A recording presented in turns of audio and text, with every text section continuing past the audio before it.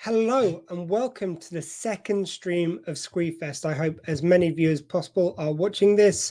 I think we've got some old credits here, but let's play them anyway. Here's the credits for Due South by Southeast. I'm Tony Craig. I play Jack Huey on Due South. I am Catherine Bruyere. Hey everyone, this is Ramona Milano, otherwise known as Francesca Vecchio. This is Paul Haggis, and you're listening to Due South by Southeast.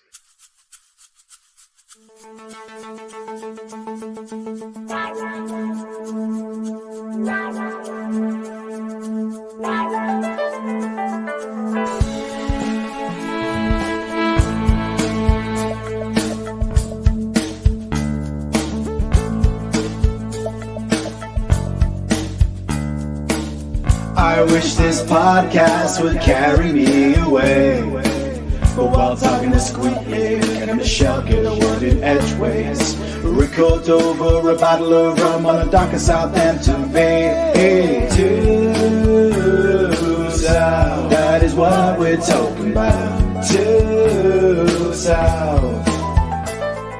Saddle up my microphone, get deep in bed, girl, a bone.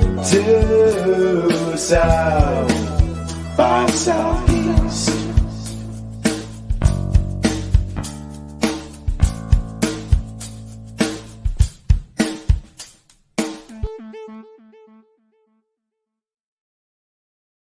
Hello and welcome to Due South by Southeast. Yay! The show that gives Due South its dues with a little yay, one show at a time. I am, it may say Dr. Squee down there, but I am Detective Squee for the purposes of this next hour. And with me as always is, of course, well, we've got Willow there and there's Dottie. Oh, who else? I can't see anyone. Oh, there's no one in your are. eye line, is there? That's the problem. That's it. It was Michelle the whole time. Oh, I didn't bring my booster seat, so yeah, I'm looking tiny down here today. So hello, Monty Michelle. And hello, Dr. Squee. So just to, signpost something that's going to happen, you may hear some slurping in the background. That's Dottie taking a drink of water, which apparently was necessary at the beginning of the stream. But in about 5 minutes or so, I'm going to have to go and check on a pizza I just put in, or cheesy garlic bread for vegans. So yeah, there is that. That's the way we're starting the show this week. Why not? If you're listening to this back later on audio, this was Squeefest. So yeah, we're doing absolutely wonderful. We've just started off the second stream of Squeefest, and Sarah Kirk has put, was lovely seeing highlights from the Paul Gross interview. Thank you kindly. Yes, in the at the end of the last stream, I just played a few highlights from the Paul Gross interview, which you can catch if you go into the Due South by Southeast. Either if you go to the stream for the words are escaping me now. The stream for the podcast, you can find it there, or on the Dr. Squee youtube.com/Dr. Squee, you can find the whole video. And I think Sarah would agree with me. Always lovely to see Paul Gross. So lovely. He's aging well, isn't he, Sarah? Although I'm starting to judge myself by past squeeze. So like when I see these videos, which were very kindly cut together by my friend Fred, it's like, oh, that guy's a bit like that version of me, so much younger. That version of me, so much slimmer. Damn you, younger me's. I think I'm the shorter version this year. Yeah, you're always this short. But I know I'm always short, but I mean, wow. I mean, he does have a higher chair than me. I would like to point that out. She's just usually got 10 pillows. I am. Yeah, I think last time you gave me a bit of a booster, didn't you? I'm not sure. Is she? Yes. Sarah agrees with me. It's always nice to see Paul Gross. By the way, if you're going to write comments on thing, it's okay, but we won't see your name unless you give permissions to StreamYard. StreamYard does not mine your data or anything else. It's just so they need to share the permissions to put your name on it. Lovely seeing the pieces 2 of the Paul Gross interview. Need to dig out the full interview. Yes, please do. By the way, that's up to like 3,000 views on between YouTube and Facebook. It's 3,000 or 4,000. I've even forgotten. That's that many views. So just thank you everyone who's viewed that. I was talking to someone the other day online and just saying it's like it really did feel like a moment during the lockdown. Like, so many people were invested and looking forward to it, and we were all, I think, in such a bleak place. So to have Paul Gross talking to us, and it just meant a hell of a lot to me to be at the heart of that moment. So yeah, thank you very much for that. What a gent he is. He is indeed. Both Paul and Michelle are lovely. Wow. Paul certainly is. You're right. Yeah. The more you compliment Ted, the nastier I have to be. That's just the rules. I don't make them up, except for the fact that I do. Yeah, I think you do. Yeah, what's your point? I have no point. See? Anyway, don't know what point that proved. Michelle, how are you doing anyway? I'm all right, actually. Yeah. Yeah, I had a day off of work today, so I'm all good. I'm rested. I'm ready to go. Oh, I it hope must be you're nice being feeling okay. rested. Yeah, I was going to say, I Must be hope you're nice. doing okay because you've been working a lot harder than me today. I went to the cinema, and that's about all I've done today. Well, didn't get up the permissions on StreamYard up this time. Oh, sorry, Tina. Hello, Tina. Hi, though. Tina. It's fine. It doesn't matter if you don't. I just want people to be assured if it asks you permissions, it's literally just to display your name. By the way, I do have to give a quick shout out. I've been remiss in doing this on some of the other shows. StreamYard have actually sponsored Squeefest. So basically, they've given us the professional package for the same price as they charge for a standard package. So we get all the extra features for our 24-hour marathon. So thank you very much to the people at StreamYard. Trust the duck and stream with StreamYard. It really is just a great, very simple way of streaming. If you ever want to stream out to Facebook, YouTube, and Twitch at the same time, you can do it through this platform. It's wonderful. But such plugs aside, we are so far. I'm just going to check to see if we've had any more emails. I don't think we have, but we are at an absolutely amazing, stonking amount of, he said, not delaying at all so he could find the amount, with donations of £360. Thank you very much to everyone who's donated so far. If you're in a position to do so, please do donate at justgiving.com/sheltersquee. If you can afford to give a few pennies, please do. If you can't, that's absolutely fine too. We do understand it's a difficult time for a lot of people. But if you can afford, please do donate. All the stars today have given up their time. And in fact, Ian McNeese earlier, did you see he donated £100? That's amazing. That's an amazing amount that you've raised so far. Yeah, I'm really touched by it. And thank you. People's generosity never ceases to amaze me. But knowing how lovely everyone is, it's totally in character for you wonderful people who watch every year. Yay, that's a cool amount. It is great. It is. Like I've set the amount which we're aiming for at £600. We were just over that, £607, I think was the end of the last one. It would be great if we could meet that. If we don't, again, I understand it's tough times for people, but again, if you can afford, donate. That's it. So Michelle, do you want to talk to the people for 5 minutes while I go and grab the pizza? Oh, no, you're going to go and abandon me. Okay. I am. Yeah. So somebody thinks that they need to eat during this 24-hour podcast. If you just like, I'll pass you the mouse, and then you just need to. If anyone comments, you just click on it and it goes on the stream. So if you want to, so if anyone wants to have a chat with me, so I'm not sure what I'm going to do for 10 minutes. Yeah, so if anyone wants to have a chat. So if you want to compliment to do it now, when I don't have to listen. Yeah, if you want to say anything about Ian while he's out of the room, go for it now. Anything about Dr. Squee. Sorry, I'm going to just. He's even taking the dogs away from me. I thought I was going to get them for some company. They keep on going towards the door. I know they've only recently been let out for a pee, but the fact they keep on going to the door so much makes me worried. So I'll be fine. 5 minutes. Yeah. I'll tell you what. Yo ho ho! We're getting drunk, Sal. But tell me this: what rum we're drinking, Michelle? That was almost right. Okay. Tell them what we're drinking. I'll tell them what we're drinking. So it's almost like a little cocktail we've got going on at the moment. So Dr. Squee. He had some Bacardi left over, so I'll get this one up if I can get that right. Oh, I'm not very good at this. So yeah, spiced Bacardi. There was hardly anything left, so I had to mix that with the one that I bought as well. And this is one that we haven't actually had before. So this is a new one to our podcast. It is a Havana rum, Havana Club. God, I'm rubbish at this. And if anyone who knows who Burner Boy is, let us know in the comments. So it says Burner Boy at the top. So it's a 7-year aged rum. Yeah, extra aged Cuban rum. But there's a little bit on the back that's been written by Burner Boy, whoever that is. I'm trying to read it. So it says Love Domini. I think that says AKA Burner Boy. So me and my husband Gary, we thought he sounds like a rapper. So maybe he's a rapper that's really into rum. Yeah, but absolutely no idea.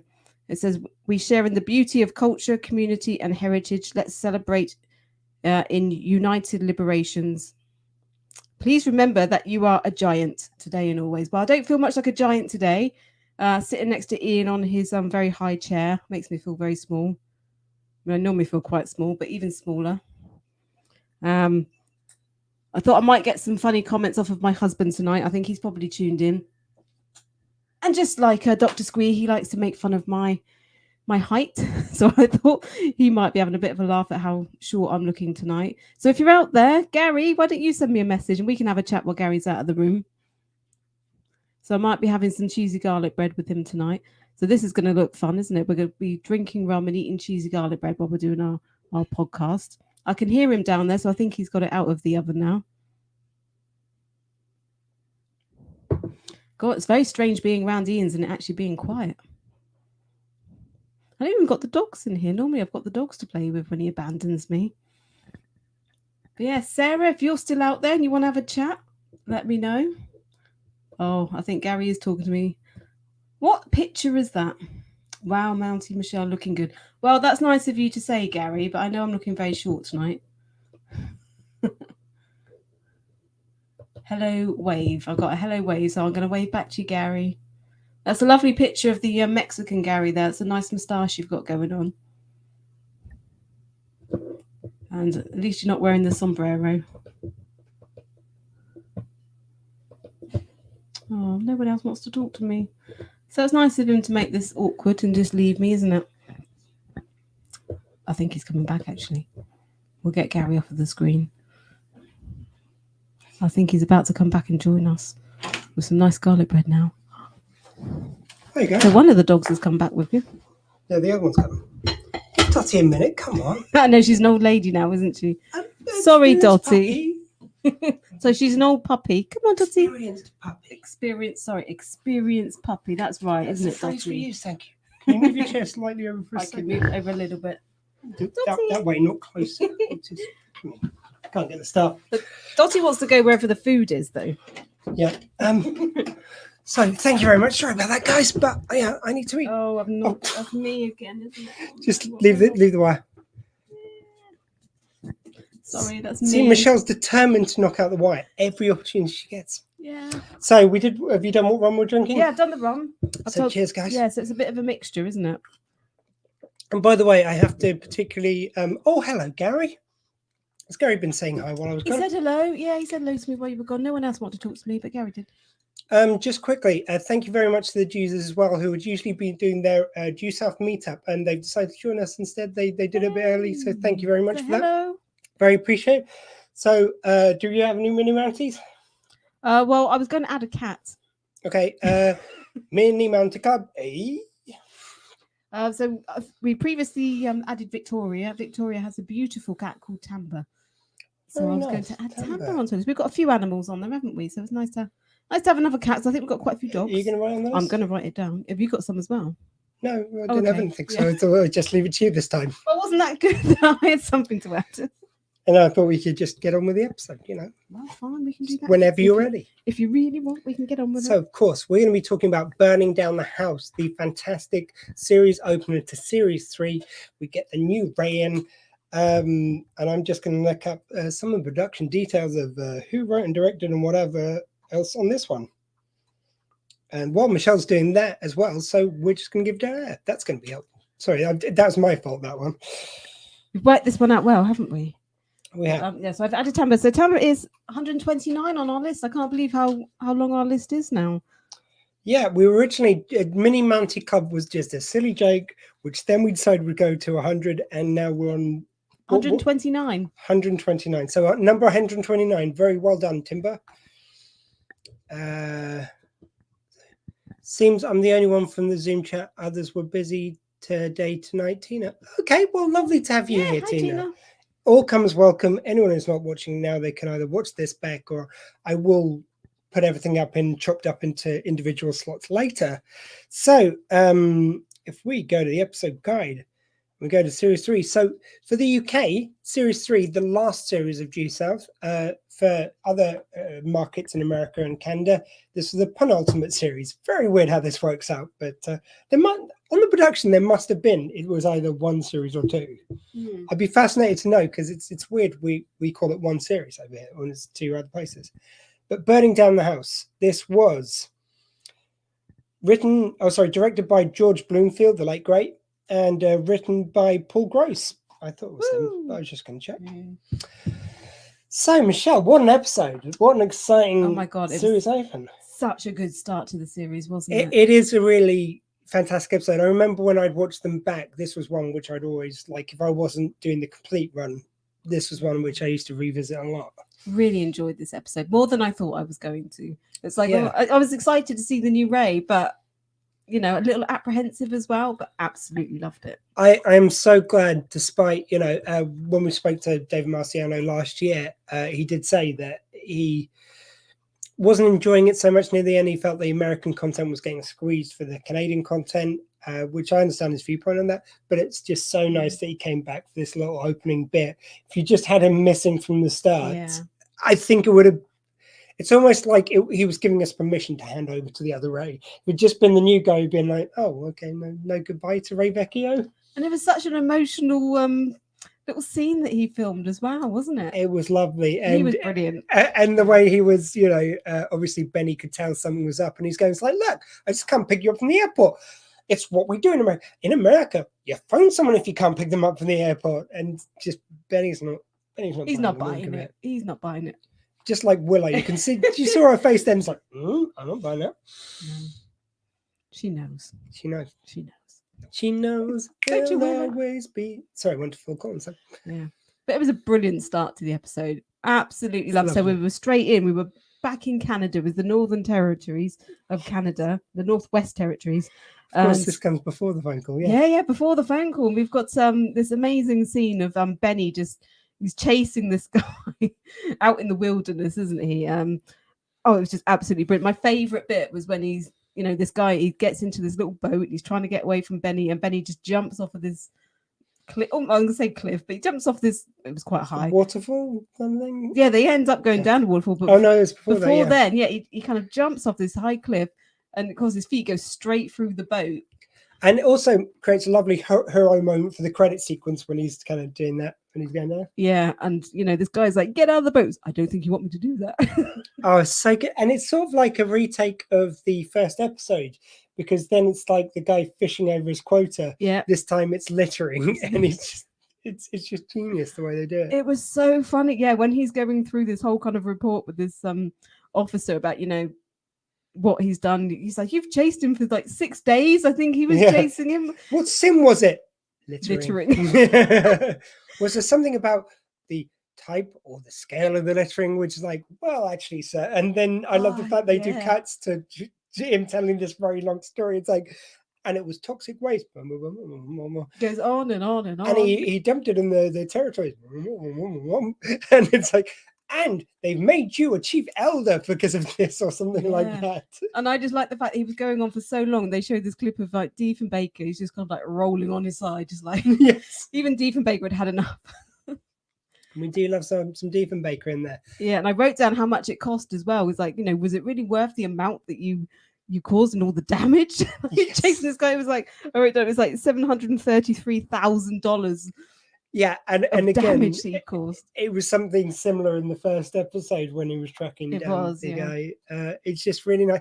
And again, it's like that. It's almost like that scene is subtly telling you this is a re-beginning of Due South. Yeah. This is a new beginning.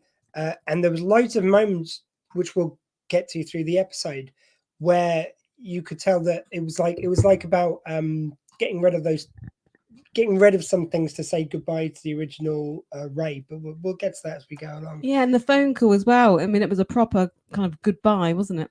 Sarah Kirk says here, I always feel emotional at that goodbye scene. 100%. Totally agree. There was so much emotion in his performance and his voice when he was recording that. And I know that he was at a point where he was, you know, I think he wanted to say goodbye to Due South at that point, but that performance, that goodbye scene. I think for me, that's why why I like this as one series, the series 3, series 4, or series 3 here. I think why it works particularly well on that is because it's bookended by the original Ray. So he's in the first episode and he comes back for the last episode. and it's really not that many episodes. So I think if it is split into two, it's a very small series each. So I don't know. It's yeah. That was, yeah. And you got the new credits. Yeah, we did have new credits. So Jazzied up theme tune. I mean, I've got a soft spot for the original, but I think this one works. I And think it did, and I enjoyed the new scene. the like sliding pictures of people going across the screen, that works very effectively. Yeah, and I think if we were just seeing the old credit scenes with like Ray and everything in, we'd just spend the whole time just be like, "Oh, Ray!" every time we saw it. So Well, I think they would have cut him out of it. Like they would have used new clips, but they just yeah, it was a whole new whole way new of kind doing it. of style of credit scene. But I liked it. I thought it worked. Yeah. And I liked that. So when they got back to Chicago afterwards, the Diefenbaker was really upset that Ray wasn't there to meet them. Well, I'm sorry. Okay, Ray wasn't available, and dogs aren't allowed. Wolves aren't allowed in taxis in America. It's great. That was so funny. I wasn't expecting that. I knew that it was going to be a little bit funny for Sorry, I'm knocking things here. All these lightsabers that are around the place. Who has all these lightsabers in their room? Sonic screwdrivers. Sonic screwdrivers. Sorry, I realised what it was. As soon as that came out my mouth, I realised what it was. I was like, is she doing on purpose? Because I'm sorry. I'm sorry, Doctor Who. Well, It's a sonic screwdriver. I'm knocking the sonic screwdrivers. Okay, move on. Swiftly moving No, on. I do love any scene where you've got Diefenbaker and Benny arguing like an old couple, married couple. Yes. It's perfect. Yeah, it was so funny, and and then I think Benny was saying something along the lines of, we'll get home and blah blah blah, and then you turn around, his home's burnt down. Yeah, and again, so this is the first thing that we lose from the setup we knew. So you haven't got the building which was used in so many episodes. It was focal to so many episodes. Yeah. They had his fellow tenants, which we never get to hear what happened with, but there we go. But yeah, it's like, yeah, we're not doing what we did before. We're going to move this in a bit of a new direction. It'll still feel like Due South, but it's going to be a bit different. Yeah, but it was so sad. He's standing in the middle of, his burnt down apartment building, and he finds something which he think was the accelerator for the fire. Mm. And I wonder, he must have been sniffing it, because I know like the smell is quite an important thing. So, and it seems like a very Benny thing to do, that he's sniffing it. He likes to sniff. Do you want a bit? No, I'm right, thank you. For the purposes of anyone listening to audio later, I just offered Michelle a bit of my garlic pizza bread. Yes, thank you very much. But no, I'm all right, actually. And then there's this scene which was quite interesting to me. So he stood in this burnt down building and his dad appears and he's having this conversation. There's something that just kind of struck me as they were having this conversation. He starts talking about a story about something that happened before Benny was born, about how he'd had a cabin that burnt down. He had to live in an igloo and then he rebuilt it. And he was like, oh, I've never heard of this before. And then I kind of thought, well, this is very strange. So he's coming up with these stories. So I always kind of think of these scenes with his dad as that he's kind of thinking about conversations that he would have with his dad. But then he's getting information that he never knew about during his life. I don't think there are any examples in the first two series of when his dad says something that it couldn't possibly come from Benny's mind. But definitely in series 3/4, you do get him. It proves that he's definitely external to Benny. It's someone who's there. Yeah, because he's saying, "Oh, I didn't know about that," and he was like, "Well, it happened before you were born." I'm thinking, well, this can't be like just a conversation in his head. Then he didn't know it. Sniff and taste. The old sniff and taste with the pizza bread. Thank you, Tina. She just put sniff and taste. Well, that sums up Benny's like how he likes to work. He likes to sniff. I thought she was talking about no, sniff and taste. No, you're right. Yeah. I mean, it could be you. It could be Benny. Who knows? It could be both. I think she's talking about Benny. That makes a lot more sense. I thought, what?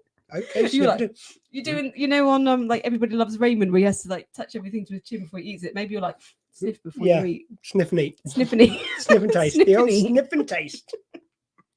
It's. I mean, obviously, it's always a pleasure whenever Benny licks something you shouldn't. That sounds worse. Should we move on? Tina did mean Benny. Yeah, she did mean Benny. Okay, but it could have very easily have been him. Yeah. Very easily. Could So then he goes to the station, and I think Benny's quite keen to kind of catch up with Ray once he's got back to Chicago, because obviously he couldn't be there to pick him up. They haven't had a catch up. Oh, and I love it whenever he goes. It's like, is Detective Vecchio there? It's like, what you mean, Ray? Yes, the detective Vecchio. Yes, Ray Vecchio. Ray Vecchio, the detective. They start all these kind of running jokes, which are that goes through the episode. And it's in this scene where he tells the story of, I came to Chicago on the trail of my father's killers. For reasons which don't really need exploring this juncture, I stayed attached as liaison to the Canadian consulate. Yeah. I love that. And do you know how that came about? No. Do you remember from my Paul Haggis interview, he told me that basically the network wanted them to have a thing at the beginning, sort of like the Space the Final Frontier. It would be something which would go at the beginning of the credits where he'd explain the show. And Paul Haggis came with it. No, sorry, not Paul Haggis. Paul Gross, of course. I think it was him who told me this bit. He was the one who came up with the idea of saying, well, instead, why don't we do it in the show? I'll just say this line or some version of it each episode. It's really fun how they played about with it every now and again. Like there was a video episode we've got coming up when someone else says it to him because he's there psychically getting what happened to him. So yeah, so it's a nice bit of playing around with that. Cool. Yeah, but there were some lovely moments. I'm sorry, there were lovely moments, Willow. She doesn't agree. With Tony Craig. T-Dog Craig. Yeah, T-Dog. That's what we call him now. As he insists. Friend of the show. I don't know why he insisted I call him that, but he does. Yeah, friend of the show. And I just love that he's going around giving everybody these gifts from Canada, these ridiculous, awful gifts. He gives some Detective Louis this whalebone thing. And it was so lovely because the guy who's sitting across from him knows what it is. And it was the most random little note. I don't know why they decided to do this, but it's just so funny that the guy's going, oh, that's and I forget what the name is. Something like was supposed to help draw you to criminals or something. It was this. And he's going like, oh, this will help you triangulate wherever you are. And then the guy who's talking to Detective Dewey says, Jack Huey.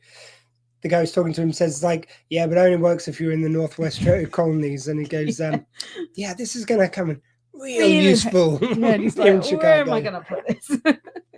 Yeah, he's like, thanks, Benny. Thanks a lot. Then Elaine, we had this lovely bit with Elaine.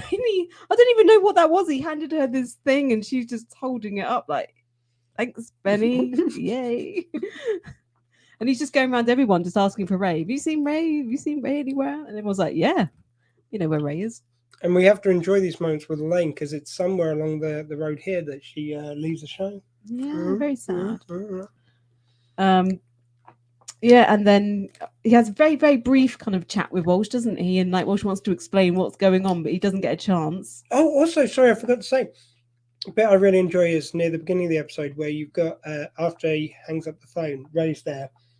And he walks by, Walsh just giving her like a sad look in his way. And it just made me think of all the times when Ray's been chewed up by sorry, I was just saying Walsh. By Walsh.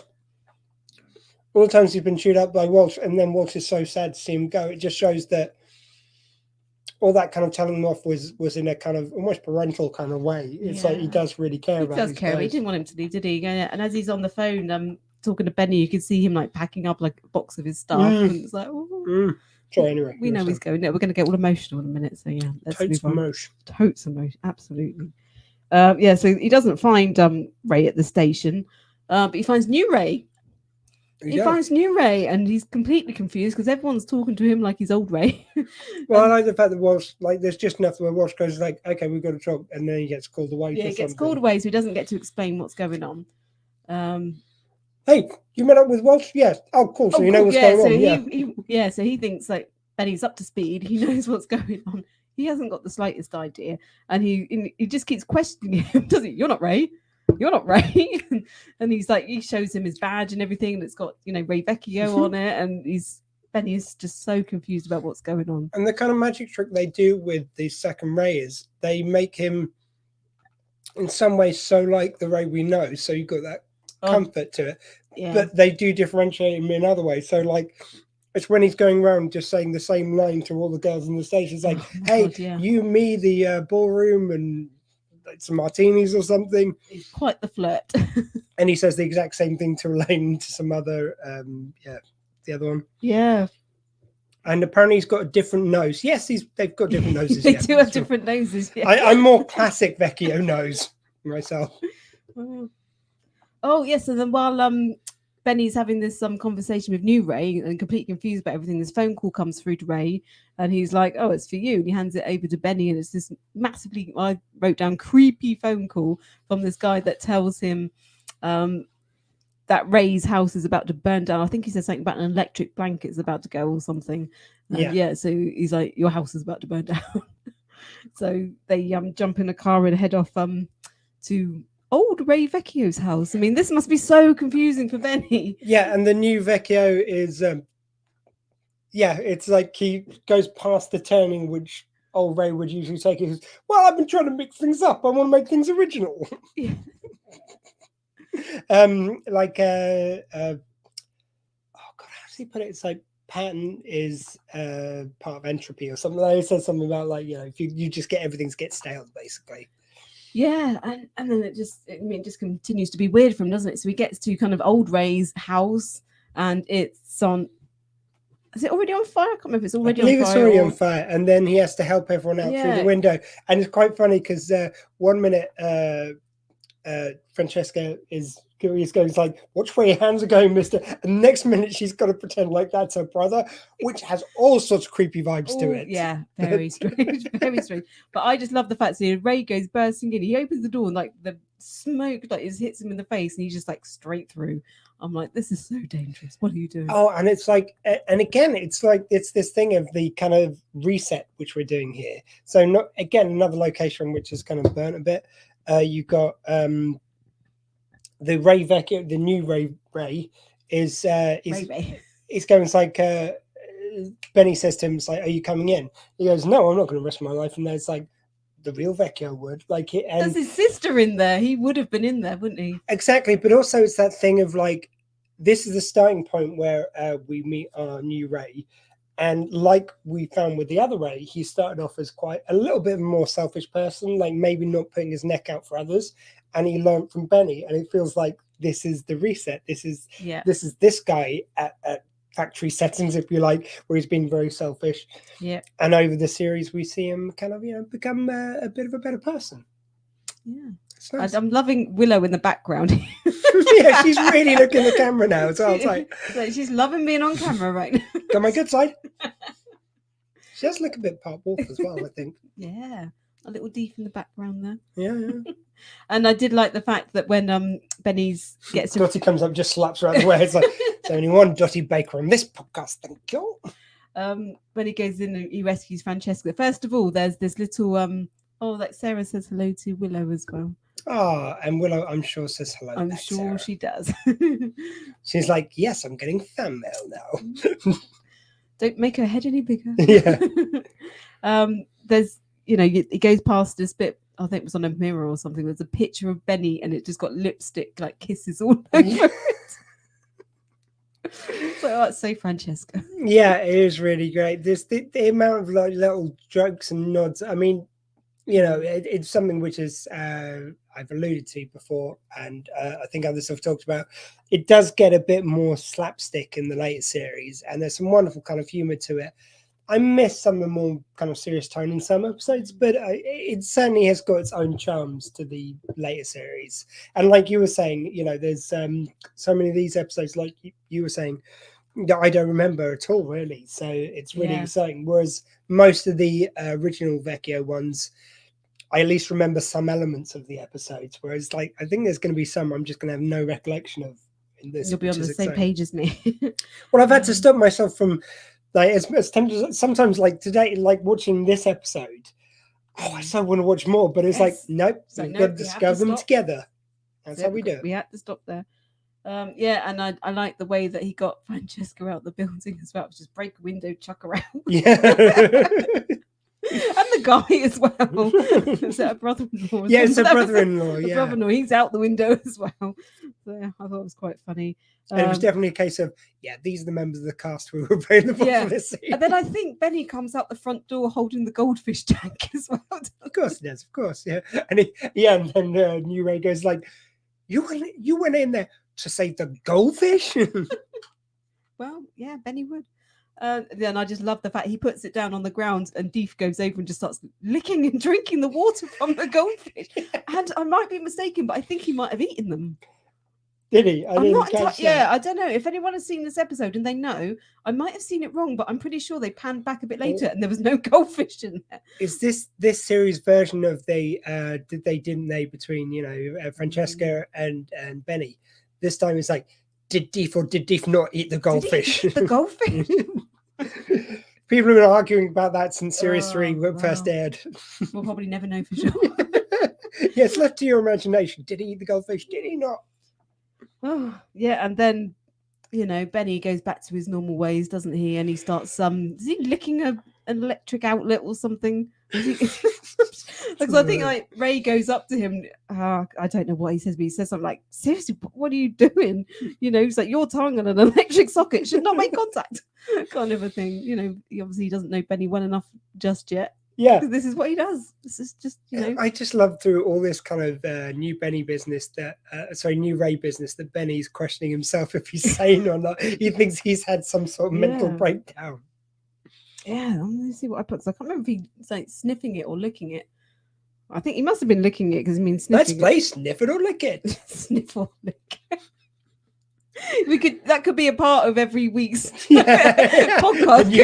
The new series 3 feature, Sniff It or Lick It. If you want to record a theme song for that, please do send it in. But yeah, the thing that I think Dave, I think he did. Even Ben gave him a stern look. Yeah, I think that's probably true. I think he did. Benny likes licking things. It's his thing.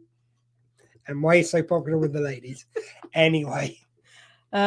Yeah, but then Benny points out that there's the same odor from this house that there was in his building that burnt down. So then he's thinking, okay, there's definitely a connection with these fires here. Someone's out to get us. So I'm getting so distracted by the dogs. I wish you could. Can you move over just slightly? Oh no, you can't really, can you? Just lean I'll knock that way. the wires lean that again, way. won't I? Lean that way. No, that way. Oh, can you see that? Oh, she's moving there. She's like, oh, I'm on camera. There's this orange bone, and it was just slightly out of her. So on the audio, that's not going to come out. No, it looks good. You should watch the video. Does Willow mind you broadcasting from a bedroom? Gary, this is my office. It just happens to also be their bedroom. I think she's okay with it. Look at her. Yeah, I think she's all right. I think she doesn't look very bothered, does she? Yeah. Yes, and there's also this blue van that's following them. So obviously we're getting a little bit suspicious. This blue van's following them around, trying to set them on fire for reasons that we didn't know at that time. Mm-hmm. And then I love they go back to the station, and Benny is still so focused on the fact that you're not Ray. I know you're not Ray. Everyone's treating you like you're Ray. Because he even asked Francesca, it's like, do you know this man? She's like, yeah, it's Ray. And his dad says something about like, I like the way you subtly interrogated the young son. It's like, now to confirm, it's like already ahead of you, Dad. And he starts doing all these tests on him. Yeah, because it's in the car then that he starts measuring the nose. Yeah, sorry, to the point earlier about new nose. Yeah, he takes his measurements of his nose when he's in the car. And Rachel's like, what are you doing? Which also suggests that Benny has memorized the nose length of the original Ray, which is slightly creepy. Slightly. But not when he does it. Then he gets away with it. But then they're back at the station and they're having a chat, and he's very sneakily, very well done as well. He picks up like an ink pad, doesn't he? And then gets that on he high-fives Ray's him. hand, and then gets a bit of paper on it to like pretend he's wiping it off. Yo, what do you just do? What are you doing? You got it's just a little fun game we did. It's like, we have a lot of fun, me and you. It's like more fun than a barrel of monkeys. Yes. Yeah. Such a great line. And then he's like pretending to wipe it off, gets the paper on there, then he's got his fingerprints, so he's going to run this check on him because I think he's completely confused by the fact that everybody's referring to him as Ray Vecchio, and he's very, very clearly not Ray Vecchio. And then they've got the he gets some.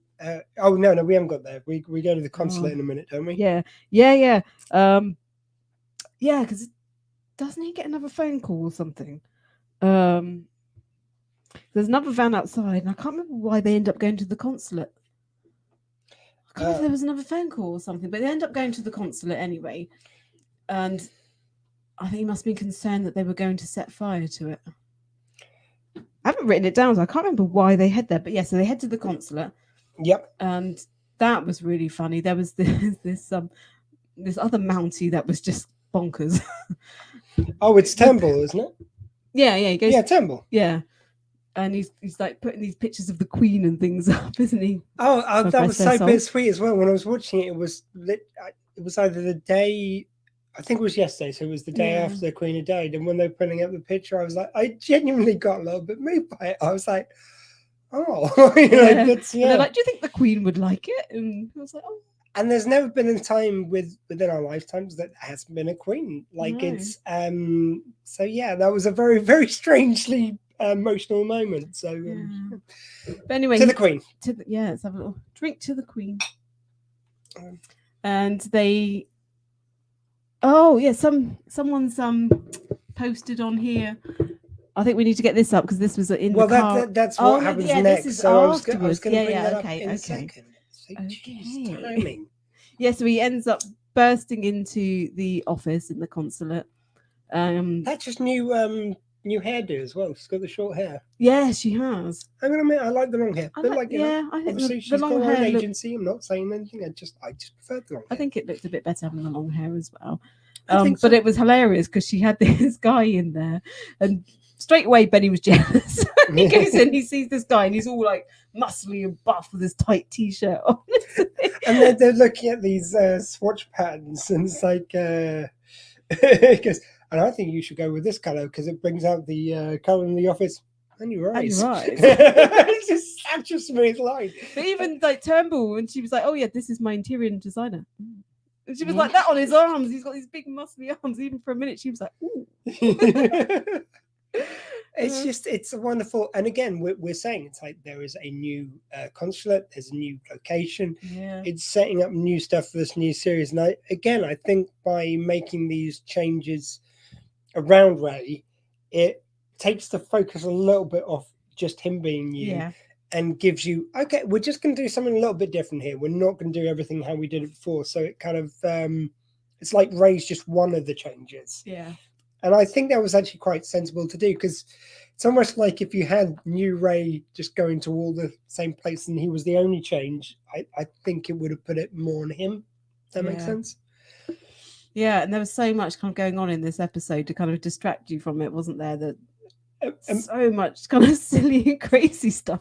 And I did like the fact, because it's been very out of character for Benny as well when I saw it. So he, he's about to leave the consulate, and buff guy, as I'm going to call him, buff interior designer, buff interior designer guy, as he was credited.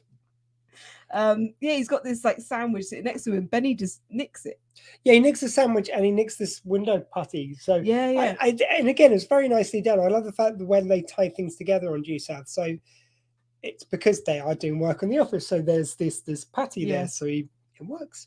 So he just grabs his sandwich. The guy's looking like, okay, sure, we're okay, we're doing that now. So he takes that in the car, and sorry, this wrong one. Oh, sorry. Wasn't the decorator named Sven? Yeah, I think he was so. Swedish, I believe. I think he was Sven the Swedish, Sven the buff interior designer from Sweden. Or Sven the Svelte Swedish. There you go. And getting to buy into the sandwich. Yes. This was the bit I meant to click on. But yeah, no, very good point about the interior decorator, Dina. So yeah, getting to buy into the sandwich. So yeah, he makes up the sandwich. So he goes, you look hungry, have a sandwich. He buys the Ray's driving. And what's in that? He goes, window putty. It's would have preferred some ham or something like that. He says. Yeah. It's just so weird. It's so weird. And again, they've just dialed up the weird that was already inherent to Due South to 11 now. Yeah. I think we saw outside as well this blue van that's been kind of like following them around from location to location. I think this is the point where Ray spots it and he's like, okay, we've seen this van before. This person's following us. Then and I do like it the way they show us as the audience as they're going along. So when they pull up and they go inside the building, we just see a van pull up, but we don't get to see who it is. But it's nice how they build up the tension for us as well. So is my Sonic getting in the way? Oh, sorry, my lightsaber. Oh, it's close. Yeah, it's close enough, isn't it? I remember Due South from when I was a kid, lots of years ago now. Yes. Yeah, it was a long time ago now. Facebook user, I don't think that's Tina by context. Tell me who you are or give permissions if it gives you the option. Yeah, you can always write your name at the end if you don't want to give the permissions. Yep, that's the other option. Or you can remain a mystery. You could be a mystery if you want. I mean, we certainly remember. I remember seeing. I'm pretty sure I remember the first episode, being shown. Didn't he have a wolf called Diefenbaker? He did indeed. That's what we're talking about. It's Dave Marsh. Oh, hello, Dave. Dave, who we went to college with. Yes, he did have a dog called Diefenbaker. We love Dave. Named after the Canadian Prime Minister. Yes. Where are we going now? I haven't even been looking at my notes very much tonight. We're just chatting through it. We're just chatting through. So I'm trying to remember what happens next, though. I have not had a lot of sleep. Yeah, so they go to this. I'm assuming it's like an asylum kind of a thing. They go and see this guy, which they believe is behind these fires because they were thinking back to previous cases, and they were like, okay, he had a bit. He's testing Ray. Ray. Oh well, Ray knows that. Oh, of course, it's this guy's like, no, that guy was an arsonist, but he only worked in this, or that guy had a gang which was disgruntled with him. So you kind of get the idea that this new Ray has studied all their cases. Yeah. But we're kind of in the same. That's what was kind of exciting about this is we're in the same boat. We know everyone's in it by context and them saying like, hey, you did talk to Walsh, didn't you? And we know Walsh has got someone to explain to him, but we don't know where this guy's come from, why he's there. No. It's very nicely done. So yeah, when he comes up with those cases. Yeah, it's very nicely done. It's odd Callum driving the Riv. Yeah. It's and again, it's something about this. Like to begin with, he's driving the Riviera. By the end of the episode, the Riviera is up in flames. So it's another thing we're letting go of letting go. With Ray. Moving on. And it's the one last car which gets trashed by Benny. So so that's the third Riviera that Benny's managed to get destroyed. Yep. That wasn't all Benny's fault this time. Can you imagine when Ray does get back and he's like, oh, cool, so I get my car, but what happened? So they go to this asylum, I want to call it, because they go into this room and this guy, he's in a full-on straitjacket when they're talking to him. But this was such a funny scene, though, because even Benny was like, oh, well, we were the ones that arrested him, so clearly he's going to remember Ray. He's going to recognize Ray. Which is really nice, but it's the bit where new Ray goes psycho on him. God, and he goes like, do you see the guy who bring on it? And you like, it does make you question, who is this guy? Yeah. What are his limits? He was very much the bad cop in this situation, wasn't he? Threatening him. He was threatening to physically hurt him. And then I just loved it. At the end that they get the information out of him. He's got this woman on the outside who's been communicating with him. And obviously she's the one that's actually going about doing these arsons and setting everything on fire.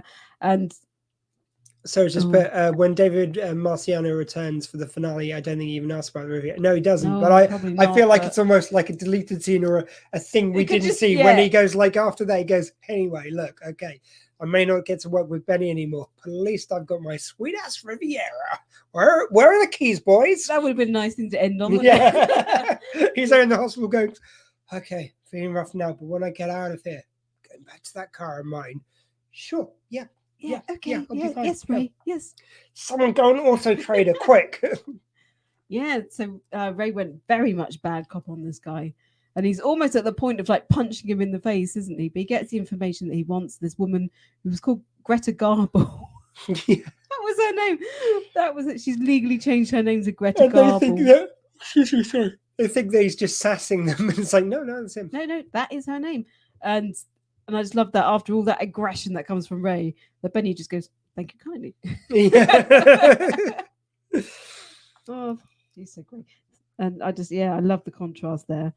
And then they go to this woman's house or flat, and they're looking through her stuff, trying to figure out, where she might be, what she's up to, and they see this Canadian leaflet, how to become a Canadian citizen. I loved all the little comments that came from Ray from that, and he's like going through this leaflet and obviously just joking. He goes, "Oh, number 1, get a big hat. Number 2, lick electrical sockets." I was loving all his silly little comments that were coming out of that. Yeah. Oh, then I think that was the searching of the consulate. So, yeah, I think we kind of went ahead of ourselves there, didn't we? Oh, with a patty. Yes, then that was after the asylum, actually. So we kind of skipped ahead Was a little bit. Yeah, well, according to my notes. Oh, anyway, we've done that. Yeah, we've done that. We've moved on. And we've got about 5 and minutes then, before we yes, we're going to speed this up. So then they're driving in the car. They're following the blue van. I think they see the blue van outside the consulate, and they're like, right, it's her. They're chasing after her, and then they figure out that her next plan of action was to set fire to the car. So Benny goes all over the car looking for the ignition, and it's hilarious. He is climbing out of the window. He's going on top of the roof. And in the meantime, new Benny's opening his heart to him and going, "Look, okay, I may as well tell you what's going on here." So, and I'm thinking I don't have much going on, so sure, I'll take the job. So those bits we don't hear when he's jumping out. It's wonderful. Oh, yeah, it's just so he's going, all right, Alex, from the next show. Yeah, we know it's nearly biscuit o'clock. Actually, Alex, after we finish this, I'm going to play a short video because I've got to let Michelle out. But biscuit o'clock will be around on the hour. I'm hoping I get let out and I'm not just stuck in here forever now. Pushy biscuit boys. I don't know. Anyway. So anyway, the car ends up exploding, and I loved it because there's a little bit before it explodes where I think it was Benny that was saying, "Oh, cars very, very rarely explode," and then poof, yeah, car explodes. And I love the fact that he's going like, "Let's just stop and jump out." It's like, look, there's people around here. We have to drive somewhere safe. And it's like, it's almost like this is the point. You can chart by this moment when Ray starts buying into Benny's eccentricity. So he is choosing to stay in a car which is on fire. It's like through just the course of one adventure with Benny, it's twisted his mind to go along with it. It's like they've often suggested that the Doctor in Doctor Who has got some sort of thing which makes people want to open up to him, like just something, or them, sorry, I should say now. There's something about them that just kind of has this power over people that they want to tell him what's going on. I think there's same with Benny. It's like, you just spend a few hours around him and you just buy into his world and his particular brand of billycock. See, I'm trying to swear because I know some families sometimes watch this. Yeah, so this car that's on fire. Kids should be in bed by now. Probably. Yeah, go to bed, kids. No, we got people in Canada and America. It's cool. Still go to bed, kids. So it will be good. Yeah, go to bed about 4 o'clock. 4 o'clock in the afternoon. Yeah. Go to bed. Yeah. So they end up driving into the water to put the fire out on the car. And this Greta Garbo woman's looking on thinking, "Yay, I've done it. They're dead." And then the next minute, Diefenbaker is the first one that comes out of the water. Yeah. And I think she was okay with that. And then I just love the fact that Benny's hat just comes flying out of the water before Benny, and it's like he rescues his hat before he rescues Ray. Although I want someone to cut it for a YouTube thing of as Deef comes out of the water, "I can be your hero, baby," just starts playing. Yeah, that would have worked. Sorry, shouldn't be singing so long. Why didn't they play that? That would have worked so well. It would have. I would have liked it. I mean, just because it wasn't recorded at the time. That's not good enough. No, not good enough. But if someone wants to put that video together, we will play it. Yeah, and that it's so funny because then Benny pulls Ray out of the water, and then this woman's like, "Oh, they're still alive." And so she shoots Ray, and he falls backwards, obviously after the shot, onto some squeaky rubber ducks. Yes. Okay. So many Let's just throw some rubber ducks in here. He's like, dramatic moments. He falls back, squeak. So funny. And for a moment, Benny just leans over to him, doesn't he? He's like, "Ray!" We are going to have to fall Yeah. towards the end. I do love the last bit where you just got they're in the station house, and finally Walter catches up with him. Yeah, he says tells him. that very quickly explains that original Ray is undercover, and then you see like a lovely moment when he heats up the postcard. It goes like, Yeah. "It's cold out here, heat me up." So it's he knows to like put his lighter underneath this postcard, and you suddenly see a picture of Benny and Ray appear, and it's just a really nice button, really nice kind of goodbye for now, at least from the original Ray. Yeah, Yeah, and Sarah, Sarah's yeah. just put that as well, postcard from original Ray. Who we've just What a found out wonderful is in the little mob now. But we see this, but we also have this last bit where it's like that's enough for Benny to then reach out to new Ray, and Yes. that's just a nice little button on. Oh, you know, the adventure continues with this new guy, and it's going to be okay. It's going to be okay, isn't it? It's going to be good. So just quickly then, Ring, can you give me the information this week? Ring, and tell me what the best moments of the week are. So I think my Canadian of the week is probably going to be. Why haven't I thought about this beforehand? I know. Oh. Do you want to go first while I'm thinking? To speed things up? I kind of want to watch you flounder, because once I say it, you'll just say the same one. Yeah, But I okay, might do- I it's might the do. in the Canadian consulate, it's the station chief, because he's Yeah. actually Canadian. Okay, yeah, mine too. Why do yeah. you never think of Yeah, these I don't things? know. I don't know. And the most American of the week, you first. So I was going to say Greta Garbo because I think she was an American actress. So that sounds very American. See, for me, I was going to go for new Ray. Just do the simple things sometimes. Make it easier on yourself. Although maybe you're doing the sensible thing. You're saving up Ray for another day. I could be when there's a really tricky episode. I'll tell you what, Ray we'll is do my we'll do guy. Greta Garbo, because that gives us a get out of Oh, jail look free at- card look at you go that we for haven't mine now. already spent. Yeah, like you did with mine. And the best Stephen Baker moment of the week. For me, I think it was when he was just rolling overboard when Benny was going on too much about his capture. All I'm going to say is, you can be my hero, baby. I can kiss away your pain in the club style. That's my bit. So that's the best moments of the week. That's a rum that we're drinking. That's the episode talked about. I have been Detective Squee. With us has been Willow, and somewhere over there is Dottie Baker and Bounty Michelle. say Michelle, just in case there was anyone watching who had a compass and they wanted it pointing in a certain direction till next week, what direction would you have them pointing in? I guess due south by southeast.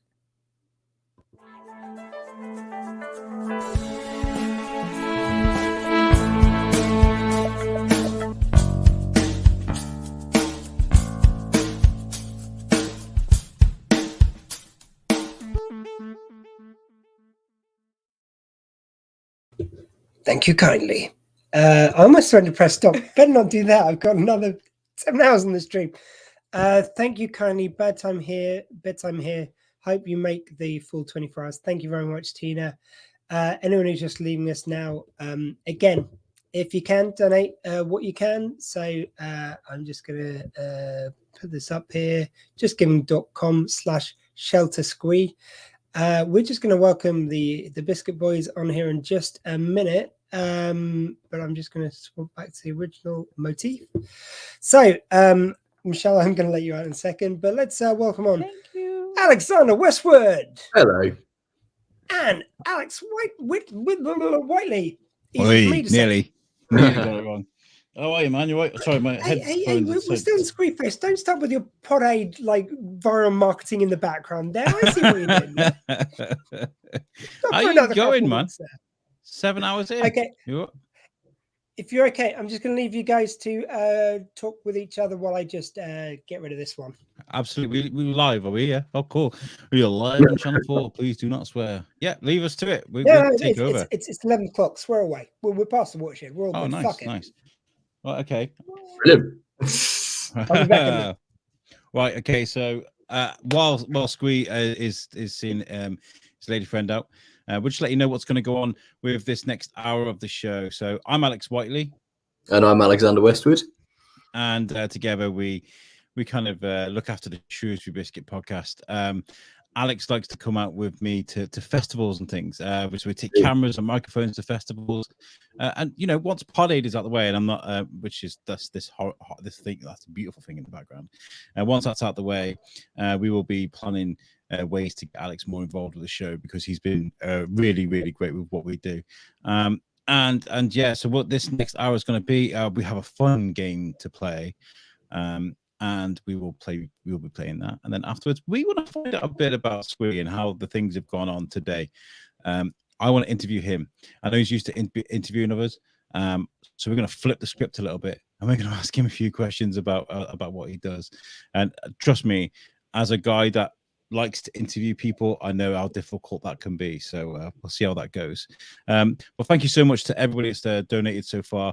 All you people in the comments, do me a favor, give this stream a little bit of a share before we go into it. If you're watching right now, just share it on your wall, share it with your gran, your family, your mums, your sisters, your brothers. Give it a share. The more eyes we get, the more possibility we have of raising as much money as we can. The link as well is on the bottom there, which is justgiving.com/shelter Squee.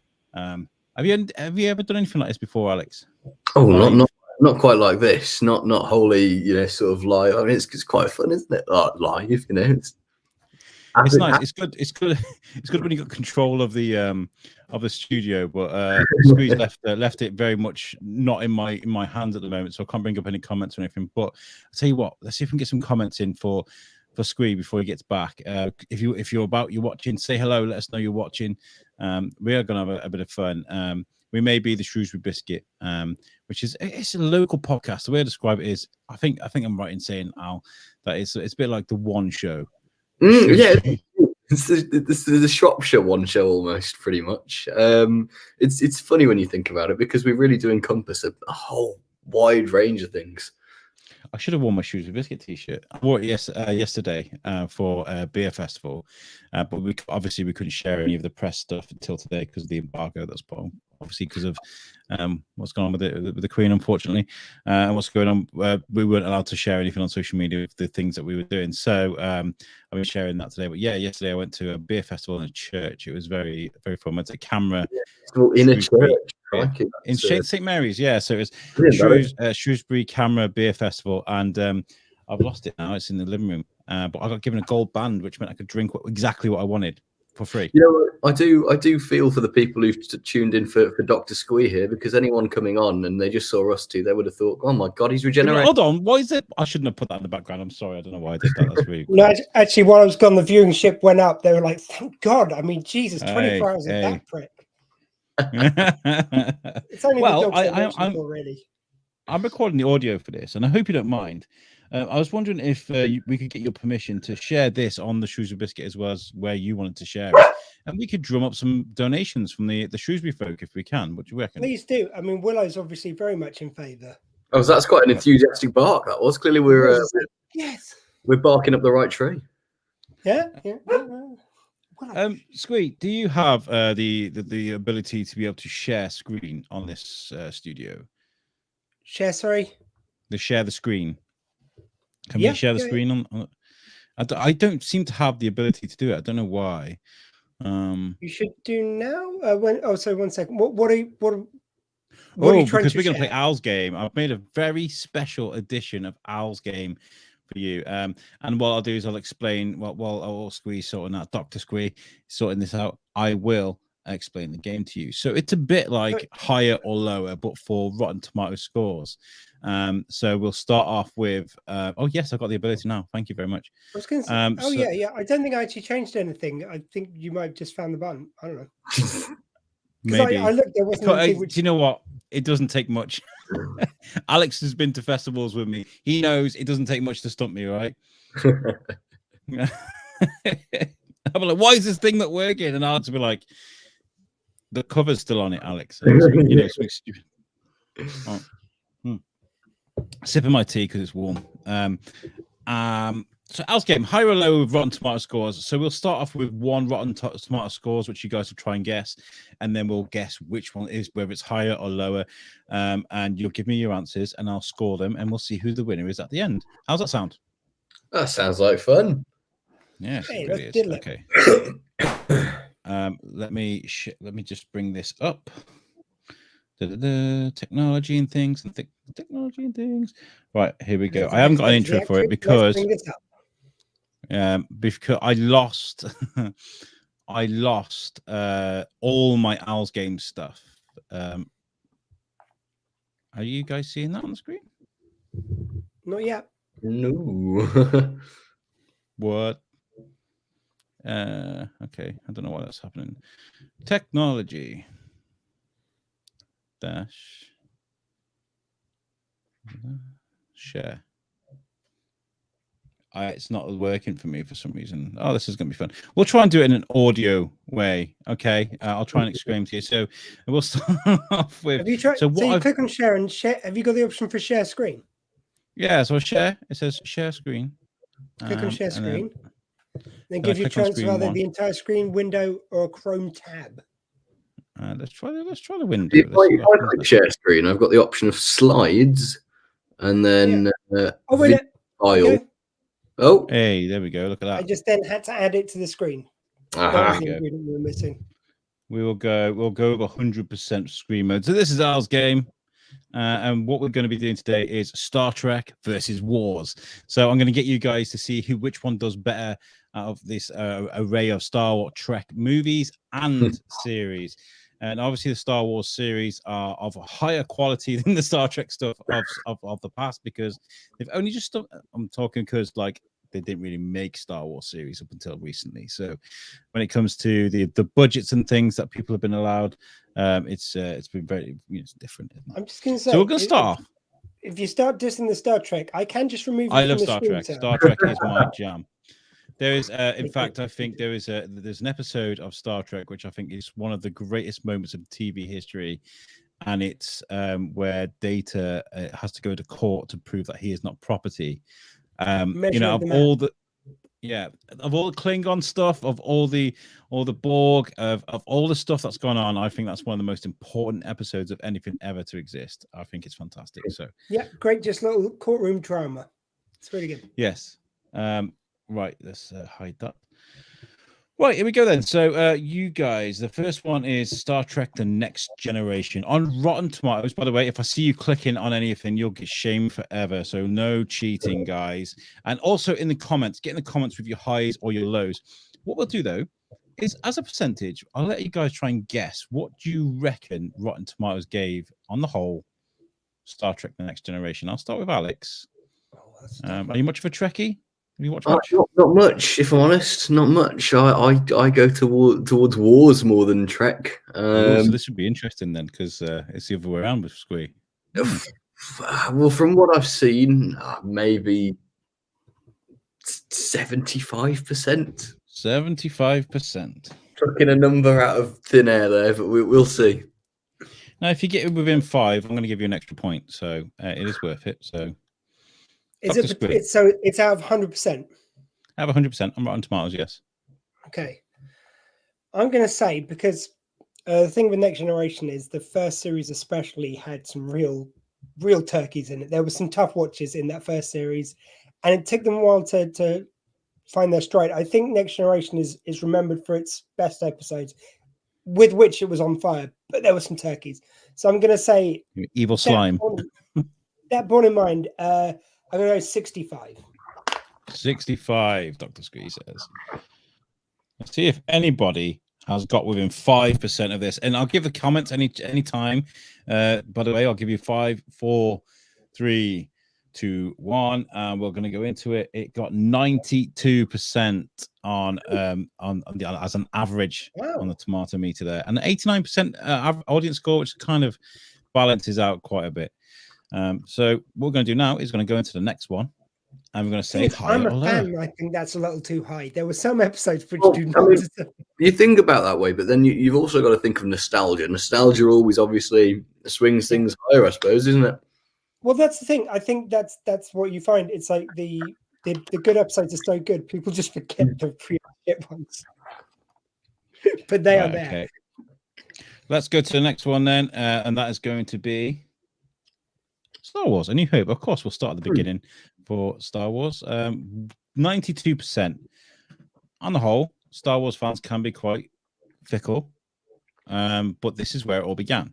Okay, so where would you reckon they would have voted for them on the tomato meter? Higher or lower than 92%? Oh, straight off the bat, I'm going higher. I think New Hope is so highly regarded.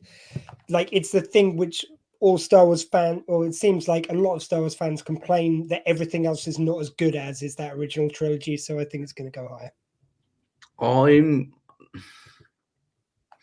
going to stick about 90%, so lower. I reckon lower. Okay, Alex is gonna go lower. maybe I'm just sort of pessimistic. I don't know. I just don't think when you consider, all the edits that have been made over time and so on and so forth. I don't know. People have different opinions. All the additions. That's a good point.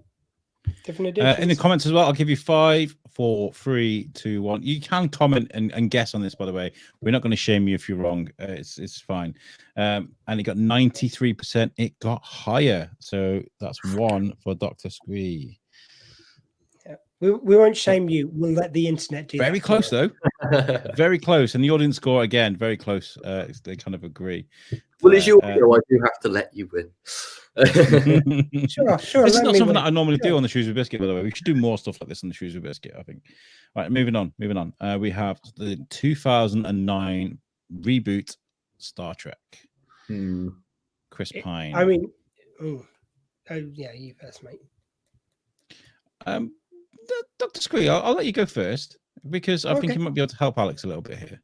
Maybe. Well, I am going to go low. I think it was very highly regarded because it was, for me, it was kind of the summation of every Trek we've had before. It kind of stood on the shoulders of giants. It brought a lot of stuff into one film. But to say it's as beloved as A New Hope, even though I don't know which I'd pick, I like both of them, but I think generally A New Hope's going to be high regarded. Okay. I think it's going to be up there, though. Alex, do you like lens flare? What was what? Okay, yeah, there was the lens flare.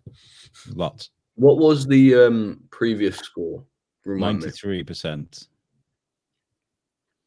Again, get in the comments if you know. Don't cheat. I mean, I don't want any like cheated answers in there. But if you have a good idea, get in the comments. Let us know. I'm gonna go either.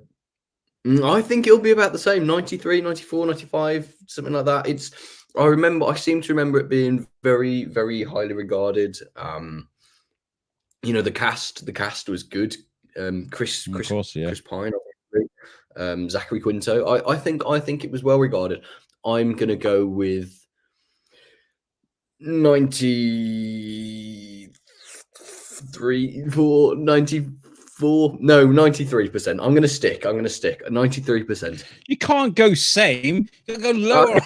Higher. I mean, you're gonna go higher. You're gonna go You higher. get nothing for a player, not in this game. You can stay the same, but your chances are very low of getting that right. So Dr. Squee saying low and Alex is saying high. They're kind of flipping the script on each other. Okay, let's have a look, shall we? It is nope. Oh, I've just ruined the last one, haven't I? 94%. I should have left that one. 94%. Okay, so higher. That is higher. So correct for Alex. Now let's see if you guys were quick enough to see what I just did there. It's this mouse. Force Awakens. Star Wars Force Awakens. Did you see what I got? You did? That was no. I looked away. Let's. Yeah, I missed it. Higher or lower? I go lower. Oh yeah, surely it's got to be lower. Got to be lower than 94%. 90, 92, maybe. I don't know. I actually did quite like the Force Awakens, but many people said it was too derivative for the original. Well, I thought it was fantastic, but most critics thought it derivative, and I can sort of see why it might go both ways. I think about 90%. What I think is great about this movie is people have been so critical about it, but it's the absolute minority that are, because it's still one of the highest grossing movies of all time. So, like, even though people complained about it, people still went to watch it in the droves. So it did really well, and I thought it was really good. I liked it. Hopefully, my mouse doesn't double click. It does it sometimes on the radio, and like skip songs and stuff. So let's try that again. 93% lower. Yeah. Funny enough, you got that right, both of you. Yeah. Solid. Again, these scores are very high. We've had 92, 93, 94, 93. Audience score. Did I crop up? I imagine that's lower, probably. Okay. And gentle click Star Trek Voyager as a series. This is one of I'd say one of Star Trek's probably most talked about series because of the different in opinion. Would you agree, Dr. Squee? I don't know. I mean, I think it was. I mean, to me, they'd done a lot of Star Trek back to back at this stage, and I think it was starting to be. There were so many episodes where you go, "Oh yeah, this like this episode of Next Generation, this like this episode of Deep Space Nine, this like this episode," and sometimes you'd have the same episode basically retold between Next Generation, Deep Space Nine, and Voyager. It had some fun moments, but I think it's probably going to be lower. Mind you, maybe 7 and 9. People's heartbeats are going faster, so it did better. But I'm going to say lower. Lower. Lower. What? Yeah, it's got to be 93%. Lower than Star Wars. What I'll say about Star Trek Voyager is that I see a lot of gatekeeping comments about Star Trek Voyager. And what I mean by that is a lot of people will say, "Oh, if you like Star Trek Voyager, you're not a true Star Trek fan." I've seen comments like that, and they really rile me. I hate them so much because enjoy Star Trek. Well, I thought it was great. I really enjoyed it. You know. I still love it. Yeah. Okay, 93% higher or lower. It is lower. 76%. And again, the audience score very close there. Look at that. They all kind of agree. Everybody's kind of went, yeah, I kind of agree with that. Yeah. It's quite high, I think, actually, considering the. I'm quite pleased it scored so highly. I think it got a lot of guff because it was the third series in a row. So it got a bit of crap. Certified fresh. Okay, next one is Obi-Wan Kenobi, just recently released, but also lots of noise about this TV show. Did you both watch it? Enjoy it? Yes, brilliant. I think it would have been better as a movie, admittedly, but you know, it is what it is.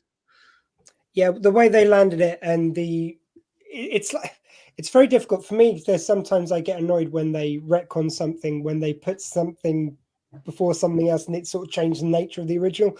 I think they managed to do that without doing that. Like, so they managed to put something earlier, put the sorry, spoilers if you haven't seen it. But when Anakin says it's like, I already killed, like you didn't kill Anakin, I did, and it just fits so perfectly in the lore. That was just such a beautiful moment to end it on. So I'm going to say higher. I think it was brilliant, and it was very well received. 100% higher. Yeah. Oh, yeah. Higher. Well, 100% higher. It's going to be 190 whatever percent. So, you got to be careful. We get quite literal on this show. It's 100% higher. Before we go to the answer, guys, I want to remind you you can still donate. Which go to the www.justgiving.com/Shelter Squee spelled SQUEE. And the reason I'm spelling that is because I'm going to release this on the Shrewsbury Biscuit too. So if you're listening to this, justgiving.com/Shelter Squee. Right. Yeah, and the giving link is open. It just never closes on Just Giving, so you can give it at any point when you're hearing this. Yes, so we'll share this and please donate. What we'll do is after this, Squee will get you to talk about the charity as well. Okay, so Obi-Wan, 76% higher or lower. It is gentle. It is 82%. Yes, that's higher. That tracks, I think. I mean, I honestly thought it was going to be a bit higher because it was generally really well. I'm surprised by the audience. I was going to say a bit of a disconnect there between the average. I expected that. Actually, I'm going to throw in the fact that there are like these hate campaigns where people purposely go on before it's even released to downgrade it, and I wouldn't be surprised if that happened because some of the Star Wars fans are, the ones who call themselves fans have been particularly bitter. Especially if somebody's not white. You know, I'm going to call that out straight away. You know, you're white on the money there, Alex. Yeah. Yeah. As soon as John Boyega took his helmet off in that first trailer for Force Awakens, the outrage was disgusting. So I mean, Jesus, you almost feel like these people would say that, oh yeah, but Samuel Jackson's, he's one of the good ones. You'd be worried that's the kind of thinking that they're going with. Picard is up next. I loved Picard. That show made me cry more than a TV show has made me cry in a long time. We just sat and watched Good Will Hunting. You recommended it to me. I still haven't seen it, but you recommended it. So is it of quality? I would assume it's lots of callbacks, lots of fan service, but the writing on it is fantastic too. And you know, Patrick Stewart is very limited with his age and his abilities to move, but he still owns the screen every time he's on there. He is still Picard, and he still has authority, and I think it's fantastic. Do you like it, Dr. Squee? Enjoy Picard? Well, what I'd say is I absolutely adored the second series. The first series, I don't. For me, they didn't nail it. I feel like I know it's like so many years later, but they just gave nothing to make it feel like Star Trek for me. Whereas the second series, they gave so many little Star Trek nods. They kind of, because it was a time travel caper, the second series, they did loads of nods to the fourth film, The Voyage Home. And I love those kind of parallels they did. And like you were saying, like Patrick Stewart isn't able to do so many action scenes, but they did so many emotional scenes in that. There was one where he was confronting his past very, very heavily in one episode called Monster. And that was one of my favorite hours of TV. It was just it was acting porn, basically. He was wonderful. So yeah, I really love the second series. I'm so hopeful for the third. They've just released the trailer on Star Trek Day and it looks great. So remind me of the last number again. The last number was 82%. 82%. And we're going to say higher or lower with Picard. Bearing in mind, it's across the whole of the franchise. So that's the first and second season. I'm going to say I don't agree with it, but I think it's going to be lower. I'm based off what you've both said. Bearing in mind, I haven't seen the series. It pays homage to previous things. The first season not being so well received, maybe. I'm going to go higher if the second season was well received. Okay. Well, let's find out. Again, in the comments. I'm not seeing any comments yet. Are you guys fingers stuck? Can you not text? I mean, what's going on here? Get in the comments, guys. I'd love to see it. Right, Picard. Here we go. Gentle click. I'm trying to be careful with my mouse because it's double click. 86%, so higher, but only just. I'll take it. I'm pleased. Oh, the audience score of 40. The audience score. I was about to say, look at that audience score. Crikey. Yeah. And I don't know why. I feel like. I don't know if this is fair to say, and also, to be fair, I don't care. But I feel like some geeks, nerds, I like myself. I consider myself a geek and a nerd.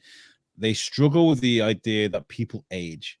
They're like, "Oh my god, why can't Patrick Stewart be young again? Still, why has he got to be old?" People genuinely struggle with this, and I'm like, I mean, yeah. As I say, for me, it's just in their second series they had him old, but they had him doing a lot still, and it just felt a more cohesive story. And they made the little panels look like Star Trek panels, and it was still him at a later stage of his life, but it felt more like the same character for me. But that might just be me. Yeah. I struggled with Discovery in a way that I was like, why is all this technology like super cool? And like in Next Generation, so beep beep, you know what I mean? I'm kind of like they shouldn't have made it so high tech, because all like hologram screens and all this sort of stuff. I'm kind of like, we didn't. You see, I could get past that because you've just got to make it look as good as the time allows you to. I can sort of understand that, but it was more kind of the very melodramatic. The second, oh my god, like Burnham could stub a toe and she'd have a 5-minute monologue about how heartbroken she is. It just came a bit too much sometimes. Next, we've got The Mandalorian. They just released a trailer for the next season, which I can't wait to go. Yeah, I haven't seen it yet. I've just saw the link for it, and I was like, "Oh, I'm just about to go on a podcast, so I can't wait to see that." As the trailer goes, I think it's fantastic. It's just visually stunning. I mean, I do love The Mandalorian. I think it's fantastic. I like a good Western. And that's pretty much what The Mandalorian is. It's a space Western. Wow. Yeah. You know? I think this was so well done. And it's It's kind of weird because they're the Mandalorian. He never takes his helmet off, as was the feeling certainly with Boba Fett. But Boba Fett, when they did his show, it's like helmet straight off every 5 minutes. Yeah, yeah. So it sort of did Boba Fett better than Boba Fett did. But Boba Fett isn't technically. I mean, I know he's of Mandalorian blood because he's a clone, but he's not of the Mandalorian creed. Oh no, yeah, I'm just saying. armor, It's hasn't like, he? from the film, the one thing people loved is like he was a mysterious figure. Like that seemed to be just some people enjoyed. I'm not saying there's any law reason why he has to have the helmet on, but given that everyone enjoyed like that aspect of it, it seemed weird to then just have him whipping off all the time. And I meant the helmet. And I meant that helmet. Oh, yeah, it's a minefield. What was during the Book of Boba Fett? What was your spoilers, by the way? If you've not seen it, when the Mandalorian comes through that brush door, did you squeal? The Mandalorian season 2.5 when you're talking about this Book of Boba Fett business. 2.5. I love that. Yeah, that was pretty amazing. Where just the weirdest pivot ever, where they just had episodes of Boba Fett when it was just the Mandalorian. Yeah, I thought it was great. I thought it was hilarious. I really did. Yeah, I love that. I don't care. Like I don't care where I get my good TV. Wherever you want to put it into the world, it's fine. Right, 86%. Are we going to go higher or lower? This is quite difficult. Without a doubt, higher. Yeah, it's got to be higher. This was, again, it seems so well received, and Grogu, Baby Yoda, just was such a bloody lightning rod. It was just the most popular thing around. 94, 95%, something like that. You got to remember as well, people slammed this show because of the CGI with Luke Skywalker on more than one occasion. But then it got better. It got better. The CGI got vastly better, and the storylines were fantastic. And obviously, as you said, Grogu was so well received. The story as a story as well, it holds up. It does hold up. It definitely holds up. Do you guys know the story of why the Luke Skywalker, the de-aging looks so much better in the second time he appears than the first? Yes. Because, well, I'll tell the story for anyone listening who doesn't. But basically, a guy watched it and goes, that looks so janky. This is how you should have done it. And he puts this thing on YouTube and they go, brilliant, you've got a job. And so they hired him to do it. I read that. Yeah. I thought and he made it look so much better. And it's so noticeable. That first episode is like, I mean, it's kind of cool having him back, but that looks janky as hell. And then he just looks perfect the next time. I love that. I love that. Weirdly, it's a strange pull, but I think it was Stereophonics. They lost their drummer, and they were desperately looking for a drummer. And one of their kit guys didn't think anyone was watching, and he just go letting rip on the drums by himself. Somebody heard it, were like, "Yo, we didn't know you could play the drums." Now he became a drummer for the Stereophonics. Great, I love things like that. All right, Mandalorian. We're going to go higher on 86. In the comments, I'm going to give you 5, 4, 3, 2, 1, and it's 93% and much higher.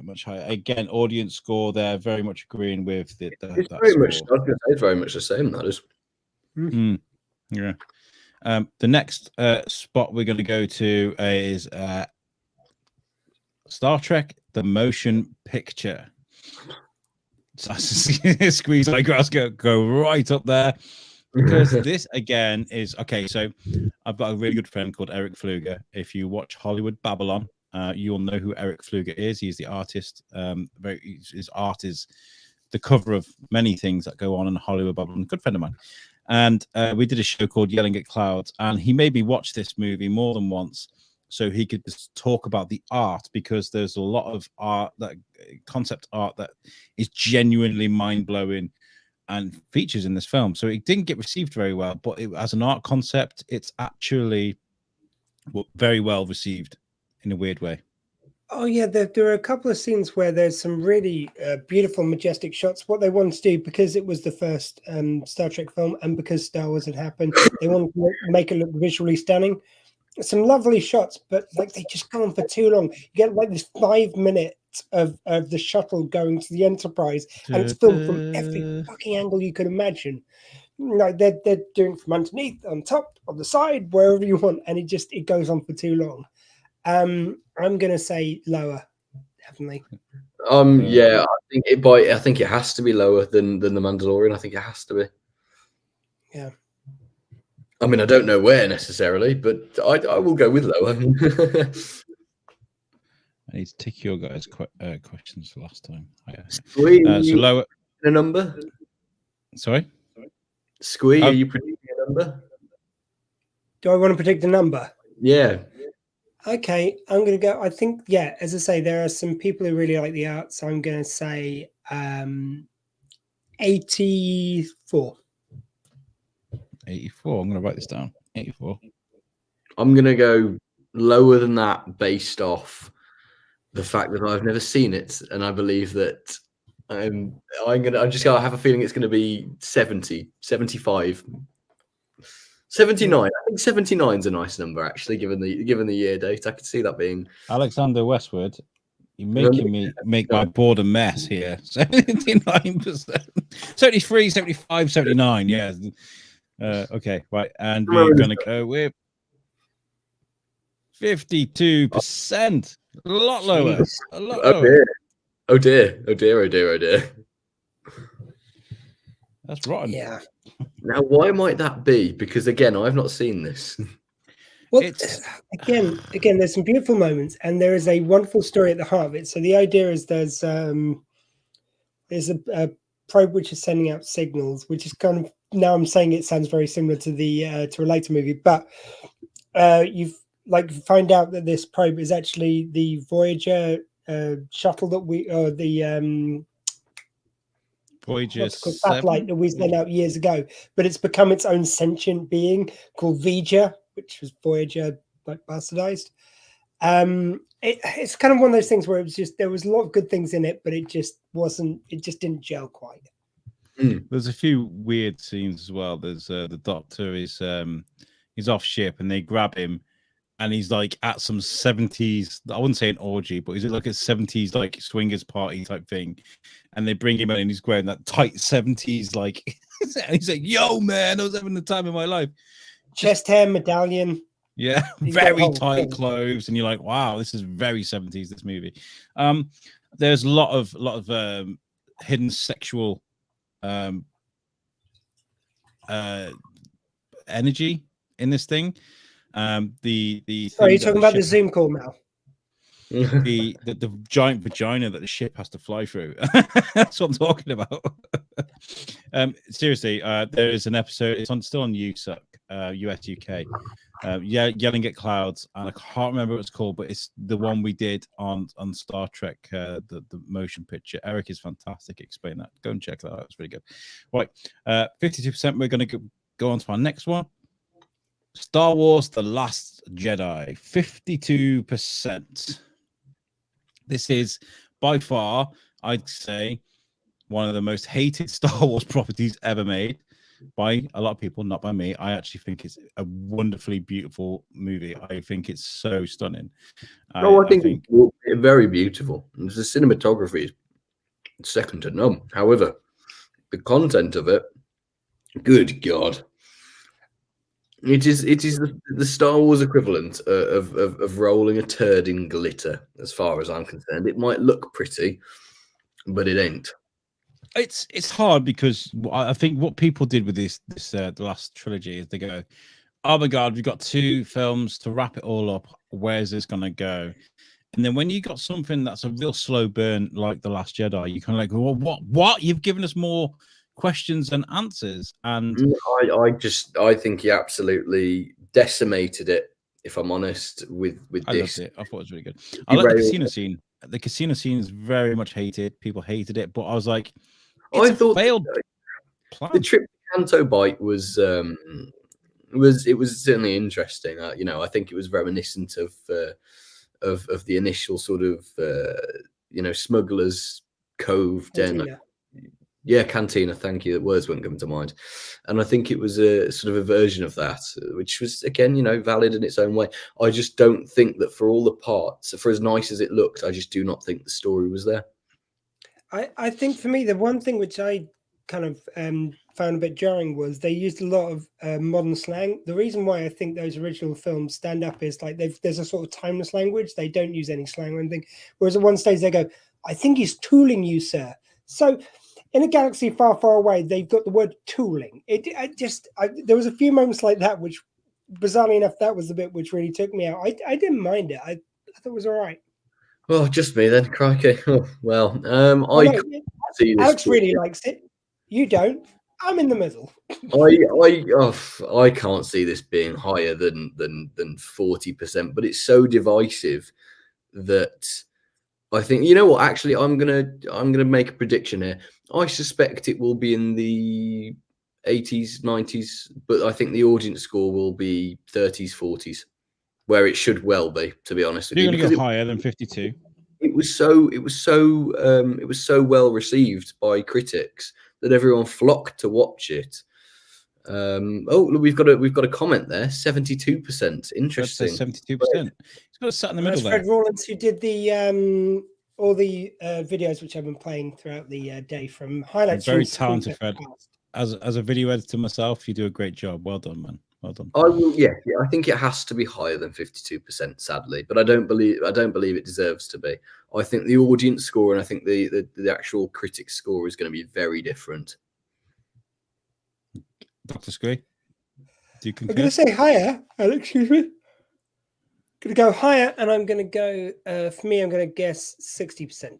See, we've mentioned The Last Jedi, and you're already yawning. I mean, you know, that's. Sort of He's nearly 8 hours into a 24-hour part. He's a lot. I'll be doing this. Yeah, in 9.5 weeks. hours in. Yeah, the yawn might happen. I think you're mad starting at 2 o'clock in the afternoon, though. I'm like, oh my god, what did you do with the rest of your day? We'll get into that in a sec, though. Oh no, there's a method to that madness, but yeah, we'll get to that. Okay, the answer is, are you ready, Fred? Are you ready? Here we go. It's 91%. Oh God! Wow, 91%. Score. I feel I called that. That sounds about right to me. The audience score. 91% and 42% audience score. It's one of the most divisive topics amongst Star Wars. I mean, like, do you think it's too extreme for me to say I hate Star Wars fans? I think that's a really extreme thing to say. Not on the whole, mostly. I'm gonna say there are a few that I like. Mostly they just seem to be such a horrible fan base. But then again, there are a few people that I love.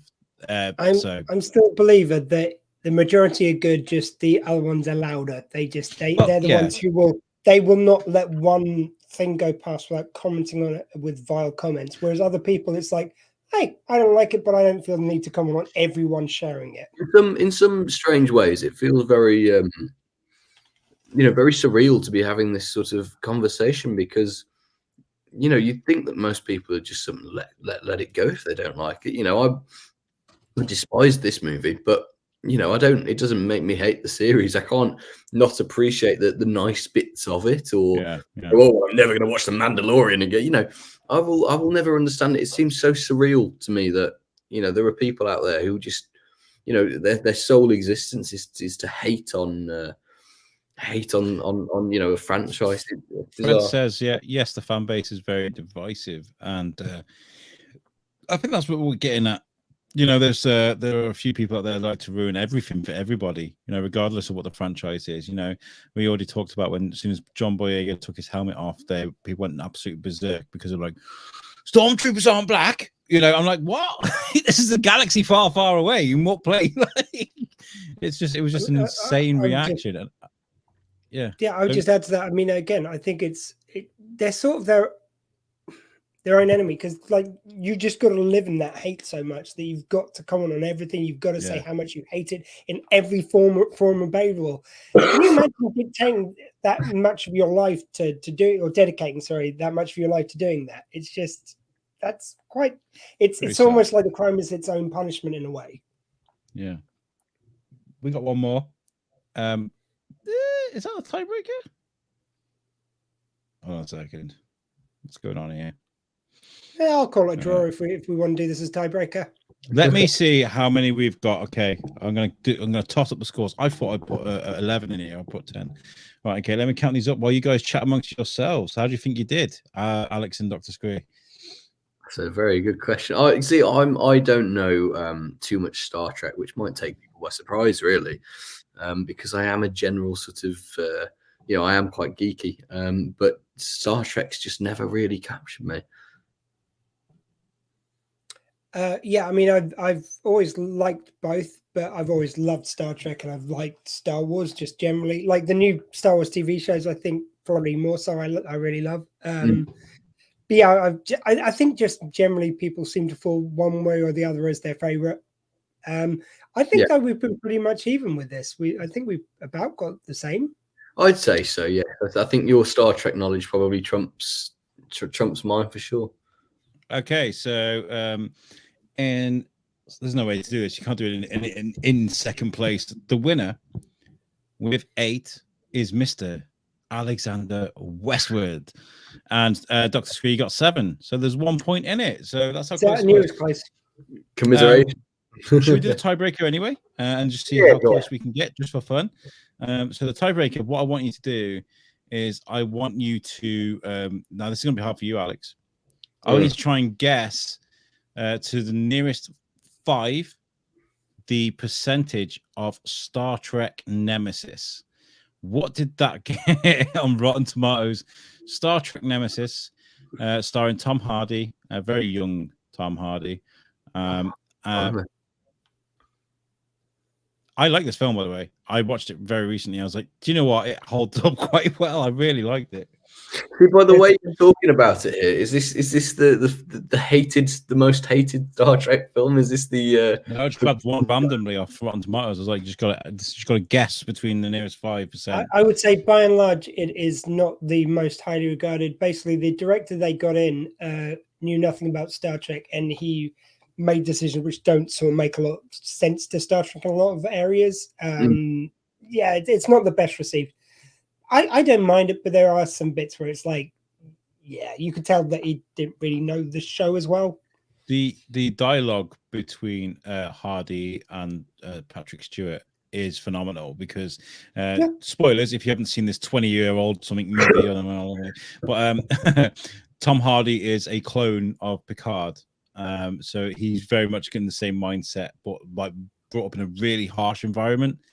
So he's got like the similar characteristics of Jean-Luc Picard, but he's a hateful son of a bitch. Like, so they're having this dialogue, and they're like, "Why were you?" He was like, "Why were you created to be like me?" He's like, "Don't be so vain." You know, they're having this back and two, and it's so Tom Hardy. It's unbelievable, and yet he wasn't even really known yet. It's really good. Yeah, apparently he because he thought this was going to be his big break and it didn't turn out to be. He got suicidal after this. It was that kind of devastating how badly it was received versus what his expectations were. Yeah, look at him now. Yeah, it's great. He went to music, didn't he? Have you heard some of his music?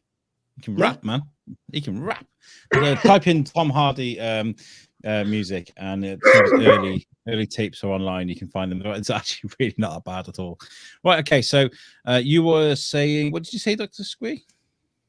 I didn't yet. I'm gonna go with 50% on the button. 50% on the button. Oh, I'm gonna go 40%. 40%. Fred, have you got something? Are you still in the chat? What do you think? 40%. 5. Just from the way you talked about it, I think 3, you know. 38%. So, well, it would have been an extra point there for Alex, but yeah. Well done. 49%. That was as an audience score. It was quite close to your 50. Yeah, great if we were doing that would have been great. Well, do you know what? In this game, there are no winners. You know, I totted all this up for no reason because we had fun, right? We enjoyed this. So I'm going to put the screen back to normal. There we go. Hey, look, back in the big screen. Now, what I wanted to do, if you don't mind, Dr. Squeeze, I wanted to, as we're going to release this on the Shrewsbury Biscuit, and as you've been expending a lot of energy interviewing people today, I thought we'd ask you a few questions about today and what's been going. If you don't mind, we're going to interview you. Yeah. Okay. Right. What I want to know is, for our listeners in Shrewsbury, part of the Shrewsbury Biscuit, what is Dr. Squee? Where did it come from, and why Dr. Squee? Okay, this is this is a very silly story which takes part in parts. So to begin with, Squee wasn't just a nickname which I was given. So one night there was a rock club or rock night at a pub which I used to go to in Eastleigh, which is just down the road from Southampton. And we used to go there. It was a Monday night rock club. And all my mates would go there every week. I went in there once and someone goes, "Oh, hey, Squee." And I'm going, "Sorry, what?" They go, "Oh, hey, Squee, how you doing?" It's like, "Why are you calling me that?" "Oh, like Thingy told me." And so I go to Thingy and they go, "Oh, yeah, it was Jess's idea." I go, okay. And just people just started calling me Squee and I just didn't know why. Went up to my friend Jess and I go, "Squee?" She goes, "Oh, isn't it obvious?" I go, "Not particularly. My name's Ian in the real world, if you like, and it's Ian Squee and Squee." Apparently, that's the whole bit. But before I knew it, people who'd known me for many years were just calling me Squee, which was very unusual. Oh, sorry, I'm reading the private chat. Anyway. And then when I went to do my first podcast, which was, when I went to see Gallifrey Stands, which was my Doctor Who podcast, which I did for 300 episodes, I was working as a counsellor at the time, and I didn't want my clients to be able to find me. So I thought, I could use my nickname Squee and Dr. Squee because it's a Doctor Who podcast. That sounds pretty good. And it just kind of stuck from there. And when I was launching my interview show, I was going, let's call it the Dr. Squee Show. So who is your favourite Doctor? Well, it was always growing up Peter Davison because, I mean, part of it is that thing of like he was the Doctor when I was growing up, and I was obsessed with the 5 Doctors, which was this adventure when they brought that was a fantastic episode. I love it. It's one of my favorites still to this day. But when the new series came out and Matt Smith took over, I just think he's amazing. He just had so much energy in the role. He sort of brought to the role what I'd always seen Doctor Who as, which it wasn't always, because Doctor Who's been so many things over the years. This is what I say to people who complain about it. It's like, if you don't like what it is now, wait a minute, it'll be what you want in another regeneration when another showrunner's doing it. At the moment, I've got to be honest with you, I think Jodie Whittaker's a great actor, but I don't like the script she's been given. I don't like this particular era. Just to my taste, I don't like it. But I'm not going to complain about it and say it shouldn't be Doctor Who. Don't you worry, Russell T. He's on his way home shortly. I was going to say, I've got a Cuddy coming up with Russell T. So, yeah, great. That looks amazing. I can't wait. But that's just more than my taste. Even in Bounds with, Catherine Tate returning. We've got a whole host of things to look forward to. And a final performance by Cribbins. Yes, final performance of Bernard Cribbins. Yes, but no, for me, it was during that era when, like, the way I've always seen Doctor Who is as a kid who was picked on and bullied at school. It was like Doctor Who was your friend. He was the guy who, as long as you were at least trying to be on the side of right, you didn't even have to completely be right. You just had to try and be on the side of right, and you'd be accepted by him, and everything was cool. Didn't matter how nerdy you are or anything else. He just accepted people who were good of heart, if you like. Yeah. And Matt Smith just exemplified that. And it was him and Rory and Amy, and they were kind of just mates hanging about, going in the TARDIS. It just seemed like a really kind of fun time in the show. Yeah. And I just thought it was amazing. He just typified what I'd always seen Doctor Who as, which, again, there isn't a right or wrong answer to that. That's just what I take from it. I personally think Peter Capaldi was an exemplar. Just an immense performance. As such a fantastic, kind, caring soul, I think he was an amazing steward of the show. And much like Matt, I think his performances were top. I mean, even though sometimes the scripts weren't all there, there wasn't a single time he didn't deliver an absolute showcase, a masterpiece. Every single time he picked up a script or the camera started rolling. It was, I think we've been truly spoiled with some of the Doctors, upon returning to the show. Oh God, yeah, and I think also with what was wonderful about Capaldi is the same thing with David Tennant. They were fans of the show growing up, and you could just tell how much they enjoyed it. Like Capaldi, especially, he was. I believe David Tennant would sign autographs for people and stuff, but it was like Capaldi would go out looking for fans almost, like during breaks in the show. He'd come out and go to where the fans were to sign stuff.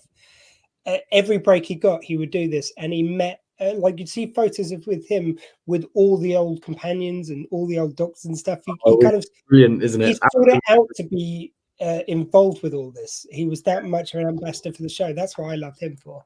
He Yeah. even recorded on my podcast. He recorded an intro saying, "It's Peter Capaldi, and you're listening to the Gallifrey Stands podcast." And the way he delivered it was just beautiful. We we went to the Battle of Shrewsbury reenactment a while ago. Me and Alex. It was great because it's a medieval battle reenactment. There were people walking around in armor. It's very looked like a medieval Renaissance fair in America. And I said, Alex rang me up the morning. We were going. He's like, "What should I dress up as? Can I dress up as a knight, or can I dress up something else? What can I dress as?" And I was like, "Just dress as you like." This is how Alex came to the fair. Can you share that on screen for us, please? There he is, as the Doctor. And whenever I asked him why on camera or on mic, he'd be like, "Well, because it's historically accurate." That's rather brilliant. And plus, it's the Doctor. He can travel to any time. That's fine. Exactly. Yes, I thought, The other thing which I did was for my current podcast / radio show. At the end, there was a friend of mine, Matt Lees, who's on the same station, and he played this bit from I think it's Mr. Rogers. He plays this little thing at the end of his show each week, and I thought, I want to do something like that, but I wanted to kind of theme kind of kindness and just happiness, and just to promote that a bit on the show. And so I used the clip from Capaldi from the Two Masters episode with Missy and the Master. And there's a bit where he just talks about kindness, just in the end, just be kind. Why not just be kind? And that's how I close the show every week. It's just an amazing little speech there. Nice. Yeah, it's beautiful. What I'm getting from what we're talking about is the passion coming through. Now, what kind of stumped Dr. Scree then was I wrote in the private chat to Alex, sort of like, if you got any Doctor Who questions, it'd be really fitting. And as soon as we changed that subject, you could see your face light up. Your face was just like, "Oh, I get to talk about Doctor Who." And that was really nice that you opened up about bullying and how that was a good distraction for you. Do you feel like even today with the stresses of life, especially with what's coming up with the finances of the world, do you feel like something like Doctor Who is the perfect distraction to get you through those difficult times? I mean, for me, I think it's whatever, like fandoms as a whole can be just wonderful. We talked about the toxic side of it. I think Doctor Who is a show which is, mind you, like Star Trek, it's meant to be geared towards positivity. Same with, Star Wars was more about the adventure of it than necessarily just going towards kindness. It was about it was literally Star Wars, whereas these other shows, I think, have kind of kindness is baked into them in a way. Which is why it's so sad when people do use them to kind of complain and bitch and just say about, "Oh God, you're being too woke."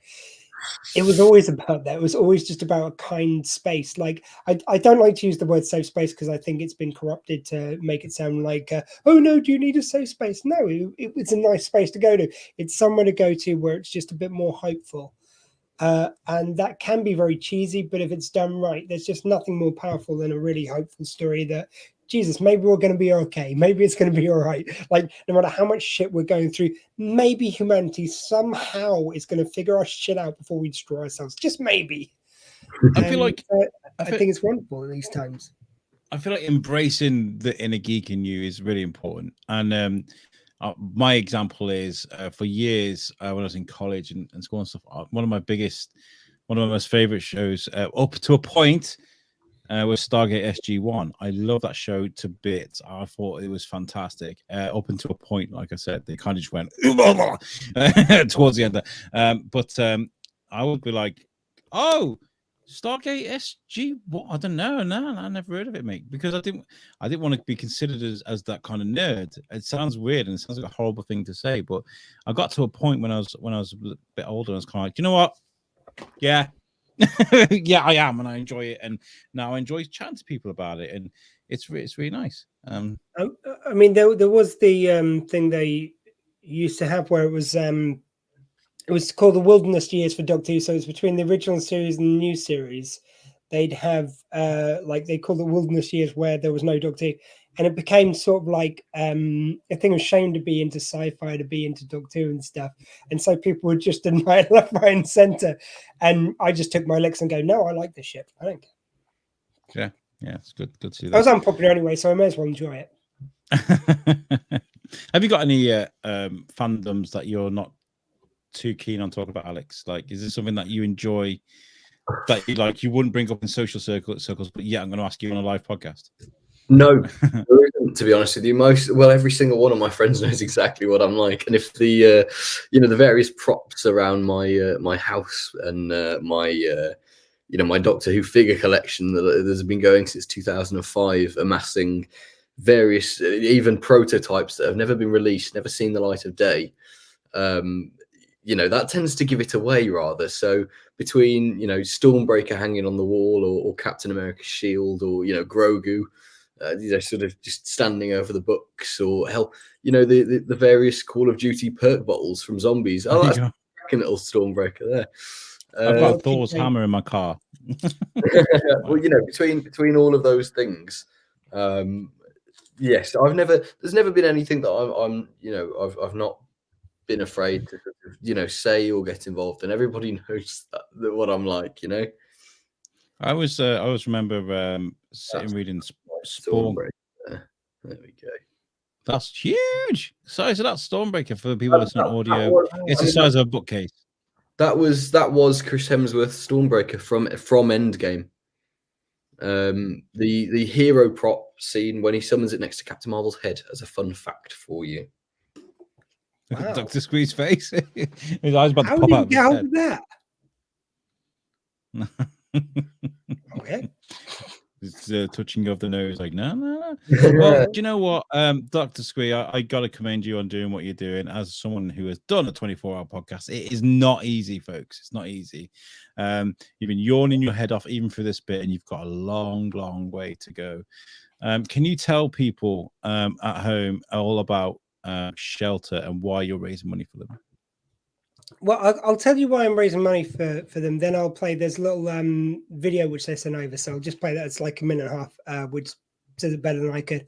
The reason why I picked it this year was each year I try and either do something which is topical for the moment. So we did the NHS during lockdown, and other different charities. Like I did the dog one just because that's close to my heart with the dogs and everything, and actually lockdown did result in a lot of dogs being rehomed again because people would get dogs at haste and then kind of give them back when they didn't have enough time for them after lockdown. But it seemed at the moment the biggest problem we've got was with this cost of living crisis, and you've got people who that'll lead to them literally becoming homeless. Something I mentioned earlier, and I want to be very careful how I say this because I've got so much respect for what's happening in Ukraine and how how they've managed to fight back what seems like a bigger force.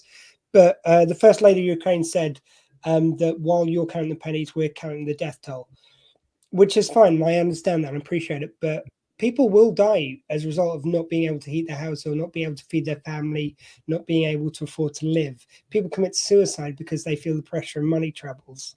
I've been to the point where I only once used a food bank, but I've been to the point where I didn't know, if anything else went wrong, I wouldn't be able to feed my family. And I know how that feels. And I know that literally does destroy people's lives. So that's why I picked it this year. And, it does feel personal because I've been in that situation. I'm so lucky now that I'm, I work for the NHS. I'm on a pretty good band, pretty good level for pay so that I could weather this storm, at least for now. Things get worse. I think we'd all have problems, but I know what it's a bit like to be there. So I'm just going to play this little video from Shelter. Hi, it's Kate from Shelter. I just wanted to let you know a little bit about our work. We help people who are struggling to keep their homes by giving them legal advice, representing them at court, and also by assisting in more practical ways, like helping them prevent damp and mould or getting repairs done. We also support people who are street homeless, who perhaps have never had a tenancy, by getting them into their own homes and being there and supporting them every step of the way. By connecting with local communities, we're understanding more and more about what housing difficulties people are facing. Our focus is on solutions, and we work with individuals and community groups to improve people's situations and also to help them speak up for better housing. Our national helpline gives advice to people in housing emergency 7 days a week, 365 days a year. Shelter believes that our home is everything, and we're doing all that we can to defend this human right. We're asking for more affordable and safe homes for everyone. Thanks to Dr. Squee and for his fundraising efforts and for raising awareness of Shelter and Shelter's work. You can show support by donating at www.justgiving.com/Shelter Squee. Many thanks. And there we have it. My speaker. Hopefully you can hear that then. I just knocked everything off my desk. That was fantastic. Really, really thank you so much for playing us that, because what I'm going to say next is anybody that's listened to this that's a fan of the Shrewsbury Biscuit, if you've got a few pennies, please donate to justgiving.com/Shelter Squee. I've really enjoyed today. Thank you for inviting us on. Thank you very much for coming on, and you guys take care. Yeah, always a pleasure to catch up. Okay, thank you very much. Thank you, Alex, for joining me as well. No worries. Thank you, Alex, for having me. And by the way, just quickly, Alex, thank you very much for the last minute stepping in on our outrageous liars. Really appreciate it. That was fun. I nearly off-railed it a little bit with one joke. I'll tell Alex about it in a second, but yeah. We'll talk about that later. Sorry, I do have to go to the next show. Thanks, guys. See you later, guys. See you soon. Okay, now it is midnight, so it's time for the Midnight Ghost Hunters. First of all, I welcome Spooky John. Hello, I'm on location. Well, you're on location, and more importantly, we're going to go on location now. This is Andy and Mary live at a ghost investigation, so it's going to get spooky up in here. That's all I'm going to say. Yeah. They've apparently disappeared. Hi. Mood lighting and everything. I love it. yeah, do try. There's a story behind this mood lighting. I'll cover that in a bit. Excellent. Well, how are you doing? How long have you been there? How's everything going so far? Oh, actually, where are you? Let's start with that. Okay, yeah, we're in Merley House in Dorset, which is a 300-year-old house with a really interesting history. And yeah, we've been in most of the night. There's been some interesting stuff going on. Okay. I think Mary's just packing up after the last session, and I was hiding out in here. So Merley House has got a long tradition of different events going on. Tell us a bit about the history of the house, what's been said for, and what you investigated in the past, because this is your return visit, I think, after a few investigations there. Yeah, so it was built in the late 1700s by a guy called Ralph Willett. He said, looking at the piece of paper. He was really into his books. So when the place was built, and we've just been in there as well, he built this humongous library. Like half the bottom of the house is this library, which is just filled up with this collection. And you can still find. Mary. Hello. Hello. Hello. Can you see Mary? Can you see me? You can just see half of Mary. Half of my head, huh? We can see Demi Mary. Hello, you see any more Mary? Yeah, we can see most of Mary now. Hi, Mary. Yeah, you see more. You have to go on the OnlyFans, obviously. Wow, Mary, your hair's looking very big there. Yeah. Anyway, so okay, so after that, there's a number of families went through inherited the place, passed a lot of hands. There was some interesting phases where eventually it became a toy museum, and then a bunch of flats. Thanks. But now, after being a business centre, it's mostly for wedding venues. So in the library, which I just mentioned, that's where they do the ceremonies, and it's always fun when you lay a bunch of equipment out. Then the day before, someone's going to be standing on that spot being married. Very weird. Sure they don't. Wow. And so, like, how many times have you visited? What things have you found in the past there? So this is the fourth time we've been here. Came here because there's a lot of stories about the place. People have seen lots of different apparitions. There's a girl and several children that they've seen on the stairs. In the basement, people have said that they've been felt oppressed or pushed sometimes, mostly women. There's been quite a lot of light anomalies that people have seen and photographed. In fact, I saw an amazing video tonight that someone who works here kind of caught while they were just hiding in the corner, and they started filming around the place. Yeah, very unusual. And I'm an old guy. This is quite impressive. Did you see it? No, I haven't seen that. Oh, well worth a look. I will try and hunt them down after the drive then. That might be interesting to see. Yeah. Set the air pressure up then. Maybe. Yeah, we had an interesting thing tonight, actually, which I've never seen before. We were down in the cellar, and what we heard in the room next to us was like a World War II air raid siren. So it sounded distant, but it was also really close. No one else in the building heard that. Wow.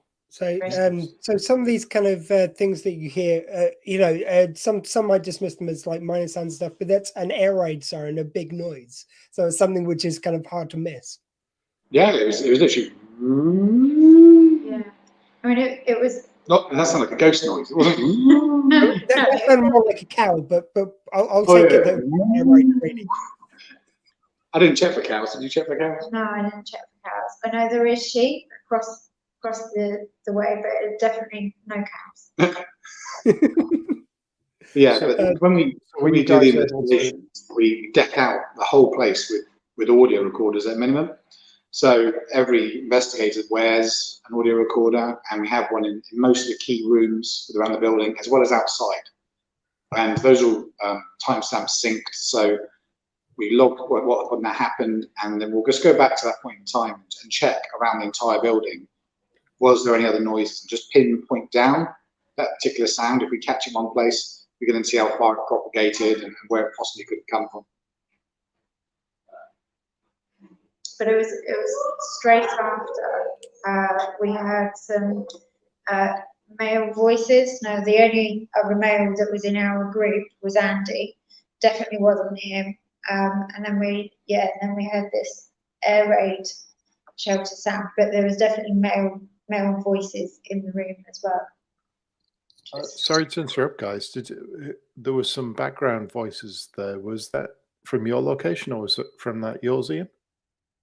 Yeah, that's some of the other investigators. It's actually it's just hit tea break, which I'm a little bit jealous. You've got tea and I don't. That's because I have a Beth. Yeah, I know. You need a Beth. I do. I'm going to sack Claire. She's fired. Didn't she bring you a coffee? She didn't bring me a coffee. Never mind. Sometimes on the investigation you've got to slum it. No coffee. Yeah, I know. My friend's slacking. Never mind. I'll have words. Yeah. I'll have words afterwards. Yeah, there'll be another ghost in this joint if you don't bring me a coffee. I know. John, have you got any questions for the guys? Yeah, I was just going to ask, what's your typical setup? What have you got there on the table with you? Do you? I know you mentioned you got audio recorders positioned around the building. So what else do you guys get up to? So we are all now engaged in quite a long study for the last 7 or 8 years into environmental conditions and what environmental conditions can either attribute to some other event happening or enable it to happen based on the energy or the right amount of temperature or whatever present. So we've been trying to focus on all the variables. Mm-hmm. So what you may or may not be able to see on the table are lots of devices which are very focused on looking at one particular variable and then giving us information based on it. So for example, this is a new bit of kit which I made, which is called, I'm calling it a MagnaVex, because it's focusing completely on just magnetic fields rather than EMF. Because for the last year, we were using some magnetometers which log once per second around the different buildings we investigated.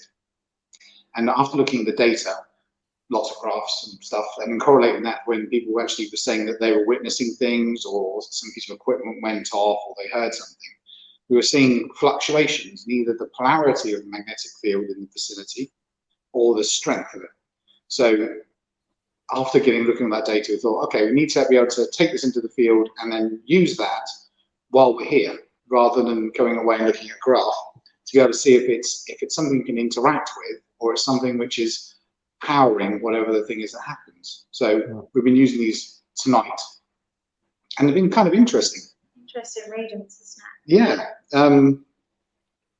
We've had these going off at the same time as things like sudden drops in temperature or air pressure fluctuations, as well as some other people have been doing some dowsing rod experiments, and they were saying that when the rods were crossing, they were seeing this change in the magnetic field, which is I don't know, very interesting, because normally with dowsing rods, you'd expect that to be more of a kind of individual, personal sort of experience, more spirituous one, but to be able to tie that to something which can be scientifically measured in the environment, that's quite a nice step forward, I think. The reason we sort of started this is I had a theory about magnetism and sort of poltergeist activity, and it always seemed that it was sort of an explosive, sort of magnetized movement. So from that theory, we then, Andy's the clever one that sort of designed the equipment and put the equipment together.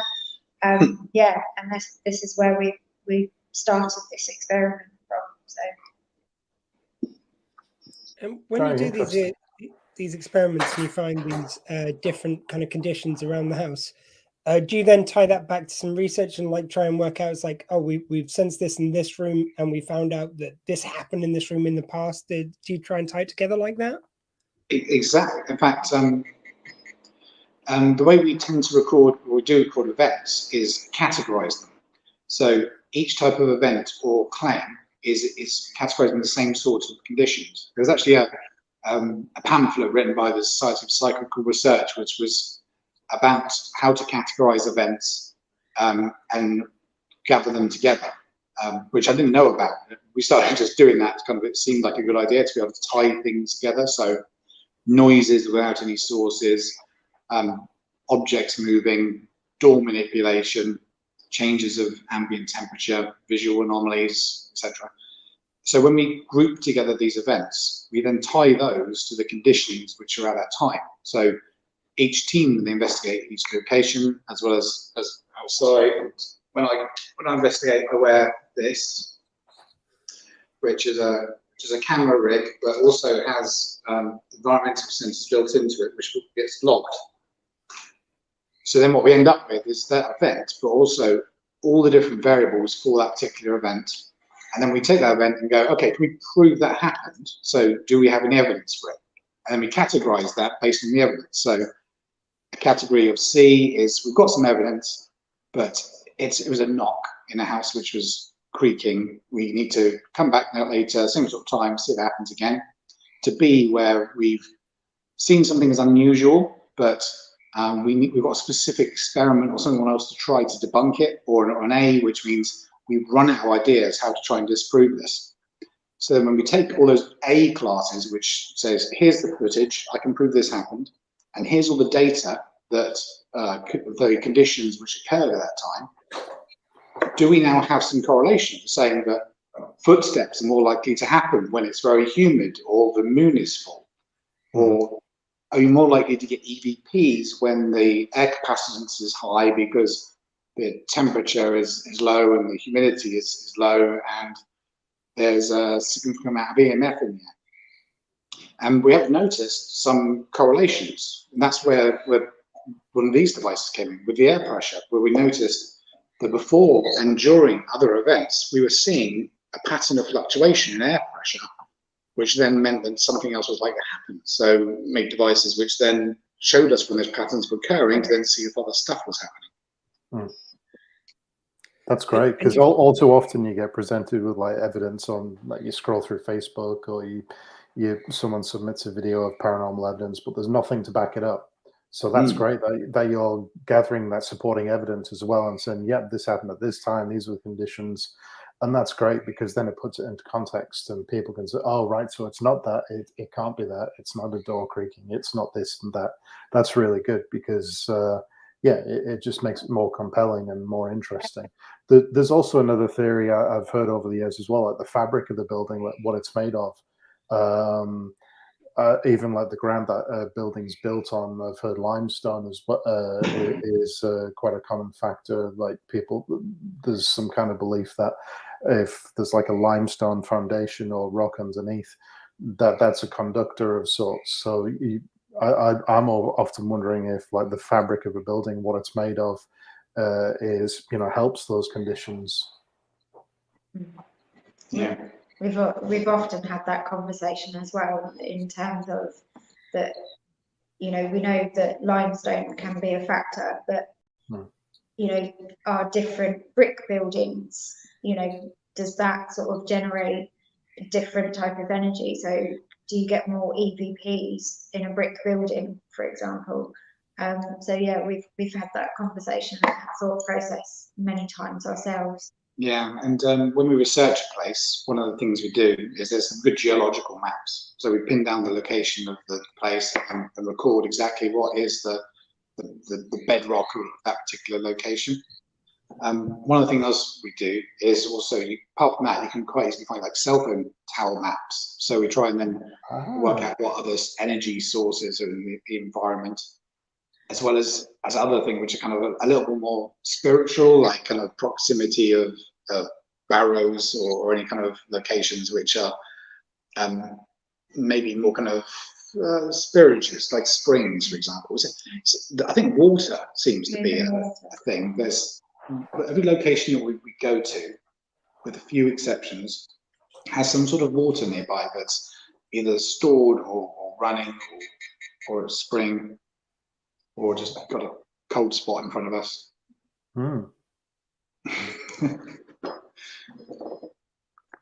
Yeah, I'm not sure what it is about water as well. But then when we talk about limestone, the sort of formation of that was using water, wasn't it? Yep. Okay. Yeah. No, that's really good. I'm very excited about that. That's great. Yeah. Oh, Ian, your microphone's off, mate. Oh, sorry, that would help. So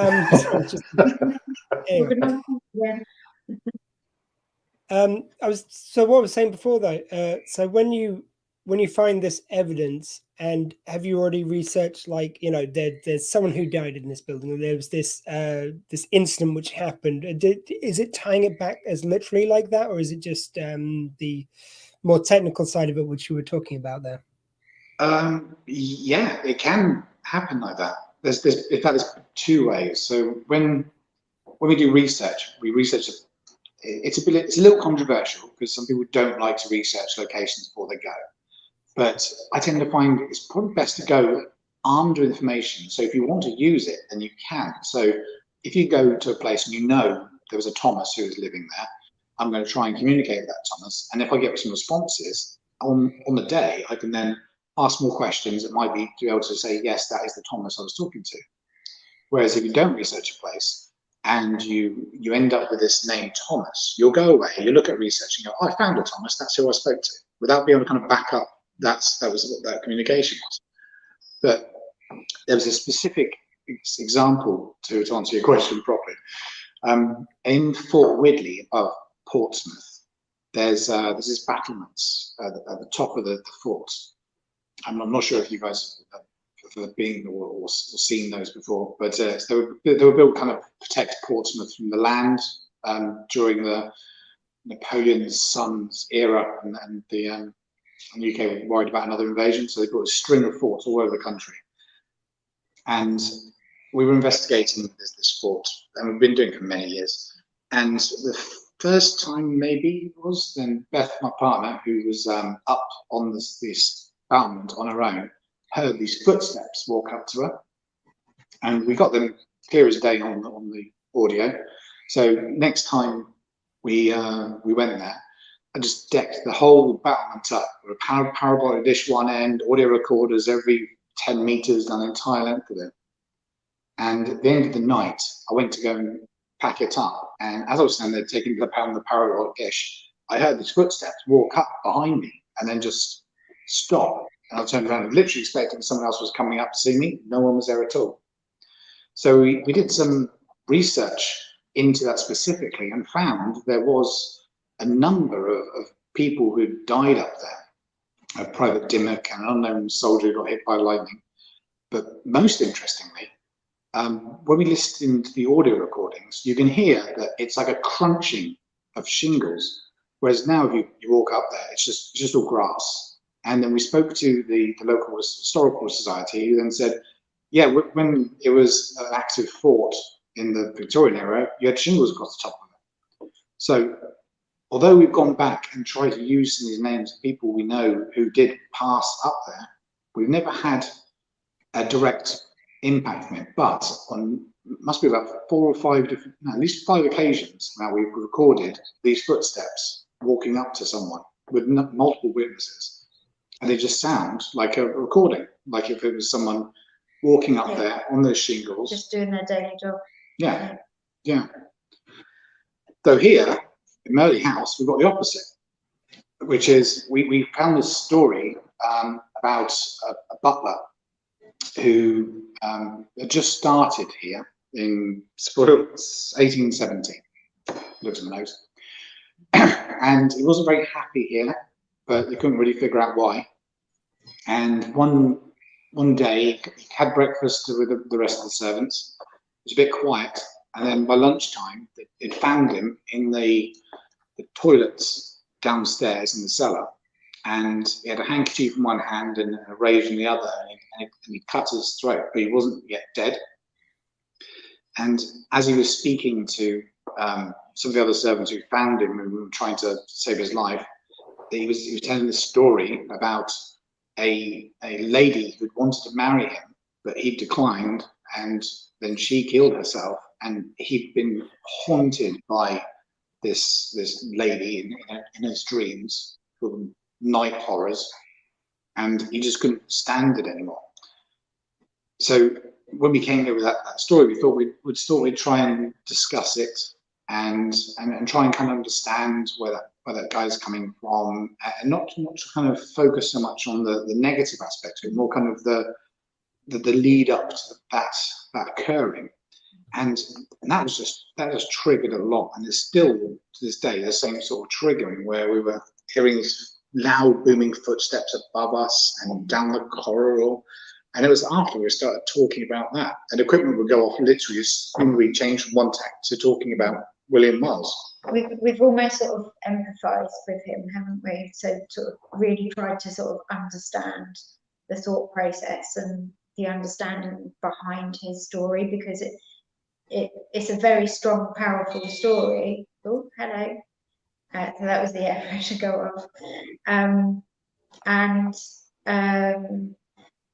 You almost sort of want to try and put yourself into his shoes and sort of empathise, because it's a very significant thing to sort of, cut your own throat, so you want to kind of try and empathise and understand sort of where and why he done that, And the thing for me is, and you may not have an answer for this, but is there something which you believe in this? Is this the ghost, the complete spirit of the person, is an echo of the person? What's your kind of personal theories on that, I guess?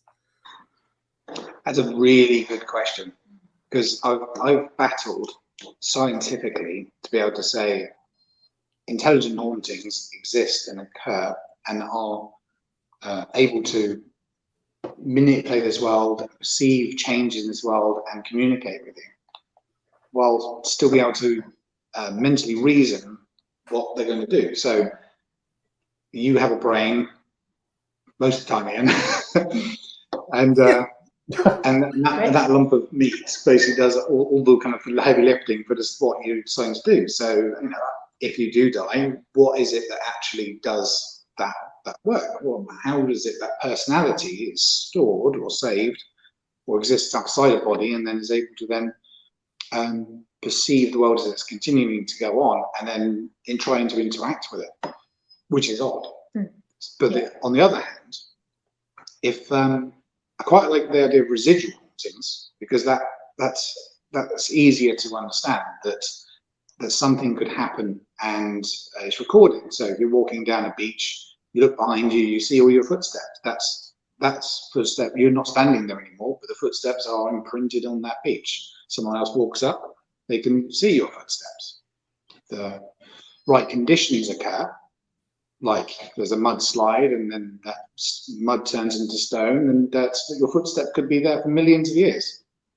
Yeah. You could almost break that into two, couldn't you? So there is the residual side of it, but there's the consciousness of a person. And this is where sort of Andy and I sort of we have many conversations on this, don't we? And sort of, you know, he has his view and wants to take it from the scientific view. Spiritually, I sort of believe that, you know, yes, it's your soul, your energy, your personality that you know is the people that we're interacting. So, you know, we do quite often have sort of not heated conversations, but you know, we have debates. Non-conclusive conversations. Non-conclusive conversations. Yeah. But when it comes down to it, yeah, you could have a residual haunting, and that's a thing that I've been focused on, which is affected by the conditions that you're introducing. So if let's get the right frequency of event occurs, and then you have the right frequency of mindset, that means you can tune into it, then that makes it more likely you can then pick up on that footstep. If you're actually looking for it and you're walking down the beach the same way that the guy who left them there a million years ago did, then you might be able to find those footsteps. I like this footstep analogy. I've never used it before. I know, there's a lot of footsteps there. There is. Because what I'm wondering is, like, one's got a sort of slightly potentially darker connotation than the other. So if it is just a residual echo of someone, that's not that person trapped there. If it's someone's spirit, as you seem to lean more towards, Mary, like, is that person stuck there forever? Is it like, as the movies would have us believe, that they could get freed by the certain right conditions of their unfinished business? Like, you know, does that trouble you, the idea that someone's stuck there? Yeah, I mean, it's sort of, if you do hear that someone is stuck, that is obviously sort of you know, not what you want to hear. There are many sort of occasions where we ask those kind of questions, and a lot of people say that they can travel and they're just visiting. And actually, when we're on events like that, again, nobody knows the answers to this, but quite often they'll know that we're at this location, and it's an opportunity for them to speak with their loved ones and speak with people like us and be able to communicate. So it's not always sort of on the negative side. You know, you do often speak to sort of spirits and people that are free to come and go as they please, you know. So it's not always on the negative side. You can speak with people that can come and go and can travel freely, and they'll visit the places that they enjoyed in life. You know, so it doesn't always have to be on the negative side. Most definitely. I think it's all down to interpretation. I think Hollywood's got a lot to do with that. People automatically think, oh, it's something unknown, therefore it's scary, therefore it's negative. Doesn't necessarily mean that at all. It's a form of, if it is intelligent or non-intelligent or residual, it's communication in some ways. It's just how you choose to interpret it. If you feel scared or vulnerable or you're worried about it, then you're going to think, oh, it's something negative or it's something sad, and it couldn't, it may not be anything to do with that. Yeah, I mean, it sounds from what you're saying, guys, that sometimes there are these spirits which are free to come and go, but then others, it seems like they're more stuck in place. Yeah. Sometimes I think sort of when we're communicating, we don't always ask the question, because sometimes we don't always want to know the answer, if you know what I mean, because it is sad if you feel that some people are stuck at a location. However, I mean, one example where, so we were at Fort Widley a few weeks back, and we actually sort of had a personal message come through. However, so Fort Widley is a massively military base, always has been, and we ended up sort of speaking to 8 people on the communication board. They did say that they were sort of grounded, or sort of they stayed in that location, but again they preferred to stay in that location because they were with their army personnel, they were there with their buddies and stuff like that. So yes, you can have people stuck, but again, it's not always on the negative side. Some spirits choose to stay where they are.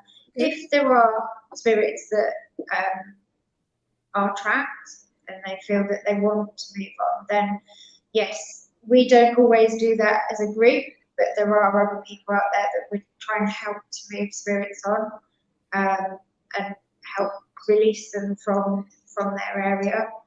And we try to when we can, but it's strange because there isn't one answer that will fit everything. It really does depend on who you're talking to and the environment and the situation, and you have to kind of go with the flow, don't you? Cool. And to just follow that line through, so when on the occasions when you have wanted to try and help a spirit who seems unhappily stuck where they are, what do you do? How do you work with that? Well, again, it's not something that we do too often, but there's the theory about seeing the light, and you ask them to sort of, go towards the light.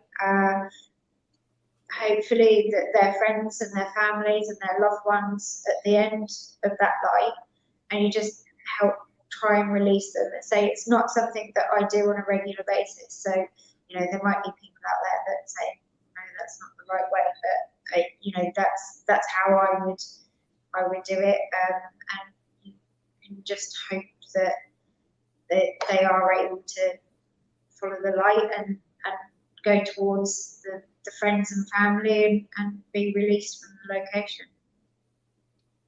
Cool. John?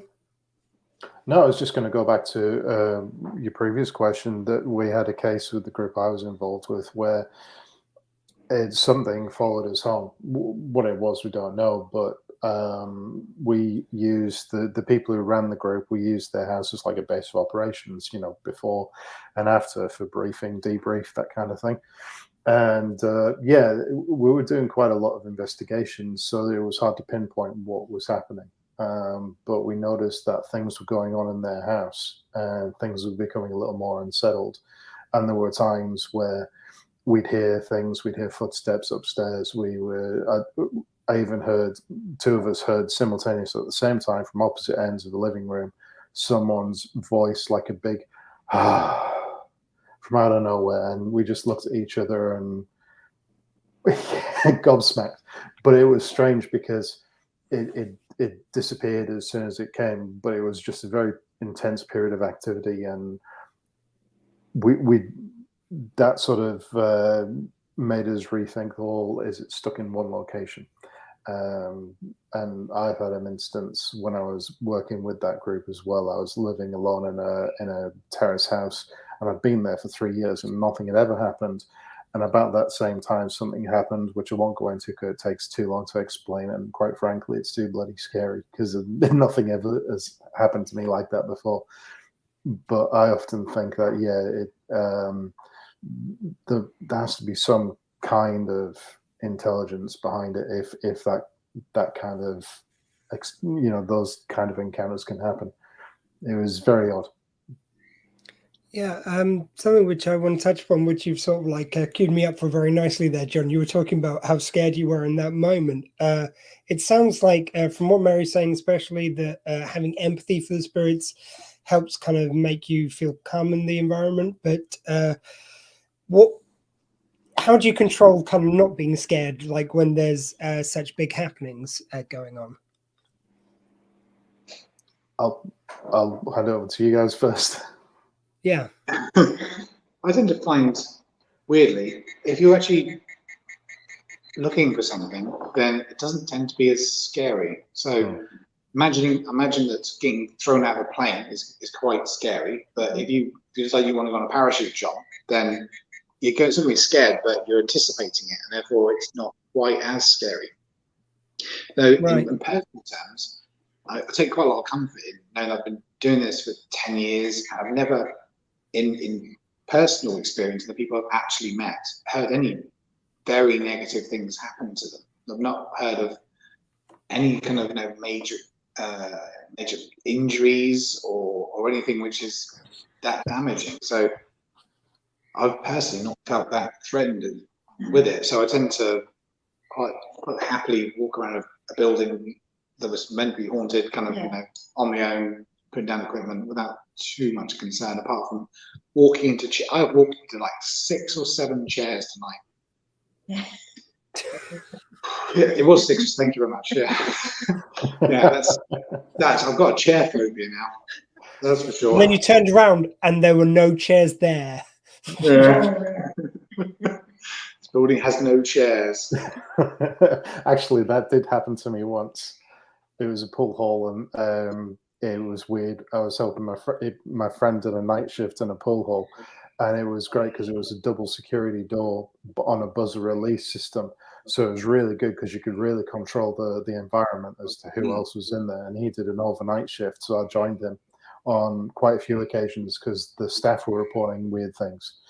And yeah, I'd go around with him, and we would he was doing his job cleaning things up, and it was also like a controlled area as well. So like, okay, that's put away, that's where that is. Everything's put away where it should be. And we'd go around and we'd hear things behind us as we're going. This is in the days where you could smoke, and he was collecting ashtrays. And we'd go around like, okay, that's all the ashtrays. And then we'd see one. Then we'd go and get that, and then we'd see another one later in the night. And another time we'd walk around, and then we'd hear something behind us, and a bar stool had been moved where we'd just been. That was like some of the most intense activity I'd ever seen in terms of poltergeist stuff. It was only once or twice that it happened, but yeah, kind of interesting. But sorry, that was a little side thing just while you were mentioning. So when that was occurring, did you feel scared or interested? Oh, just interested. I think it goes back to strength in numbers. I think it's good because it's not only for health and safety measures, because if you're exploring an old building, or if something happens to you, you're by yourself. But also, I think it's good because you can help sort of keep objective and sort of discount things, and people say, no, that's okay. That was that over there. That was like, the trees bristling against the window pane or something. I think that kind of thing helps to corroborate stuff, because if you can't discount it, then at least you've got someone else there to back it up. It's like, this is what I experienced. This is what I experienced. And I think that sort of reduces the fear factor a lot, but I've hardly ever been scared. It's like yourself, like you just said, you go in almost expecting nothing to happen, because most of the time, not much does. It's I liken it to a police stakeout, I guess. You wait for a very, very long time, and then in the end, you just think, okay, whatever happens, happens. Yeah. We try and keep it light as well. We don't really sort of in our investigations, we don't really sort of entertain anything negative. We like to have a little bit of a laugh and a joke, sort of, throughout the investigation as well. So it just lifts the energy in terms of, so even if people are a little bit nervous joining, if they're joining us for the first time, by the end of the session, they feel a lot more relaxed because we've done the investigation and we've debunked it, and perhaps justified what we have heard, but also we've had we've told some jokes and we have a little bit of a banter, and sort of we just keep it light, really. It's great. What's that fear factor? Yeah, I remember, like, do you remember the days of Most Haunted back in 2002-ish onwards? And it became big business, and people were going on it expecting a haunted house ride. They wanted a thrill ride, and they wanted to be scared, and they wanted that negativity, they wanted that environment. And I tried one just to say, just out of morbid curiosity, and I was appalled.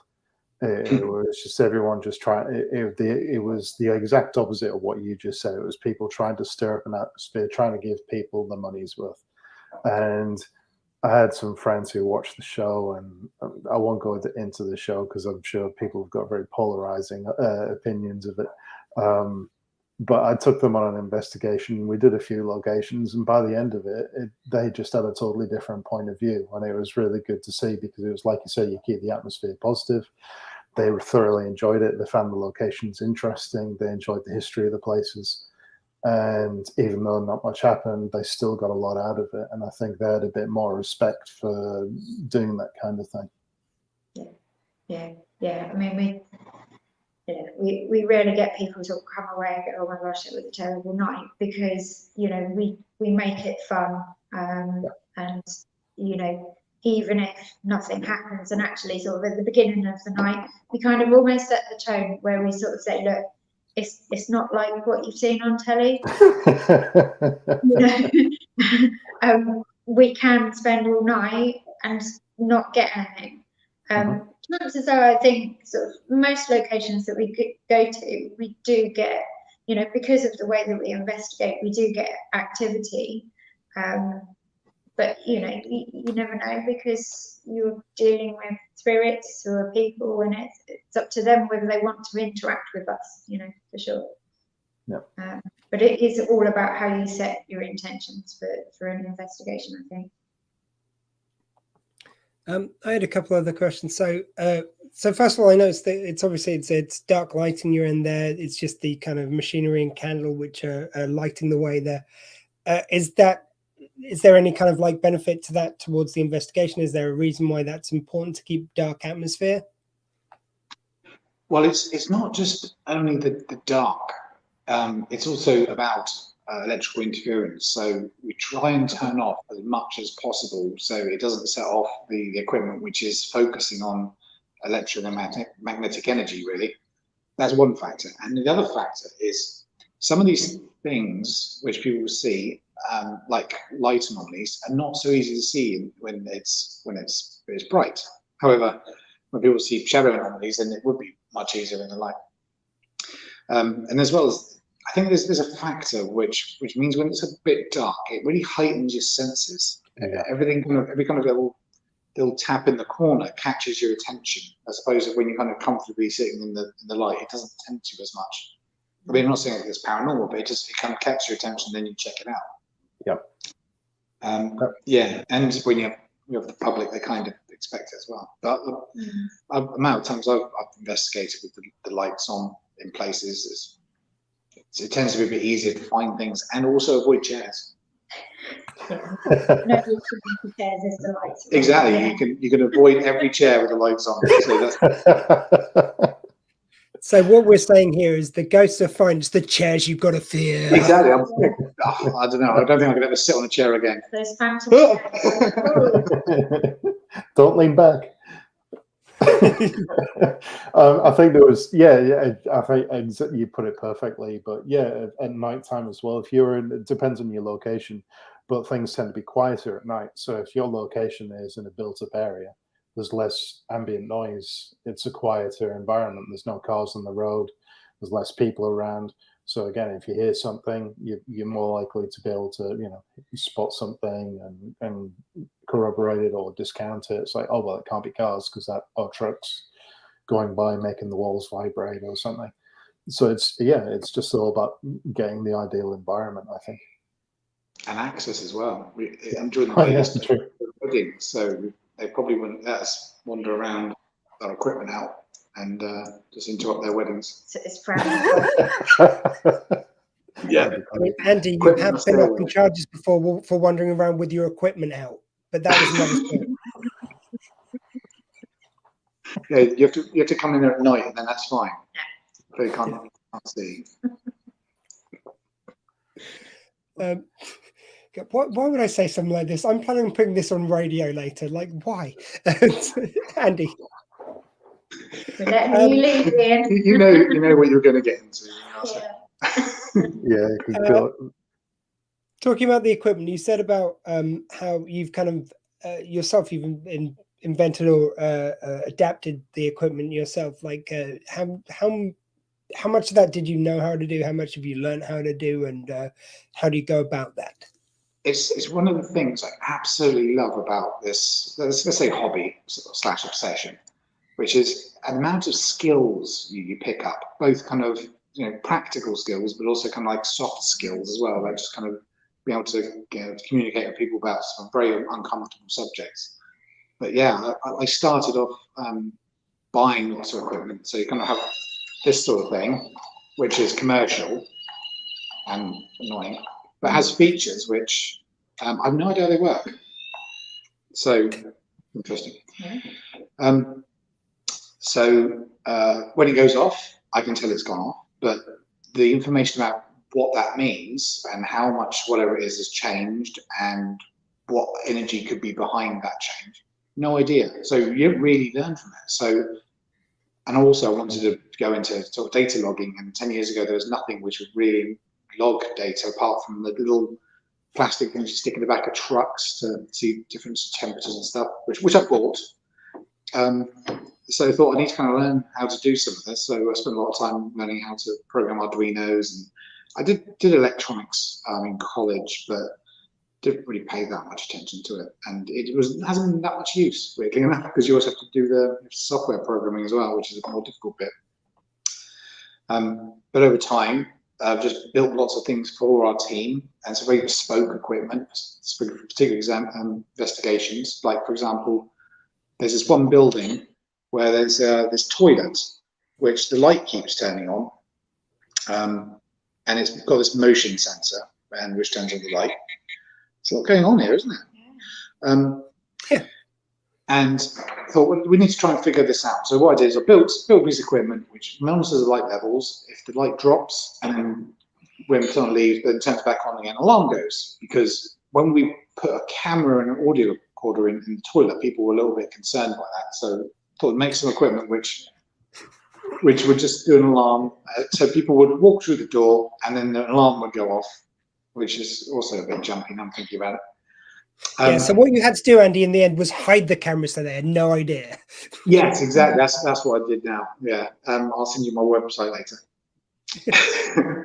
But during the lockdown, it kind of changed from just working with my local team and making stuff for the stuff we were using the SGS to start kind of getting out there and communicating with other teams and going on their streams and finding out that, hang on, that these guys could do with this kit as well. So I started working out what has been really useful than what we've made, and what might they find useful.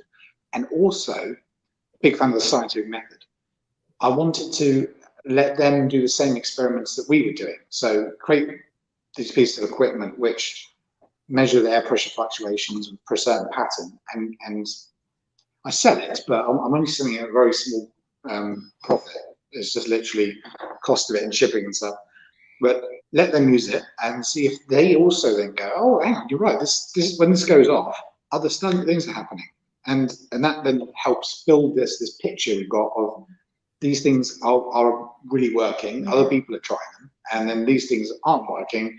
Let's look at something else. Yeah, there's been some really successful experiments that other teams have done, and there's one group that has like a haunted area, and they have a haunted doll, and there was a video recently where they had a doll sort of set up next to a mirror, And like 5 of these. 5 of those around this doll, and you see the doll move and twist in a way that you just can't replicate. It wasn't the doll moving, it was a doll twisting, but all of the air pressure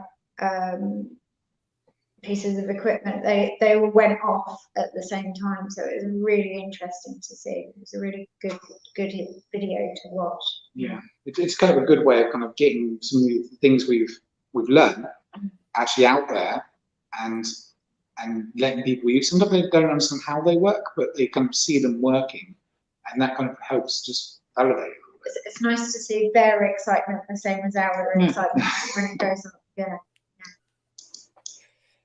Sorry, I got slightly distracted just because when you were talking about that, all I could think of was the doll of Nadia from What We Do in the Shadows, but that's a very another story. But yeah, it's pretty much like that, but less potty mouth. Yeah, there you go. So, like, where you are always trying to find different ways of measuring and different ways of finding different things in properties. So, by the time you've kind of got 5 years down the line, I suppose like you have to reinvestigate things to use these new bits of equipment and new ways of measuring. As in, like, kind of where are we going to be in 5 years, sort of thing?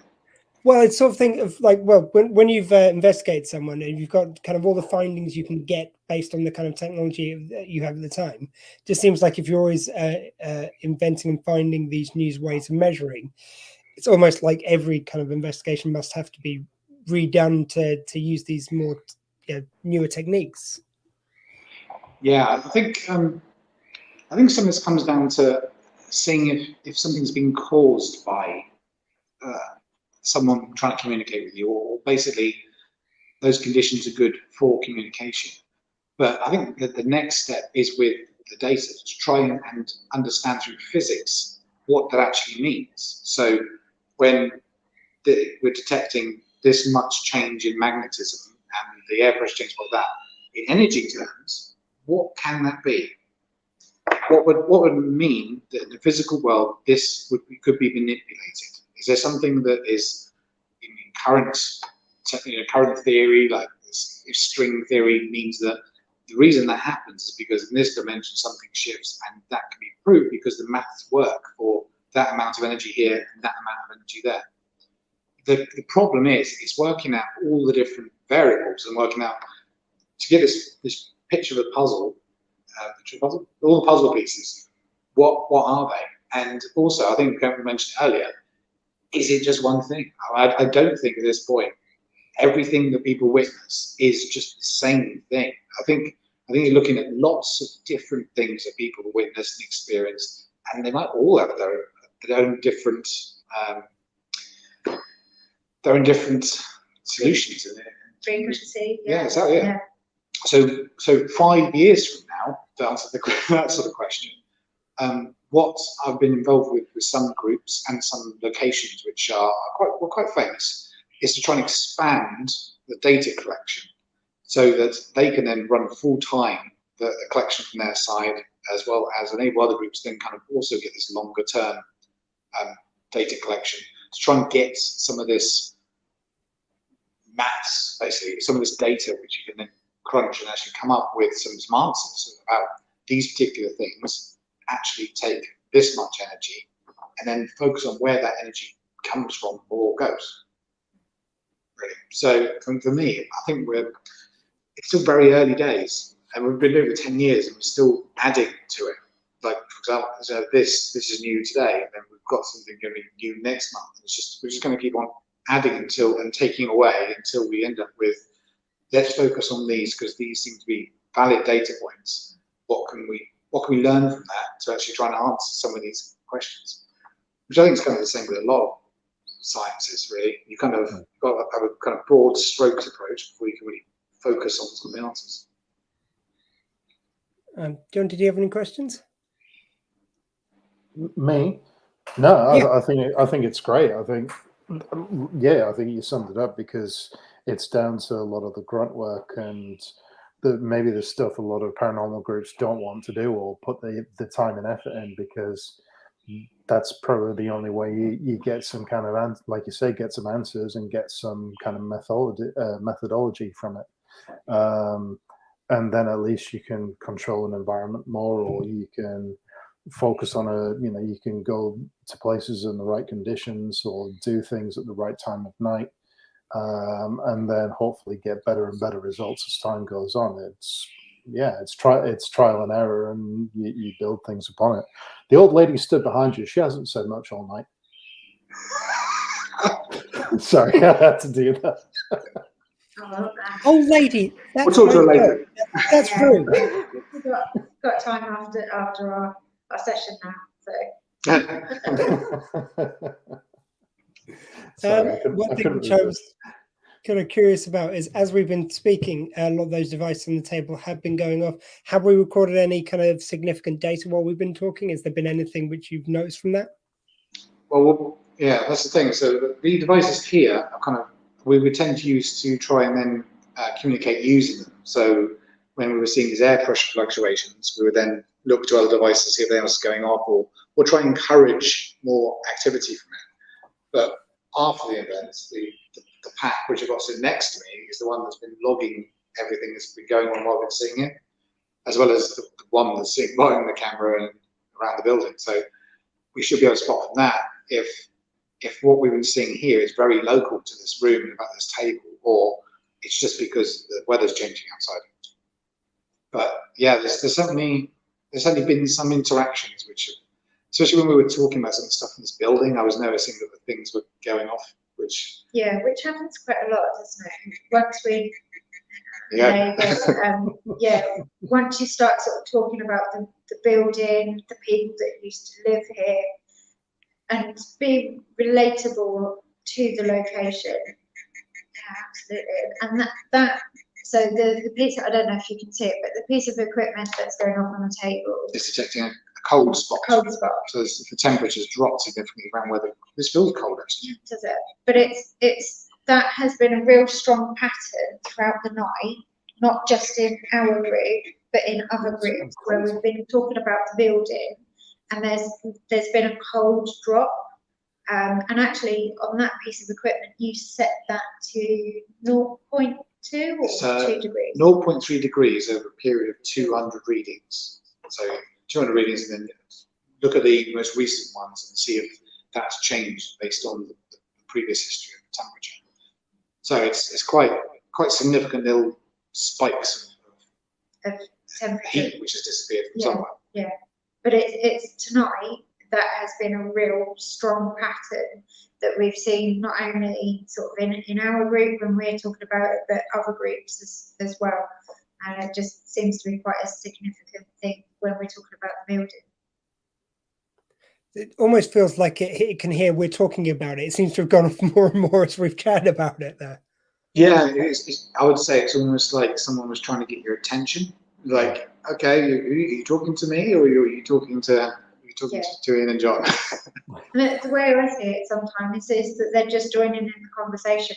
They're trying to get our attention, but they're also sort of confirming what we're saying and joining in part of the conversation. Quite often have that, don't we? Mm. Yeah, sometimes they're quite. Sometimes the hits can be so strong. You go, okay, you like that, or you don't like that, or there you go. Yeah. Or you're actually interested in what we're saying, or you're not happy with what we're saying. But you can almost tell some emotion with some beeps sometimes because of how much it beeps or how often. Sometimes it can feel like an intense response. That's unusual too. That's very unusual. And we'll leave that there. Obviously, that's what you get on a night. Something goes off and you just sort of go, okay, that's unexpected. Obviously, the equipment knows we want a big finale and we're just reaching the end of the slot. Yeah, exactly. Yeah, that's it. Finish on a flashing thing. Yeah. Everything's flashing now. You see that thing? It looks like a little jam jar almost. The front seems to be going up a bit more as well. So it's a vibration sensor. So if I'm tapping on something, so that one when it's going off is me probably just banging. So if I touch the table, just lightly on this side. But when it's that's flashing, not as dramatic as I was aiming for. False alarm. But it flashed multicolours just then. That's a tilt switch, which only occurs if it's been moved like this. Sort of like pretty much exactly how cat balls work. That might, out of context, that might be a little confusing. You heard of cat balls? Oh yes, yeah. I didn't need to make up on that. Do we need to explain No. what cat balls are, or are we just going to leave it there? Yeah, just finish on cat balls. We got 2 minutes if you want to quickly explain it. Okay, right. So, I don't know when it was. Maybe about, I'm saying 5 years ago, people were going to Sainsbury's and buying cat toys, which are basically just tilt switches, that when the ball moves, it flashes, like toys. Yeah. And then they go on to investigations with them and sort of deck the place out. And then if they flash, then use that as communication device. So the problem with those tilt switches is that it depends on the angle the tilt switch sits at, that can either make the contact of the ball inside the tilt switch or not. That means that sometimes they'll just keep going off and on and off and on. So I added that to this device and made sure that then when it's sitting down, the tilt switch is bang on flat, and then if anything actually does move it, then that's when it tilts it, which is the proper way of working it. And normally that doesn't go off because the tilt switch is sitting perfectly flat unless you pick it up and move it. Which is so that's a lot. That's what cat balls are. Literally just disco balls for cats. I'll tell you what, Andy, if you don't mind, we've got to sort of cut it there. So thank you very much for joining us. But if you can send me just maybe a little kind of 1 or 2 minutes, little summation of the night, and we can tack this on when it goes out on the radio, if that sounds okay to you. That sounds good.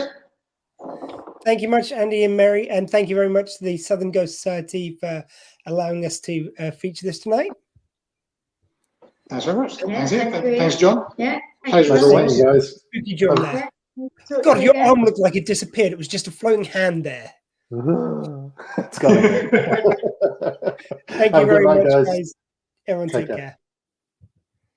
Okay, I'm just going to very quickly plug my phone in. It's live. What can I do? So in a second, I'm going to share with you our total, which I don't think the dial's moved for a little while, but we're already doing very well towards our target. So let's have a look. I'm just going to check for any new emails with any donations. Okay, no new donations. So we are still right now, as we speak, on £360, which is an amazing amount. But I can see there's still people watching. So if you've got any money you can afford today to spare with, please go to justgiving.com/sheltersquee. But it is now time for me to welcome the science comedian himself. It's Brian Malow. How are you doing, Brian? Hold on. Bad timing. Bad timing. Okay, I've got Brian while he's disappeared. I just wanted to fix something. Hold on one moment. No worries. I'll take you off camera for a second. I'll put Brian back on when I can see he's safely ensconced in the seat again.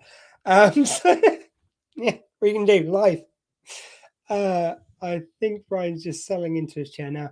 But again, justgiving.com/sheltersquee. All the money goes towards a fantastic charity shelter, which you heard a bit about it about an hour ago when we played the clip. But they help people get and stay in affordable housing. They help them deal with issues around mold, all these things which people who can't afford have to face. So it can be a more worthwhile charity in a time when everyone's struggling a bit with the cost of living increase. I think Brian might be ready now. How are you doing, sir? Good. See, this is what I wanted. Okay, so let me fix this. I'll be right back. I can't hear you right now, but my camera went into like a standby mode. And we can't really hear you for the second, Brian. It's okay, though. Take your time, sir. So the autofocus wasn't grabbing me. Like yeah, there, right? Oh, there we are. For a second, you look like you were trapped like in Superman with the bad guys. Trapped in one of those spheres. See, when you turn control over to machines, sometimes they don't do what you want them to do. Although it did let me admire your wonderful Queen, is it the News of the World album? Yeah. No, not News of the World. Oh, over here? Just behind you. That's Yeah, that same image. You know the. Oh, do I not have it up there anymore? Oh, I have it down. That image was originally on the cover of a science fiction magazine, Astounding Science Fiction. And in fact, if I lean out and it does grab that, that's what the cover art looked like on the cover of a magazine in like 1953 or 4. And they liked that art, and they hired the same artist to recreate it for the News of the World album. Queen. there you go. In the 70s. I'm a See, bit of a we're fan. learning already. I'm a big science and science fiction geek, and I'm a kind of a big Queen geek as well. Not the Queen. I know. Yeah, you can exactly. But the band Queen. If you got any questions, I could probably answer them. Oh man, I could talk Queen with you quite happily Really, all day yeah. long. Do you have a favorite album? Say again? Do you have a favorite Queen album? I think just because I remember when it came out, but like the Miracle album, I've always been really, really loved. And it was a Miracle. There was 2 which were released. The other ones with the Show Must Go On Innuendo album. Yeah. Those 2. Again, I just remember the time when they came up, so they've kind of got a special link to me. Right. The ones I'm that not go saying see, that- I'm really the ones that go really deep for me are their earliest albums in the 70s, and those go really deep for me. Yeah, there's just some wonderful like avant-garde stuff on there as well. They Crazy really stuff. are. Yeah. Weirder than Bohemian Rhapsody. Like Bohemian Rhapsody, you know, obviously it seems like there's nothing else like it, but that's their 4th album, and on their 2nd album, they had some crazy stuff that was as insane as Bohemian Rhapsody 2 albums earlier. Just that. The song "Mr. Farr" springs to mind, which is just this weird, like it's almost like a folksy kind of sound to it. Which one? And then you've got "Liar," which Yeah, and I don't know if you know the March on Queen 2, the March of the Black Queen, and the Fairy Feller's Master Stroke and Ogre Battle. Crazy, progressive, and heavy, though heavy for progressive music, kind of rock with Brian May's guitar, and but really crazy fantasy lyrics and pretty different. I mean, pretty much Queen throughout their career did quite a lot of different genres, quite sure a did. few different styles. I mean, they even did disco. Probably they shouldn't have, but they did do it. No comment. Yeah. We'll move past body shape or body sex, something like that. I think I blocked it out of my mind. It was that atrocious. Anyway, the one misstep that Queen made, there was just one. So should I call you Dr. Squee or Squee? We'll go with just Squee. Do you know that you know what voice to text called you? When I said Dr. Squee as voice to text, it came out Dr. Squeegee. And I swear I didn't say it that way.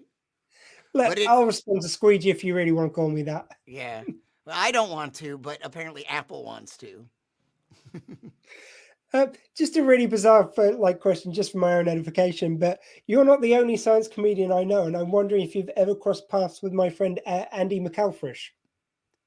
Andy McAlfresh? Where's he from? He used to write the science jokes for sorry, I'm getting my late night talk. Jay Leno. He used to write science jokes for him. Really?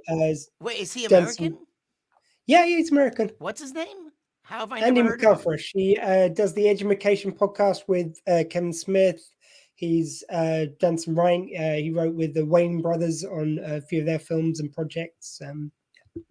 Wow, that's weird. Like I know maybe a couple other people, but I don't feel like maybe I'd have to see his name, but I don't feel like I've heard of him. Is he funny? Just out of curiosity. Anyway, so I want to take it back to what kind of excited you first. So you're known as the science comedian. Was it the science first? Was the comedy, or were they both kind of your dual passions? Oh, well,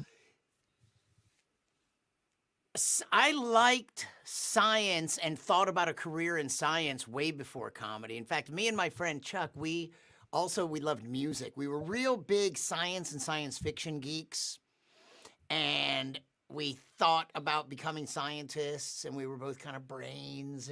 But we wrote songs together, my lyrics to his music mostly, and like we kind of had dreams of being rock stars or scientists, or why not both, scientist by day, rock star at night kind of thing. Or why does it have to be that? Why can't it be It worked for scientist by Brian day, May. scientist at night? Like rock star by day, astronomer at night. Right? Yeah. But I didn't end up really pursuing either of those. And I got a degree, and then I was out of college for a year, and then I went back and was in graduate school for TV production. And by then I had always been, so the love of stand-up comedy was pretty early also. And I grew up with albums in the house, vinyl by, we had Monty Python albums, and I had some George Carlin albums and Richard Pryor albums and the first Steve Martin album. And the first crew of Saturday Night Live had an album that I had. Few Monty Python albums, and I don't know, might be forgetting something, but I grew up on that stuff and consuming a lot of science fiction. But I never really thought of becoming a comedian. But sometime later then, like college, and by the time I was in graduate school, I had written down some ideas for jokes, and I'd thought about it. And what happened is, at some point when I was in grad school in Austin, Texas, I saw a sign for the funniest person in Austin contest, and I was ready to try it. I had always been shy. I didn't have a lot of stage experience, and I was kind of shy, but funny with my friends, funny in a small clique, but not the class clown, and not in theater or anything like that. But I had these dreams in my head of being a rock star, with Chuck. But I have a little joke where you go, sometimes if you say that you wanted to be a rock star, you got to be careful, because people tend to go, well, what instrument do you play? And then I have to say, I didn't say I wanted to be a musician. I said I wanted to be a rock star. Big difference. So I tried it and I liked it. I did pretty well. Like I did 2 open mics, and then the contest was my 3rd time on stage, and I was very spastic, and the open mics were in this small room, and then the contest was on the big stage in the bigger showroom, and it was packed. Instead of 50 people, it was 400 people, and it was packed, and I had to go on first, but I kind of rocked my set. I had put together a little set, and I rocked it. I was just so on. And then a few weeks later, I'd gotten a tape of that one. I made it to the finals. That was a round of prelims, and I advanced to the next round. But a few weeks later, I totally choked. I had a tape of my set, and I just tried to repeat the magic. I watched that set, and I was like, yes, I'll just do the same thing. And I said a lot of the same words, but it just wasn't as funny. It was magically funny that first time, but that second time, I learned this harsh lesson of saying the same words it's not just about the words. You can say the exact same words and it kills one night and it doesn't another, because there's the performance matters. It's not just saying the words. I wasn't really on. I was on that first time, and that next time I just wasn't on. I wasn't really in the zone. I was trying to repeat the magic instead of being in the moment and making new magic, I guess. Well, also there's the audience. You never know if someone's going to hit them the same way as that's true, but I'm taking I don't want to put anything on the audience. I'm saying I take full responsibility for the fact that I didn't perform as well. It wouldn't have mattered who the audience was. I didn't perform as well that other time. I was trying to say the same things, but I didn't say them. They were so fresh. I had prepared material, but within it, I had improvised. That next time, I was like, oh my God, some of those riffed lines were hilarious. Of course I'm going to use them again. But the whole thing was, I was in the zone and fresh, the pre-written stuff and the riffing, that third time on stage. But the fourth time on stage, I just wasn't. I was in my head trying to remember stuff, and I take full responsibility. I wouldn't have made, I got laughs because the jokes were kind of funny, but I didn't deliver them nearly the same. I didn't bomb, but I didn't connect the way I connected that other time. And so I didn't place. Like I had done really well that one time and that time, but it didn't matter. Like I learned a lesson and I was hooked. I was like, oh, this is fun. The taste of that other one, that was a bad taste in my mouth. It's like, oh, that wasn't as good. But that third one was like, that's what keeps you hooked. Even if you have crappy shows, you can bomb some, but the magical shows keep you hooked. I think also, I mean, you're not a real comedian, I don't think, until you've bombed and then you return to the stage. That's what kind of separates someone who's able to do this and someone who's going to fall when they kind of like have that bad experience. Yeah, believe me, you want to. And that's another thing you have to learn over time is like not to, in that moment, and when you are kind of bombing, you can't give into it because then you can't win them over. You have to become funnier. Instead of like crumbling under it, you better become funnier because that's the only way to get out of the hole and not like succumb to it and get less funny.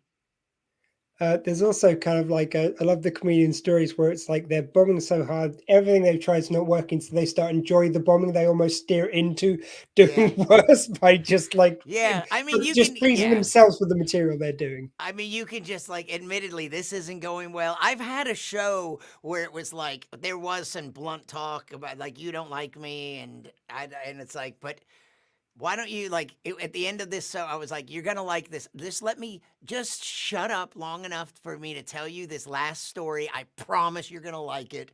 Just if not, you can meet me in the parking lot and beat me up afterwards. Like, now I've got a question from the floor, and I am trusting the audience here that this is not a nasty setup, that this is something you're going to have an answer for. But Leah has asked Brian about his giant dick collection. Now, is that just a weird heckle, or is that leading to some story? No, see, the word dick is capitalized. As funny as it sounds, I'm a big fan of Philip K. Dick, and he's the science fiction author who's, by now, so many of his short stories and novels have been adapted into films. Blade Runner is the classic, and Total Recall. Minority Report by Spielberg. A Scanner Darkly is this cool animated one by Richard Linklater. With Iron Man himself in it. Oh yeah, it has a great cast with Keanu Reeves and who did you just say? Iron Man. I just can't picture his name. Yeah, three names. Played Iron Man. Ding ding ding ding ding. Also Sherlock Holmes. And also what's her name? Wow, just drawing blanks on all the names. Anyway, that's not Adjustment Bureau is one. Paycheck is another. But Robert Downey Jr. I was just getting it when someone put it in. Robert Downey Jr. Exactly. And anyway, fans of Philip K. Dick for a long time have referred to themselves as dickheads, and so I have. And in fact, I made a video for Time Mag. I used to make science videos for Time Magazine, and one was about Adjustment Bureau. Was this who is Good Will Hunting? Who's the star of Good Will Hunting? Matt Damon stars in Adjustment Bureau.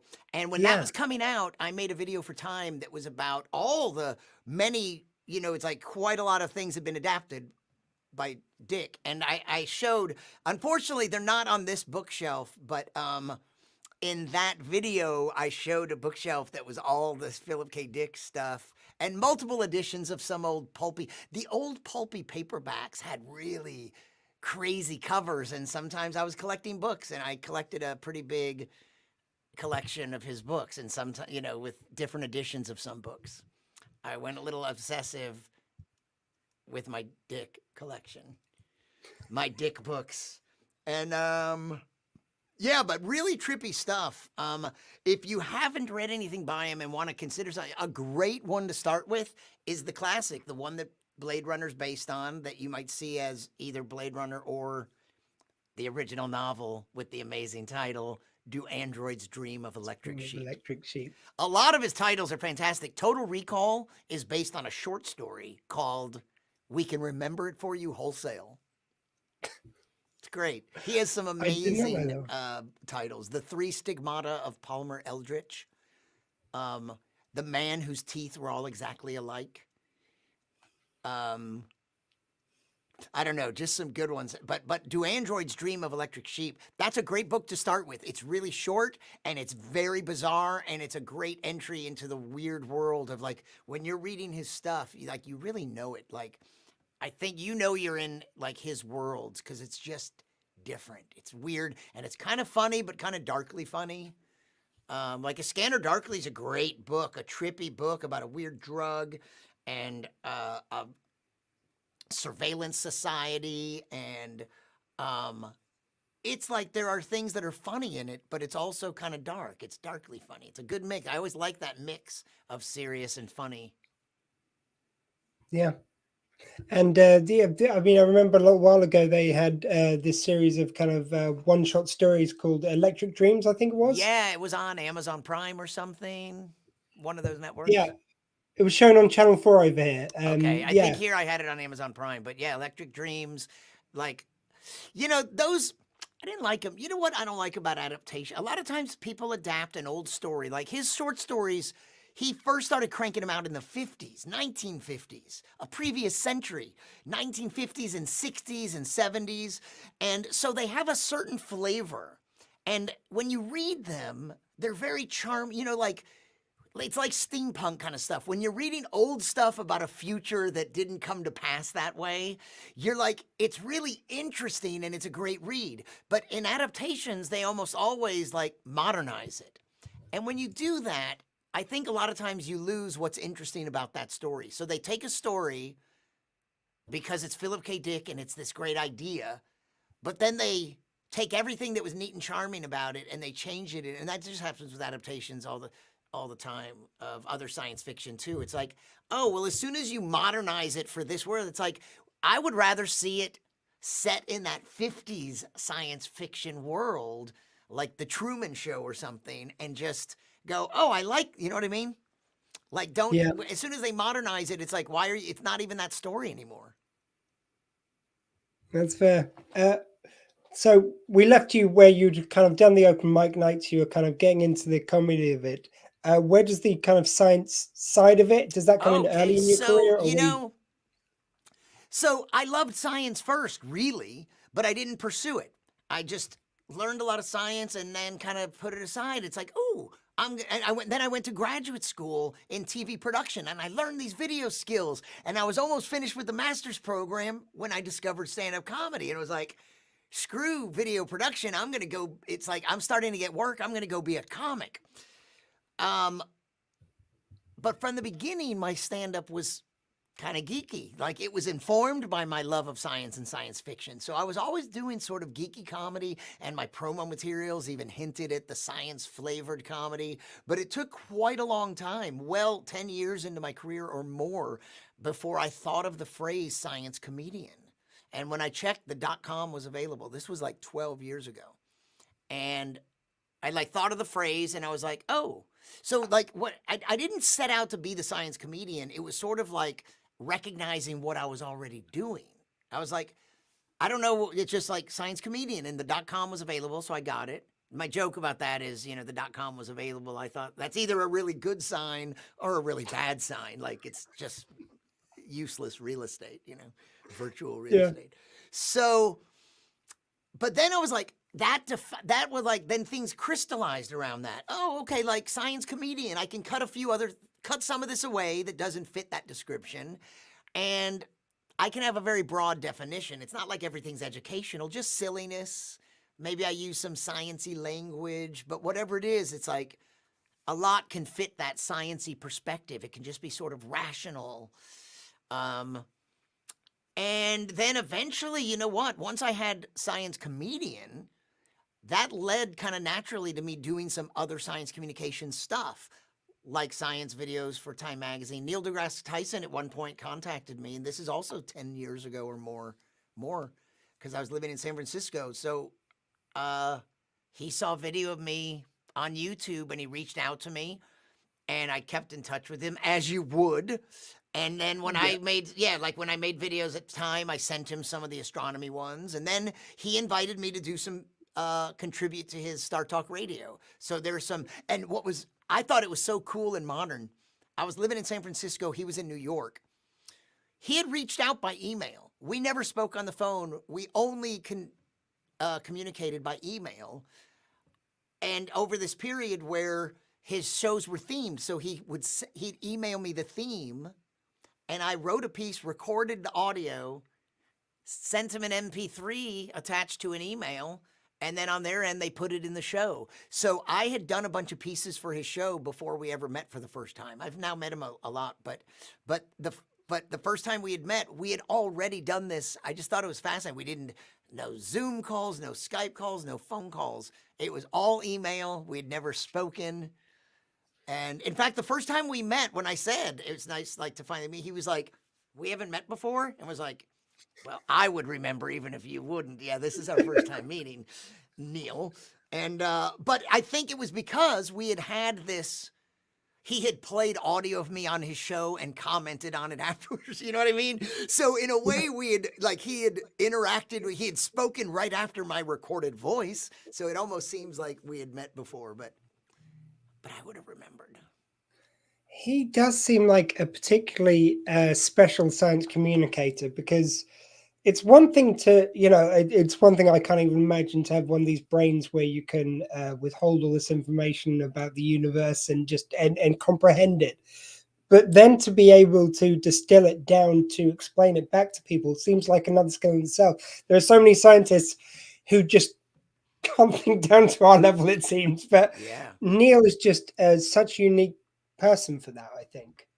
Yeah, I think he does really well. And by the way, that reminds me, what were you talking about with the last guest? Because I came in at the very end, into the green room before I came on air with you, and I didn't know what you were talking about because I came in way too late in the show. What were you talking about?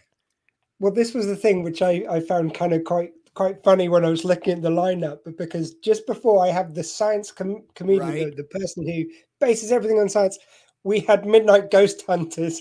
That's what it sounded like. We hooked up live with some people doing a ghost investigation, a couple of friends of mine. I must admit, I'm not a believer in that sort of thing, but it does kind of fascinate me, the kind of the way they try to apply science to it. And So here's how I apply rational thinking to it. I don't believe in ghosts because for one reason anyways, I think if ghosts were real, they would be naked.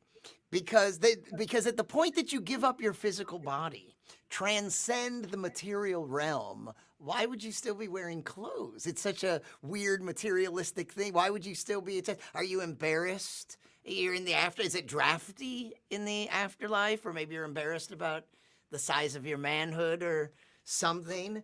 And then what are the clothes they wear? It's either they're wearing the clothes like they wore in real life, or they're all wearing that plain white gown that you apparently get issued in the afterlife. Is that some ghosts wear the white gown that's required? So anyway, there's a little more to that, but the gist of it is, why would this ethereal being be wearing clothes? It just seems odd. Yeah. I don't know if it's the strongest scientific argument against it. There might be others, but I mean, for me, it's more the fact that whenever there has been, there are people whose literally life is to investigate them, always with the open mind that it could be, but they use scientific basis, and they have never found anything that they could, which proves they're a ghost, or which, and everything seems to be able to be explained away through scientific measure. They've said, look, the second we find something which disproves everything so far, it's off the table, like with anything in science. I would love to have some really weird, unexplained experiences that would convince me of something otherwise. I'd love that to happen. Wouldn't you rather there be, I don't know if we'd rather there be a hell, but an afterlife, like something, like, wouldn't you, like, of course I'd like to believe that. But it's sort of a, if it sounds too good to be true situation, maybe. I mean, it's sort of one of those things where I'm big enough to admit that I don't know the scientific, like they presented stuff which is like, I cannot explain that. It doesn't mean it's inexplicable. It means I can't explain it. I don't have the scientific wherewithal. But it's kind of interesting. And to be honest with you, it's quite fun to do it around midnight on a 24-hour broadcast. That's cool. Are you tired? So why are you doing, and then last question for now. So what is Squeefest exactly? So it started off as a radio kind of audio thing of the old podcast, which I used to do. And I just, so when it was just a challenge of going for 24 hours, it was 24 podcasts at the time. There were no kind of interview guests then. And the idea was to just raise money for charity by doing this kind of like thing. So you had no guests and you filled the hour yourself, 24 hours? Yeah, so I go through the entire 24 hours. And so this is the fourth one I've done. From the second one through to now, they've all been on video. I started getting more and more guests on. The current radio show / video podcast, which I do, it is on video. So, and the show's about interviews. So now like this year is the most interviews I've had, and it's 10 interviews and 14 other shows. So like some podcasts, some kind of like we play a couple of games. Like we had this game called Outrageous Liars, where you're asked to tell about this this event that's happened in your life, but you've never heard of it. It's not something that's actually happened, and you have to make it up on the spot. And then other people add stuff like, the other players buzz in and say, "Oh, and I think you forgot to say," and they'll just add something on the spot, and you've got to incorporate it. Classic improv kind of game. Cool. You said and we raise money for charity. And you raise money for charity. And you said the show is like about interviews, or you mean it consists of interviews? Because that's become, I perform and I give science communication talks to help scientists be better speakers. But this third component of what I do is mostly interviewing scientists. But I've had a show before where I interviewed authors, musicians, scientists, artists, activists, whatever, just anyone interesting, really. So I've interviewed a lot of authors and a lot of scientists, and I really love interviewing scientists for events and for video things and video projects. So I've done a lot of that, and in terms of what's been going on with my career lately, I sometimes go to meetings and things, and that's my job. And there's this meeting in Lindau, Germany called the Lindau Nobel Laureate Meeting. And it's this annual thing that's been going on 71 years where they bring in a bunch of Nobel laureates to this quaint little medieval town in Germany on a little island on Lake Constance by Switzerland. And then they bring in hundreds of young scientists to spend the week, like not only like hearing lectures by the laureates, but hanging out with them and doing meals and picnics and some social stuff and getting kind of mentored by them, but getting to spend a week around them. Some of them get the opportunity, there's a lot of them, so some of them get the opportunity to present their research to some laureates and their peers. And it's this amazing little event. And for about 7 years, I've been working with them. And I go there and I interview scientists directly live onto their social media channels. And it's really fun. That's amazing. And I did it twice this summer because I went to an economics meeting for the first time. They do those less frequently.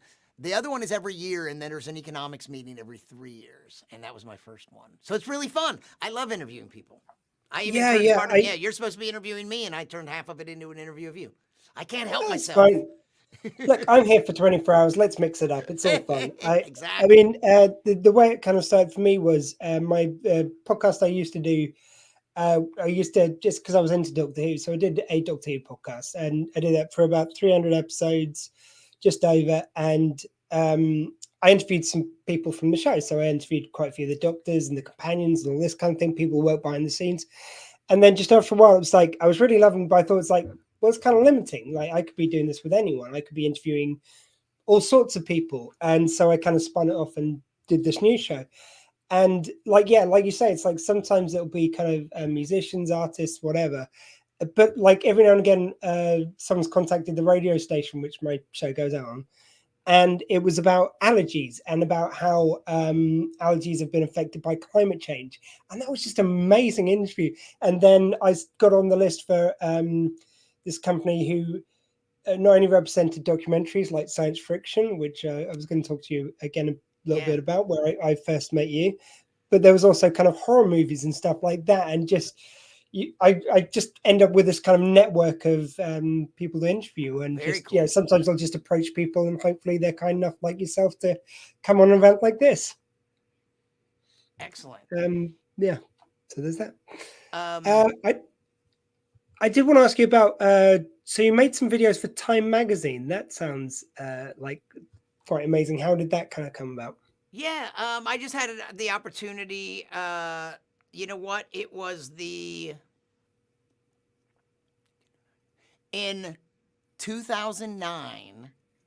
It was Abraham Lincoln's 200th birthday coming up, and so someone that I met in graduate school and became good friends with, he was in the position to give me an opportunity at Time to make a video about Abraham Lincoln, because he knew I had kind of a thing for Lincoln. And it's not even that I'm knowledgeable, particularly knowledgeable about the historical Abraham Lincoln. It's more a fetish of the idea of Lincoln, because he's so funny and distinctive looking, and probably the most prevalent, like he's everywhere, right? He's on The Simpsons, he's on the penny, he's on the $5 bill, he shows up in commercials. He's like in our culture probably more than any other president. Lest we forget Bill and Ted. Yeah, exactly. He's in, I probably missed that for the video, but I have all these references. So, but the thing is, when he approached me and said, would you like to make a video? Coming up February 12th is Lincoln's 200th birthday. I said, well, do you know what? February 12th, 2009 is also Isaac Newton's 200th birthday. Isaac Newton and Abraham Lincoln were born the same day, the same year, the same exact day in February 12th, 1809. And both of them really didn't rise to real prominence until a little later in their lives, like 50. Like they had a lot of, like, you know, like Darwin didn't publish. He was gathering and could have published his work a lot earlier, but he was like 50 or in his 50s. And Lincoln had some failures along the way before he became president. And so I said I could make a video about both of them. I don't know what I was thinking, but it turned out really good. Like I wove like some stuff about the two of them into a video, and it was well received by the other people. So that opened the door to me doing other science videos. The others were pretty much science videos, although the one was about the films of Philip K. Dick, so science fiction. Another one was about, is time travel possible? Could it ever be possible? And that one came from some jokes of mine. But the others were different things. Another science fiction sort of one is, I know a science fiction writer, Canadian science fiction writer by the name of Robert J. Sawyer. He's quite successful. And back then when I was doing those videos, one of his books got adapted for a TV show called Flash Forward by ABC, I think. It only lasted one season, unfortunately, but as it was being made, I did one on that. I interviewed him on the set of Flash Forward down in LA, and we picked the time when he was visiting the set, because he lives in the Toronto area, or in Toronto even maybe, and so he was visiting, you know, the set where his own novel was being adapted, and we did an interview with him and got some behind the scenes footage and talked about some of the issues that we're in. So we brought some science talk into it because of the science that was at the core of his science fiction story. And that's always fun for me, the science behind science fiction. Love it. I have not thought of Flash Forward for a number of years. I'm now remembering the cast, because Seth MacFarlane popped up in that. Jack Davenport, I think it is, in one of the lead roles. I don't remember. Yeah, But that was sort of about a take on like the Large Hadron Collider, or some collider, something triggers something weird, and everybody passes out for 10 minutes or 20 minutes, and then they have memories that are like a flash forward, like premonition. Like what is it? We don't even know what it is. And some people didn't have anything, and it's like, oh, are they? And it all seemed to be from a time, I think, 20 years in the future. That's what it was. Everyone blacks out for like 2 minutes or something, and they have this experience of what appears to be 20 years from now. But some people don't have anything, and does that mean maybe they're not alive in 20 years? We'll tune in again next week. Well, I tried, but then they cancelled it. They did, left you hanging. It was a good book, though. I'd read it. Excellent. I wasn't aware it was based on a book. I'm going to have to check that out now because I did enjoy the series for as well. You know, I don't know if you had specific questions, but you had asked me about some science misconceptions or top 5 science things. I want to know that about what, like suggesting if I don't really have like a top list of something, but there are a couple things I've encountered online that are interesting misperceptions and lead to some science stuff that's just good basic science to know, I think. And it's not that funny, but it is really interesting. And one idea I've encountered before on YouTube 2 different times, years apart. One, years ago, there was this great trippy video where something's in the sky and it's like radiating out like exhaust. Well, it's the exhaust of a SpaceX rocket, but it's making a really interesting display. And it's not like anything you've seen, and it's crazy looking. And I saw someone say this thing, but let me jump to the other one was I wanted to look for and rewatch some footage of the Space Shuttle Challenger taking off and exploding. And then I looked in the comments, and I saw this same idea again, where someone said that other thing couldn't be the SpaceX rocket. And in this case, they said, this is just more proof that the whole space program is fake. Because when you see the shuttle take off, you know, they take off, but then the path, always you see the exhaust and it curves. They don't keep going straight up. It curves. And you're gonna hear some sounds in the background, and that's a cat, my cat, scratching at things to get my attention. Well, let me throw in while you're saying that. If you hear any snoring in the background, it's not me, it's the dogs on the bed. Sure, if it's snoring. Okay, so this was saying, so you know what I mean? It's like, and maybe you've seen this. This guy was saying you can tell it's fake because it doesn't go up, it starts going sideways. All right. So it's always really interesting to me when someone says the combination of arrogance with ignorance is always such a beautiful combination. When someone is like, rubbing something in, like they're so sure, it's like, that just proves it. And they are, what it really proves, they don't understand, is that they have no knowledge. It's that all rockets, they start off going straight, but then they go sideways. So let's hold that thought for a second, and let me ask you a thought experiment. Have you ever heard this? Are you good at physics? Do you know much physics? Is that a... No, not really. I'm science curious, not that science literate. I must admit. Okay, for Dr. Squee, what are you a doctor of? Podcast and radio. Okay, then you better be able to answer those questions. Well, let me ask you a thought question. Let's say you had 2 bullets, and one is in a gun, and you fire it straight, level with the ground. Okay, just parallel to the ground. And at the same time that you fire that one, you drop this one. 2 identical bullets. One you fire completely level, and the other one you drop. Which one hits the ground first? Or how do they, like, what do you think? Okay, I'm going to go with the fact that the one from the gun is going on propulsion, like from the gun. It is traveling vertically, and the other one's traveling down. It's traveling horizontally. It's traveling horizontally, yeah. pardon me, Yes. horizontally. The other one's traveling towards the ground. Dropping it. So I'm going to guess that one's going to hit the ground first because the other one's traveling outwards, and even though it will eventually, like, it'll lose momentum over time and go towards the ground, it will take longer, is my guess. Yeah. So that's a sort of intuitive thing to guess, that something about the motion, it would probably take longer to fall.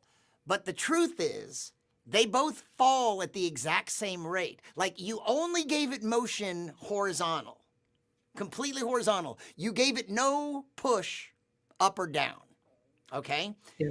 And as soon as it leaves, as soon as you let go, or fire it, it falls straight down at the exact same rate. Now, it's going to fall way over there, but it's going to fall at the exact, it's like the same, but now you got to discount air effects like like air float. It's like if it were in a vacuum, yeah, just sit down there, kitty. If it were in a vacuum and you didn't have to worry about air effects, they would both fall at the same rate, because it's just the same thing. They're falling due to the attraction of gravity. And here's one little misconception. It's not just gravity pulling on the bullet. Gravity is the attraction between two things. So they're pulling on each other. In this case, the Earth is way bigger. And yes, it's like, but the gravitational attraction between two things, it's a thing between them. It's not like the Earth's gravity. It's like, well, it kind of is, because in Einstein's view of things, it's warping space. But anyway, when things are more evenly matched, they're pulling on each other. And if they're circling each other, like, you know what? The Earth and the moon is not exactly circling around the Earth. The point that it orbits around, it's not the middle of the Earth, because it's almost the same size. It's a point a little closer, but it's not just orbiting around it. And if they were, you know what I mean? And if they were equally matched, they would be, one wouldn't orbit around the other. Anyway, that's a slight aside. The main thing to get from that is let's take that bullet experiment a little further. So it falls at the same speed that everything falls on Earth. Yep. There's a rate that everything falls on Earth. From about this height. If you get farther away, you start off slower. But if you fired that bullet faster, it would still fall in the same amount of time, but way over there, right? And if you fired it fast enough, you'd start to catch up with like the curvature of the Earth. Could you imagine? Like, we're talking about this little distance, but what if you fired it so fast that by the time it was falling, well, the Earth was curving around down under it. So each time you fire it, it goes further. So picture the Earth. Mostly it's just going like this, but if you fire it fast enough, it's going to land here. And if you fire it even faster, it's going to land all the way around here. And if you fire it fast enough, it's always falling towards the Earth, but it's moving so fast that the Earth is sort of slipping out from under it.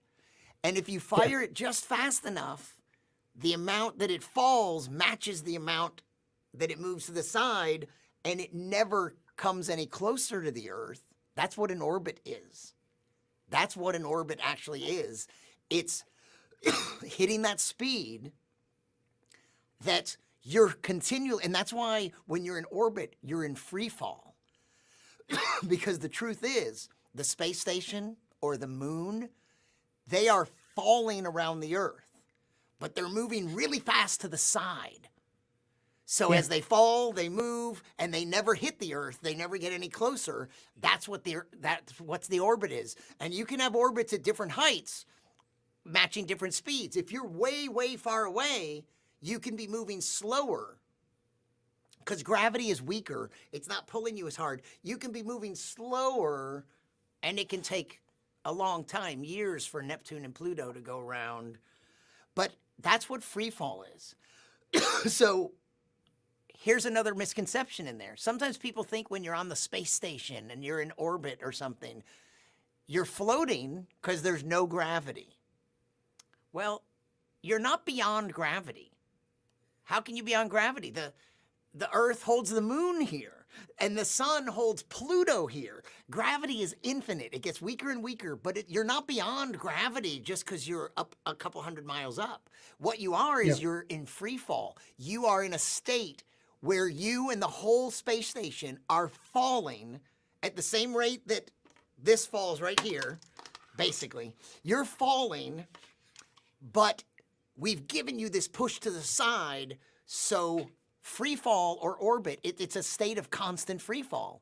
And so you're not beyond gravity, you're just in free fall. And that's actually why they prefer the term in the space business, they shy away from zero gravity, and they call it microgravity, which that doesn't make any sense either, except it's just to say you're not beyond gravity. It's just that you're in free fall. Yeah, because So, that's yeah. Does that all make sense? yeah. I mean, just reminded me of something. I think it was Neil deGrasse Tyson. I might have heard explain this, but they were talking about debunking all the kind of myths around the moon landing. Yeah. Why people kind of claim it's fake, and one of them was the flag, and it's basically they were saying that there was a crook in the pole which held the flag in place, which create that kind of like waving effect because people were saying, "Oh, there's no gravity." So it was just vibrations. I think as they were putting it in, it's vibrating, and there's no air, like which would slowly dampen, like a vibrate. But it's like there's light gravity. Maybe something's holding it up. I don't know. But the movement was just a continuation. Oh, it's vibrating, and it just keeps vibrating a little. Well, I mean, it's. I think that Neil deGrasse Tyson had got this from one of the kind of journals or something from one of the people that apparently there was a bend in the, like at the top they had a bit of wire kind of holding it in place, and apparently that got bent, and that's why it kind of moved in a certain way. Yeah, I don't know. So I'm kind of half remembering this from a kind of Yeah. few years ago. Let me so now, having said all that, those people that thought that can't possibly be a SpaceX rocket and the whole moon thing is fake because they went sideways. Here's the thing. It's like, that's what you have to do to achieve orbit.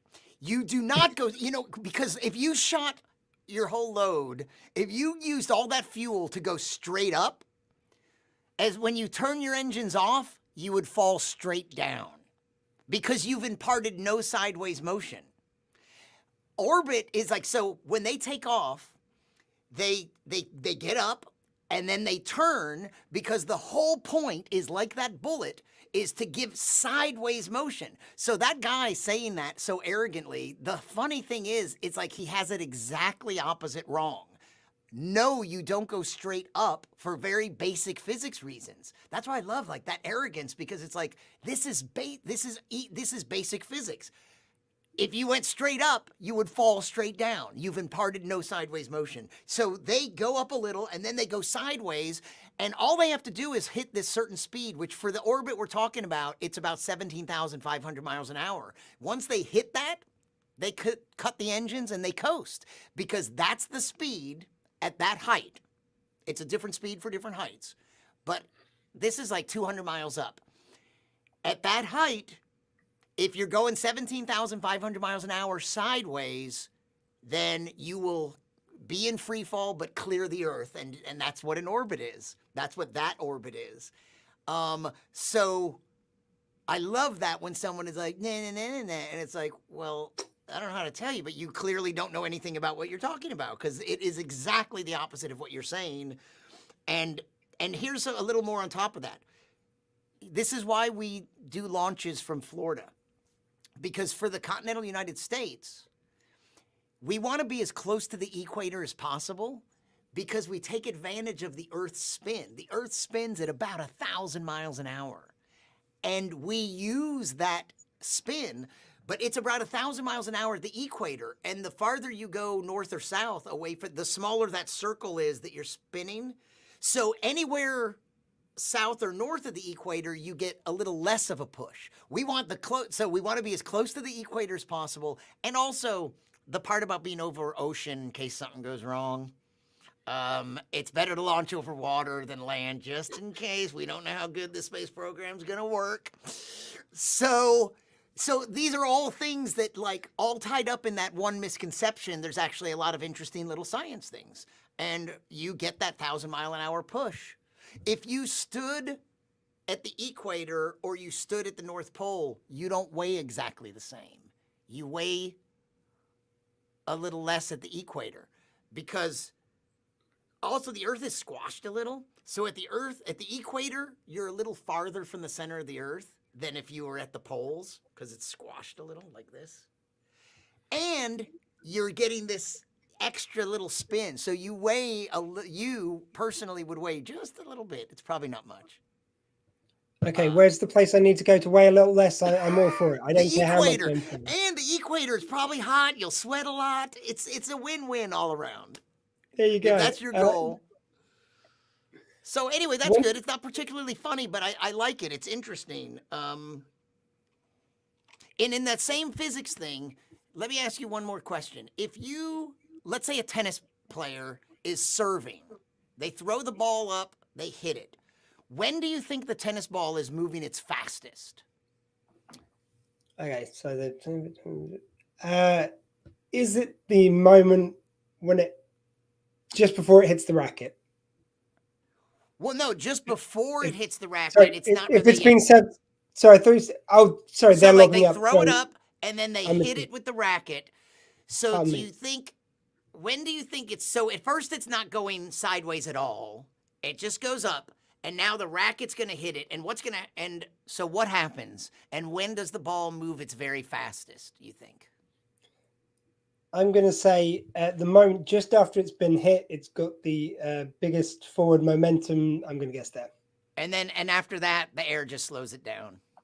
Yeah, that's true. But some people have kind of thought probably you hit it, and it probably takes a little while to get up to speed. But that's not true. It's what you said. It does. You know, the nature of the racket is it's flexible, so it's hitting it for, like, if you watched it in super slow motion, you would see it hit and bend. And then, you know, but the moment it's only when it's pushing on it that it's giving it any force. As soon as so the whole time it's pushing it, it's speeding it up. And the moment it stops pushing it, slowing down. Yeah. You had that one right. one which I want to get on, because it just reminded me of it when you were talking about the equator and you weigh a little less, you weigh a little more at the kind of different points. Time dilation I find kind of fascinating, because I've watched loads of these programs about time travel and the way this all works. I love the science when they break it down that if you're on the top of a tall building, technically time is passing slower for you up there than it is on the ground. Yeah, it's just because gravity, any mass warps space, and the more mass warps it the most, and the closer you are to the center. So if you go a little bit away, if you're in orbit, you're a little farther from this, and if you're on a tall building or a mountain, you're a little farther away from the center. So time isn't slowed down for you. If you're a little farther away, time is moving a little faster for you. If you're closer to the center, because that's where it's warped the most.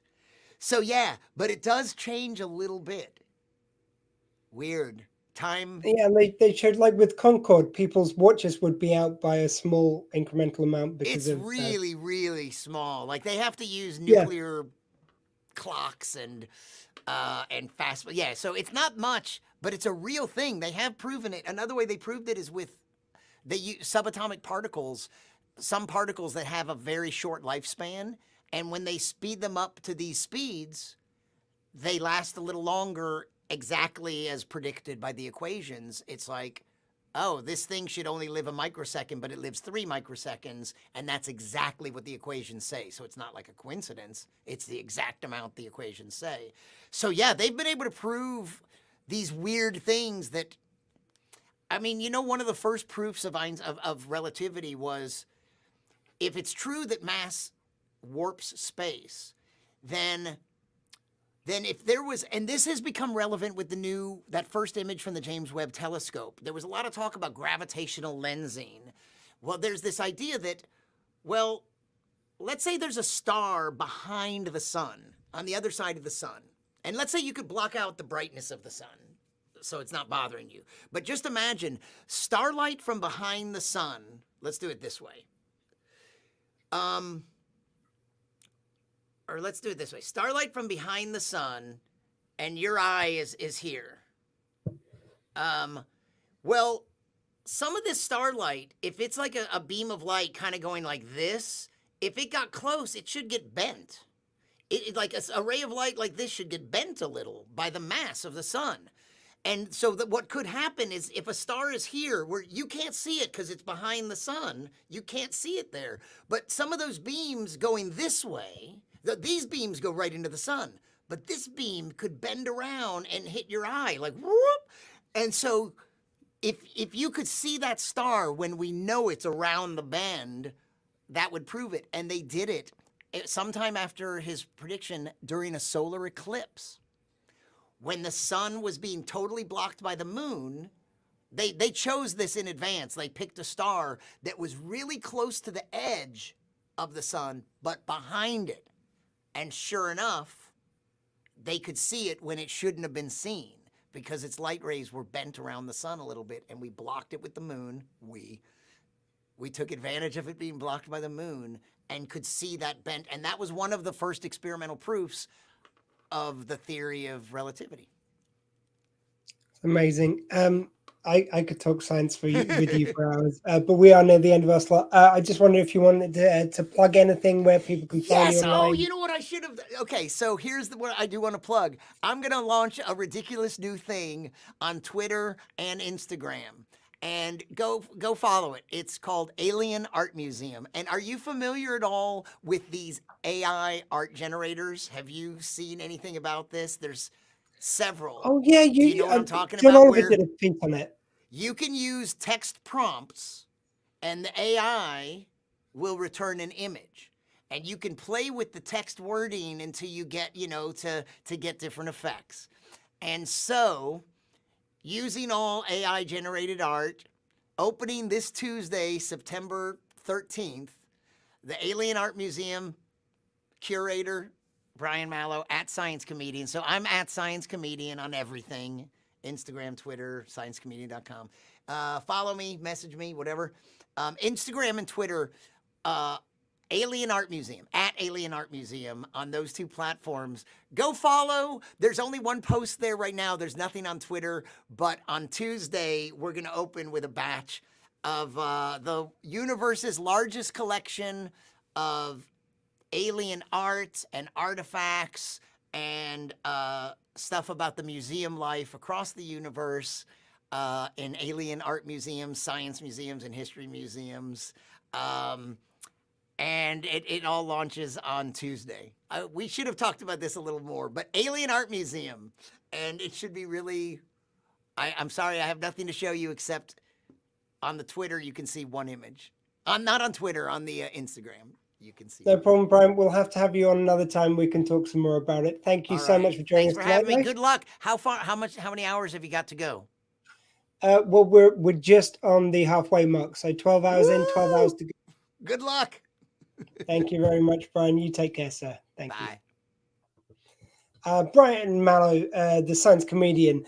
We are now going to welcome a man. Well, look, he's got a new identity since I last spoke to him. He has been subbing, I guess would be the term, on Fat Man Beyond. And now when he enters a stream, he has to identify himself as hoo-hoo, Dilf, apparently. So let's see if we can get this to work right now. You're really going to make me do this? Go. He's so demeaning. Dilf. But it makes me so happy. Part of me died inside when I had to do that. Not now, the first time. But you've just given me the energy for another 12 hours by doing that. I always look at where I fall in the schedule for this, and I always think, okay, I think what Squee is doing here is he's counting on somebody that's just gonna keep talking, so you can just kind of you can do what the doctor said and take little naps when everyone else was talking, kind of thing. So that's why I figure I kind of slide in at this point. Maybe I'm right, maybe I'm wrong, I don't know. Look, I have never denied that I want good talkers on this. I need to kind of save a little bit of my voice, so I need people who can carry a conversation like yourself. But oh man, always I look forward to our yearly conversations. Oh, definitely. And it's so nice that there's nothing else big in the news, and you're part of world to kind of dwarf the news of this stream going out. You know what I'm saying? Can't think of anything big that's happened. No, nothing at all. Nothing. Oh boy. It's the first time I've had to put a disclaimer before Squeefest saying it's like, look, I understand a lot of people have cancelled events. If I like if I postpone this, it's cancelled because I can't get this group of people together. You know, it's not, and it's for charity, so that's why I'm going. Like I was almost apologizing to the people that I was streaming 2 days after the Queen had passed away. Yeah, I was wondering if that was going to come out. I mean, because it's a national time of mourning, so.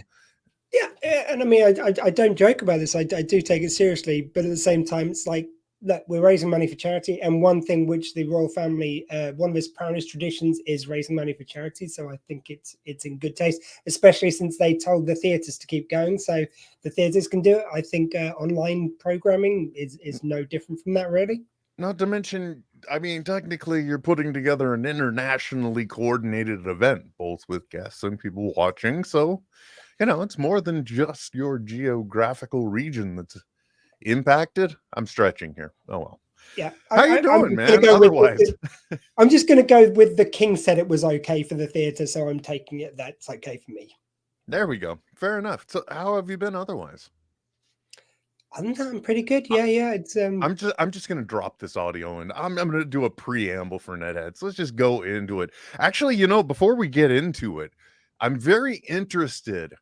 Because I always look at the lineup and I'm like, oh my gosh, look, I can't believe he got him. Oh, I can't believe he got him. And then I had the strangest reaction when I saw that you had Brian Malow on right before me, because I don't know if it came up in the time beforehand, because you know it's Saturday night here with the family, so I'm already on thin ice. So it's not like I can say, oh, I'm gonna go, you know, listen or watch part of Squeeze stream so I could also see Brian Malow, because he and I were both on the Play TV network. So then to see him not only on the stream, but also like right before me, I'm like, how did that come together? Well, it was kind of funny because, I mean, Brian asked me about the show, which was before him, which was like, it was, I mean, just the way it worked out. But before him, there was this slot where I was talking to some people on a ghost investigation, because I thought it was just a kind of fun little thing to do for midnight. And of course, you know, because they're serious about this, I didn't, you know, I took them very seriously. But then I go straight from this to into a science thing. You went supernatural to science. It all made sense to me. Oh, hey, look, there's Brian. You said it didn't come up. I had no idea you were coming on. We should hope. Yeah, I was like, bring him back on, for gosh sakes. Oh, he's got to hold on. Audio. He's got to calm in. Is it there? We go. No. Now can you hear me? Yeah, this is great too, because last year when I was doing this, I crashed the stream after mine to ask a question. Yeah, when I saw you come on, I was like, I couldn't believe it was you. Like, I knew it was you, but I was like, this makes no sense. How this, like, what? I couldn't even process it. And then you didn't say anything. And then finally you said, I was like, maybe he just sounds like Will, but it's like, that's Will, right? I knew it was you, but I couldn't understand. How do you two know each other? I can't. Well, it's kind of my, I'm a big fan of Kevin Smith, and through that I heard Netheads. I really love the show. So just one year I reached out to Will and said, do you fancy coming on this thing? And it's been our yearly little meetup where we catch up, really. I didn't look at the schedule, so I didn't know who was after me. And I had to ask him about what they were talking about at the last few minutes of his. So that's amazing. So Will, do you know what Will is talking about? We were literally, it's weird to say, but we were on a pioneering live streaming video network in 1999 and 2000. For real. I cannot, it does sound incredibly douchey when you say it in the fashion of Al Gore invented the internet, but I know, but it was pre-podcasting, and it really was. There were only a couple things like it, and unfortunately they got better press than us. Yeah. And for those that don't know, it was this thing called Play TV at the time. There was a company called Play Incorporated. They had come up with an amazing video production studio in a box. So it was the world's biggest computer dongle. I mean, it was the size of a coffee, an end table, really. But it can do all visual effects rendering in real time. And the thing that they figured out is with their video preview card, they could also digitally capture that stream. So that way, then they could take their signal and then go purely digital from it to a codec that would be able to decompress it. So they could instantly stream an amazing video image, especially if you were using chroma keying, because it wouldn't bother updating any of the information behind the talent if they didn't move in front of it. So it was a really crisp, clean picture. All that said, they decided to put together a TV network in order to promote their product. That's the only reason why it existed. And this was also at the time when I think DSL and cable may have just been coming into fashion. Yeah. And we had the balls to be doing streaming video on the internet. We were sending out a 56K stream for dial-up and a 300 kilobit per second 320 for 320 for DSL. And it's so amazing. Will, do you ever think this? Because this was the cutting edge.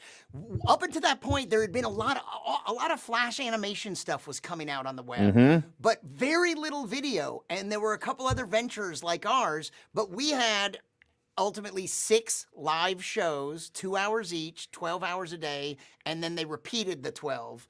But we used to send out these little live streams.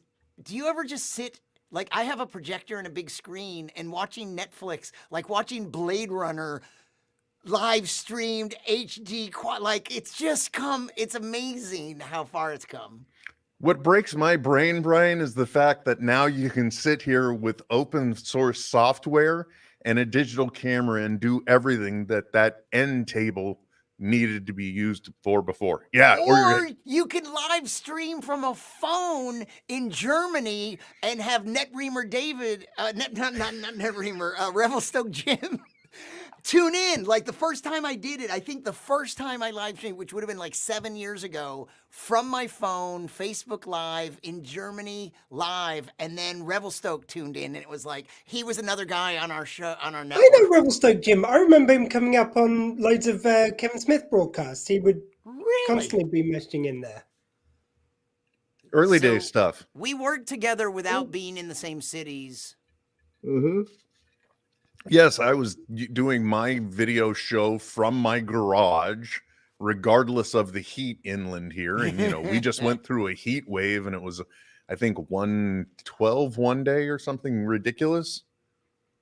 Insane for San Francisco Bay Area. But anyway. You know what? I did make, without saying it during my hour here with Squee, I did make a reference. I said that I had previously done something where I interviewed scientists, authors, artists, activists, and all this, and that I was referring to my old show on the same network as well. Which I don't know if he plugged the name, but for a science comedian, it's genius. The name was But Seriously with Brian Malow. So I recently did an album about it, I believe. I did some new, what did you say?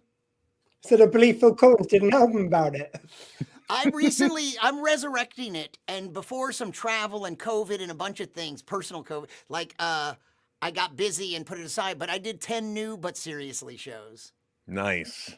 With different technology, using Restream to send it to multiple destinations, and since I'm on a Mac, I'm using Ecamm Live. And a Stream Deck. I have the same exact one sitting in front of me, but that one's just for controlling audio. The smaller one is for controlling the video signal or for the video inputs. Will, if you don't mind if I take over your show for a sec, Will, what are you doing these days? What do you do with others? What are your projects that you do now? I've always had a regular 9 to 5, except Play TV. That was the only time I was a full-time professional entertainer, I think.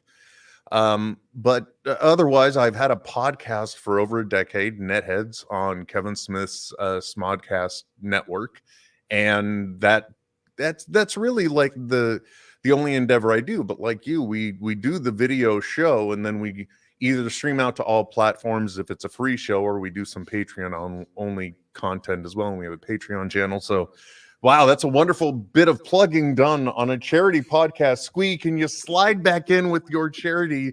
Tell them where to go for shelter.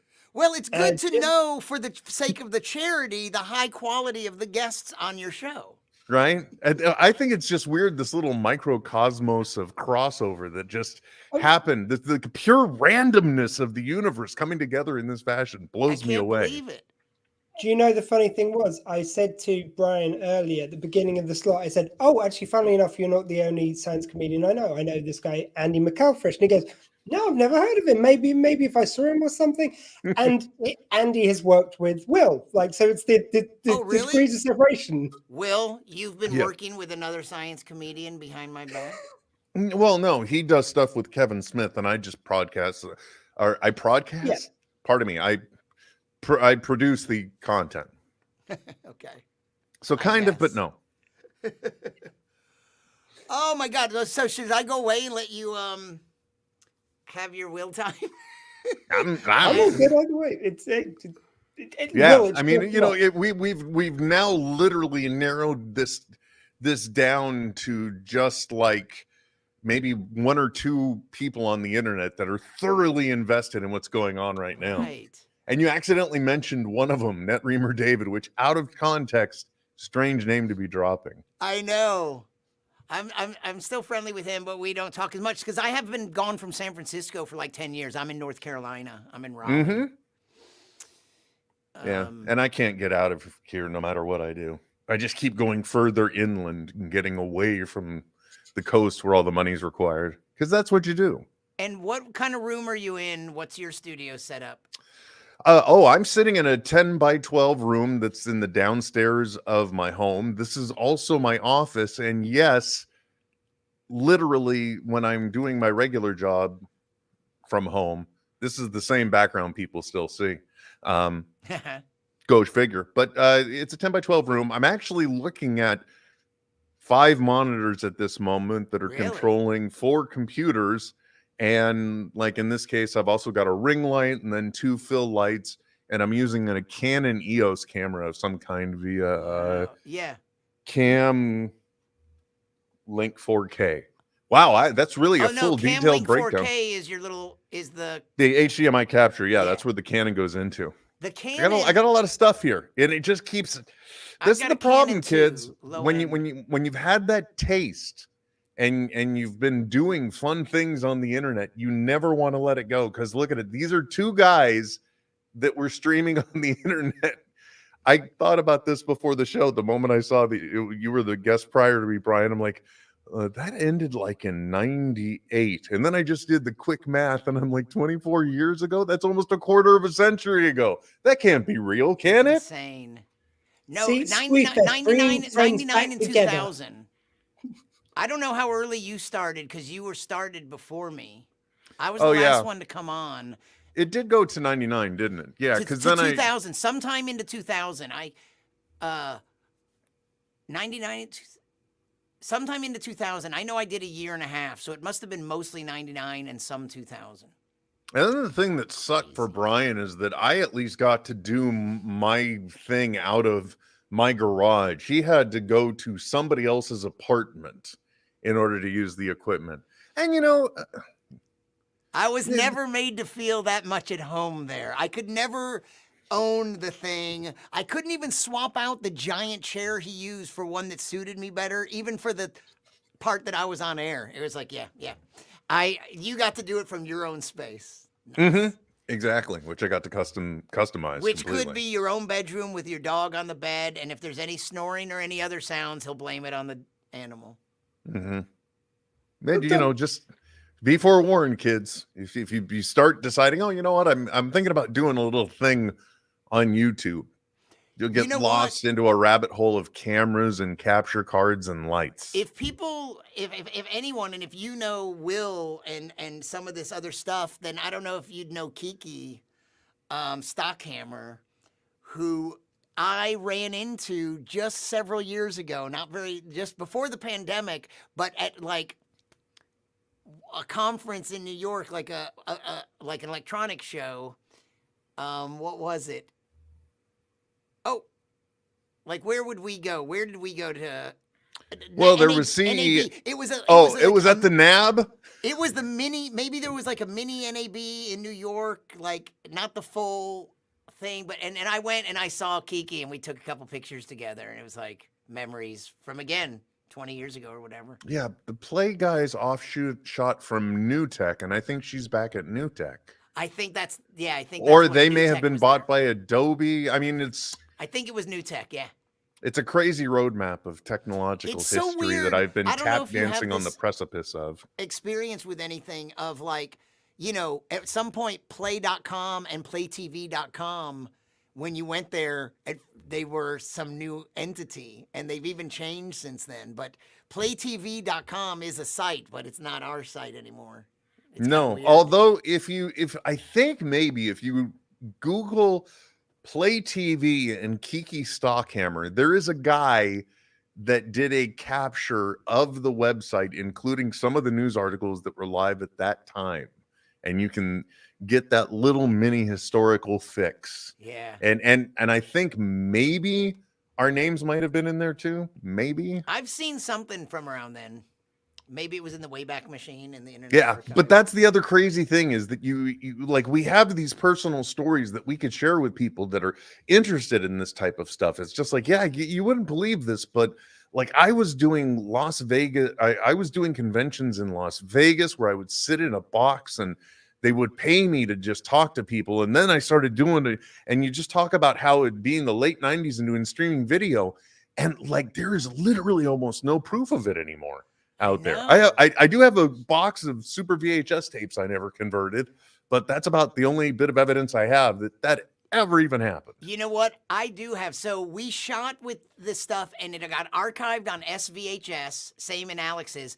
I left there with all my tapes, although I didn't get all of them. And in fact, prominently, one that I know was missing, I never had. It was Chuck Palahniuk, who wrote Fight Club.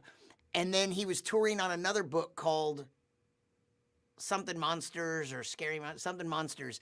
And that one, if it got recorded, I never had it, or I didn't leave with it. But when I moved from San Francisco to here, I captured all of those because I had to get rid of a lot of VHS sized tapes.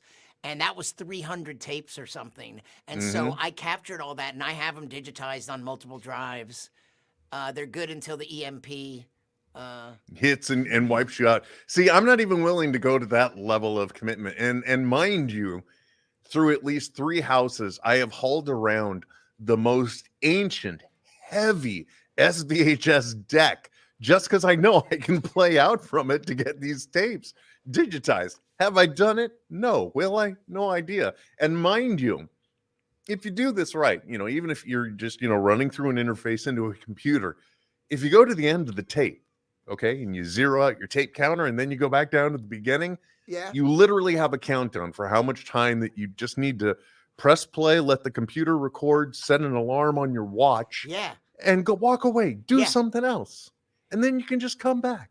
That's how I did I'm it. unwilling to do They that. were 2-hour shows, and we were like doing other stuff to pack and get ready. So it's like I could let that go for 2 hours and do other stuff and come check it. Yeah, and now digital editing is so easy, you don't even need to worry if you got a little overlap here or there. What we thought was high quality for the time, it's so low res by our standards today. Yeah, the wobbly lines are a little visible. Anti-aliasing isn't working so hot. I don't know. have some great interviews, but they're not very useful anymore. Squee, you want to jump in here at any time? It's like, I know. Or No, maybe no, save your voice. You have 12 more He's hours to go. again, I don't know if you caught it at the beginning, Brian. This is the point. I'm always brought in just so he can count on somebody blathering on, and he could just mentally check out for a bit. What I was really enjoying about this is one of the things which there's kind of 2 prongs on which Will Wilkins' podcast Netheads stands on. One is to talk about all things nerd. The other one is a tech review podcast, which doesn't always get as much love. It's got all the love tonight. I'm loving this. Like, this is probably the most tech review that's been heard of Netheads yet. All the kind of equipment you've talked about. Yeah, and the best part is cool stuff. I'm just going to take the audio and dump it, put it right into a podcast like that. A kind of green screen technology, but the screen wasn't green and it wasn't blue. In fact, if you saw it, it just looked like a regular gray screen. It didn't seem, but it was only part of the system. The other part, is that it wasn't a normal screen. It had these little glass beads or something. It was very reflective. And then there was a ring of blue or green LEDs that went around your camera, like your camera would shoot through it, just like a ring light. But those LEDs, the green or the blue, would reflect off these beads in that normal looking gray screen. And if you're in the room with it, you didn't see anything, but to the camera, it saw it as green or blue, and then you could key it out. So we were using a green screen technology. Yeah. And the cool thing about it too is that way you didn't require as much light for the set, because if it was traditional green screen, you've got to both color the talent, but you've also got to illuminate that background. With this, the background was always, and it didn't matter the angle, because it literally just looked like a gray set of drapes with a weird optical illusion. Yeah. And the LEDs were angled in such a fashion that they would all go out and geometrically come back to the very middle of the screen. It was great. And I'm embarrassed to admit, and I'm not going to go do it right now because I don't want anyone to hear all this stuff getting thrown to the side, but the term for the product at that time was hollow set. Yes. And I actually have the ring in the closet right to my left. I still have it because I was fiddling around with it up until about 2018. And then I was like, it doesn't matter. I can just do this. Play had one of their first successful devices was it called Snap or Snap It? Snappy. Snappy. So it seems absurd in retrospect. It's like it was necessary to catch a screenshot. You needed this device. Is that what it did? Mm-hmm. Because I just go Shift Command 4 or Shift Command 3. Well, with it, you could also hook something. I don't even remember how it worked anymore. But I think you could hook an external device or it between any two things. I can't remember which. I think it was that you could hook. It also was a camera interface. I don't remember. It is such a shame that NetReamer David and Rebel Stoke Jim, two people with funny nicknames. It's too bad they're not in the audience for this. Yeah, because they could remind us, because I sure as hell can't remember. I mean, that company, it really never kind of knew what it wanted to be, other than it wanted to bring things to the consumer level. And they had the success with the Snappy, as you mentioned. So then they tried to get into other software, and they released this product that was supposed to enhance, I think, Windows 98, and ended up getting into just this nightmare scenario where they were adding things to the operating system and blue screening people's computers. So that became a PR nightmare and wasn't exactly the product that they envisioned it being. And the whole time they were trying to release this Trinity product that I'm referring to, that they used to make, what did they call it? It went from being a Trinity to a Streamcaster. Was it that it? Globecaster. That's right. And, they never really, it eventually, I think when one of the co-founders, Paul Montgomery, passed, some of the vision shifted, and the more business-oriented guy said, why don't we just position ourselves to really focus on this? This seems to be the future, and we can get more investment capital going this direction than going a consumer-grade product or a mid-range product. Do you cross paths with anyone else, like even virtually? Because you know whose stuff I see. First of all, there's one of the Carls. There's the Carl Miller and his band and Kiki. Mm-hmm. But Carl Soule that works for Adobe? Yeah. But what about Odin? Do you know Odin has this series of videos called Odin Makes? He's been on my podcast. So how interesting, it's interesting to see his success there, because he worked for Play when we were and that's primarily what he did, was always building weird things. So now he shows people, he has a YouTube channel, and he shows people how to make great things like this, something sort like for special effects, like how to make that shield. Yeah, the Captain America shield that's made from 1-inch floor foam. The same he used. I wrapped that around a yoga ball the same way he did and stuck it in my car for 2 days. Nice. Yeah. Looks real enough to me. Yeah, that was the point. Why spend $100 on something metal. It's hanging on the wall. What am I gonna do? Run around? I'm Captain It's not America. even metal. What is it? It's floor foam, like the stuff you have in a shop or underneath weightlifting equipment. It looks shiny and reflective. Well, that's the paint. That's all the paint, because you use the metallic paint and then you throw the clear coat on. It's just beautiful. Wow, I seriously cannot believe the roadmap that we ended up traveling down here. Nothing about this day has gone the way I've predicted it. I've had to get into the physics of how air conditioners work to figure out how to defrost mine. And now this. Because the moment I saw Brian, I'm like, no way. How and how does this happen? Do you know how random it is as well? It's only because I was interviewing some guys who'd done this documentary called Science Friction, and one of them had to pull out last minute. Otherwise, Brian would not have been on that stream. Right. And he was on there. And when we were talking, he mentioned being a science comedian. And go, oh, brilliant! I'd love to interview you sometime.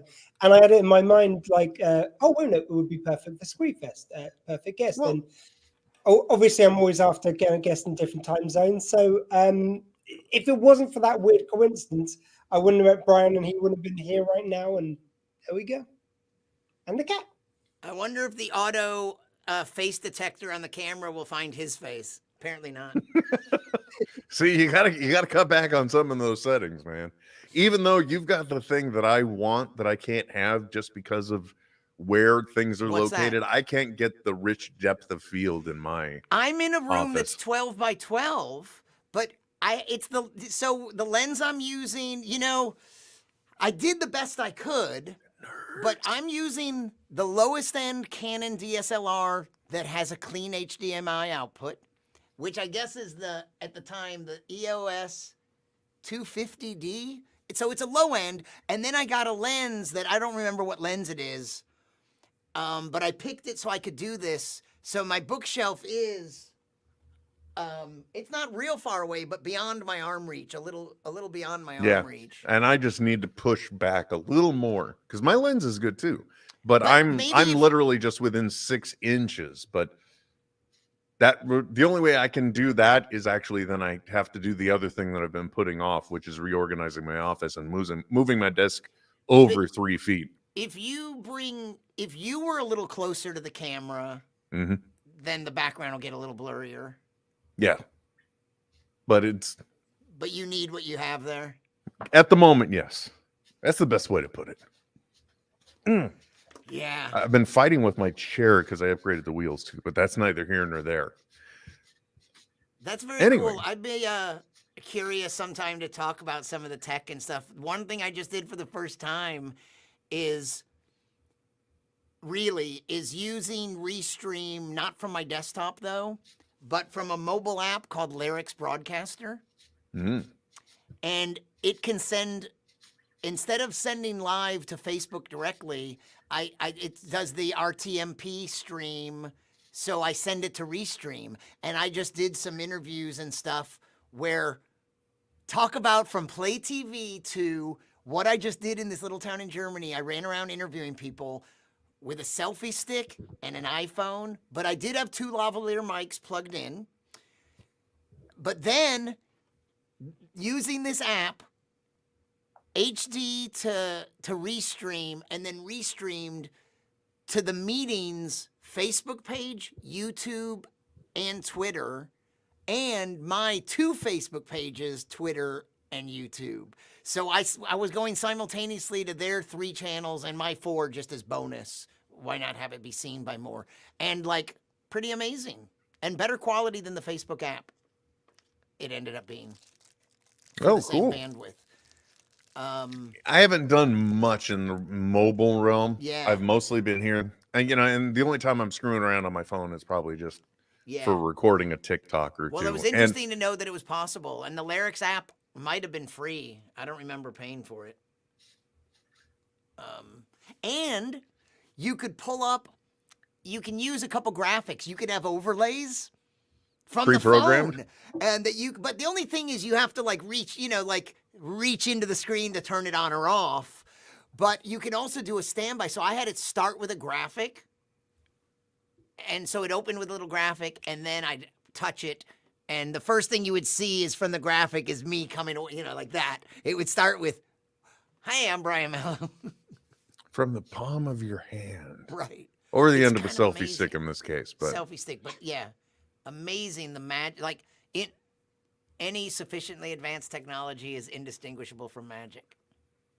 that's pretty much where I'm at. But also the frustrating thing for me is like you mentioned certain things and it really I don't want to say it aggravates me, but it does. Because like back in the days of Play TV in 1999 and 2000, wherever that line finally fell, one of the things I always said, and one of the things we didn't have is like we had to continuously take the stream from somebody else. It wasn't continuous, not like what you're able to do today with Restream or the like, where you can have multiple people just come into a video. With everything we do now, neither here nor there. What I'm trying to say is, though, at that time, I said we really need something that instead of doing all this, just takes the one stream and then distributes it to other places.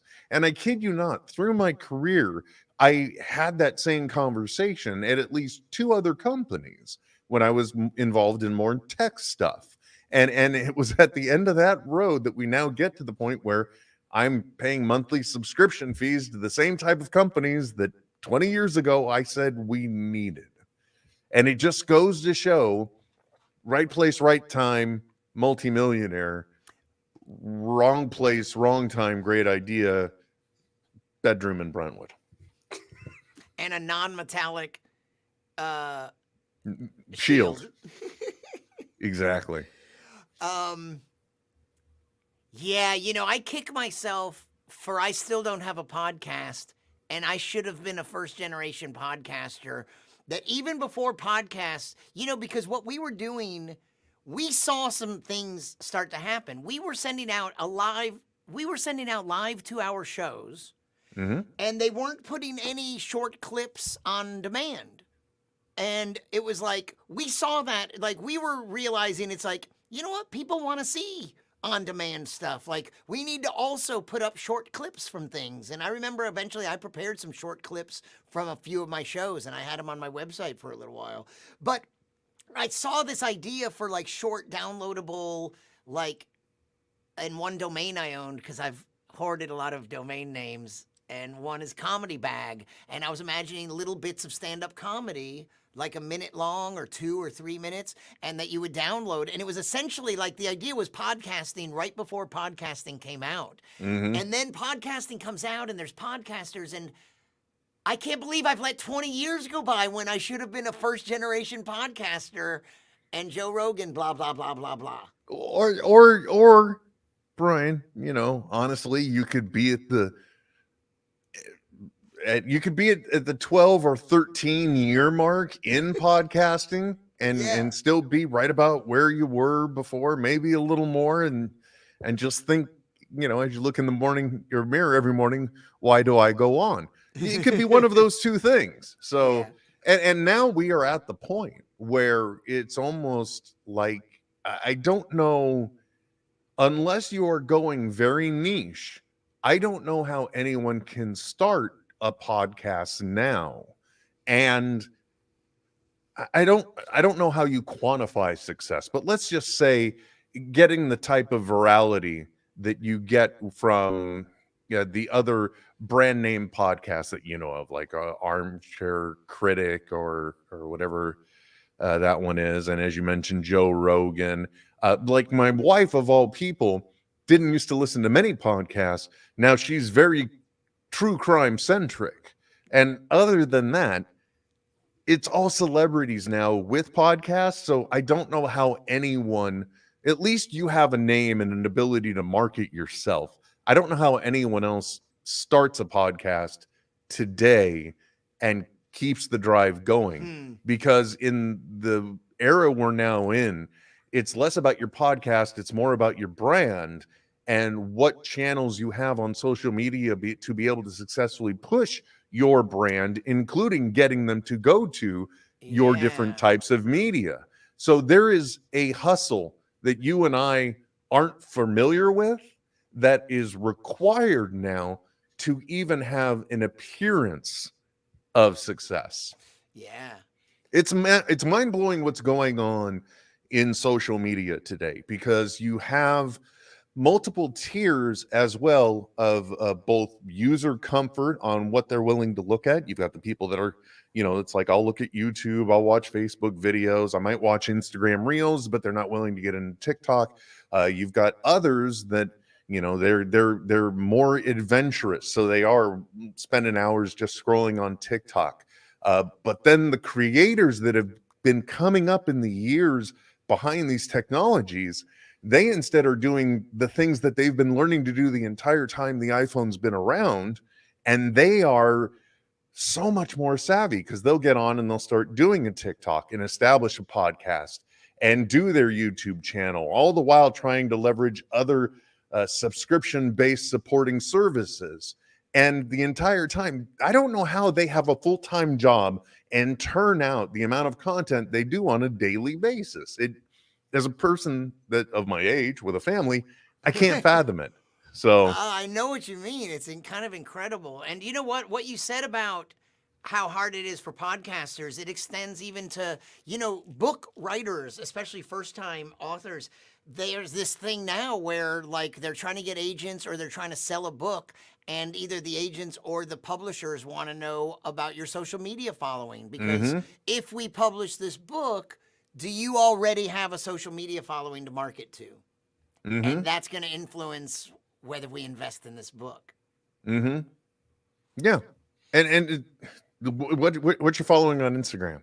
What do you have to support this? Do you even have a TikTok? What's your following there? What's your reach, Brian? Brian, what's your reach? Because they want to now know what they can get for free, because you need them more than they need you. Yeah. That's the problem. When you're making the content, they already know, if you don't have this ability to market this, then it's probably not even worth our time. That's my guess. I don't know. I mean, anyway, sorry, I didn't mean to go on a mini rant, but it is, in many ways, it does amaze me. Like, for me, I'm one of those people that, I kid you not, New Year's Eve 2019, we're at a friend of my wife's house, and she's like, "Oh, you've got to download TikTok. You've got to watch this. It's just so much fun. It's amazing. You'll laugh." I'm like, "Okay." I put it on there, which, for somebody that is just an absolute attention whore, bad on her for putting that in my hand, first off. But then watching, both as the pandemic hit, but also seeing how the algorithm filters me, but also seeing how these personalities have developed on this platform in a way that you're like getting follower numbers you can't even imagine. Like, at the same time I started watching the app, there was this girl out of Canada that just first was doing just lip sync to comedy bits and things. Then she started doing her own. And like, I'd been following her since she had probably about 100,000 followers. And now she's one of the biggest names on the platform.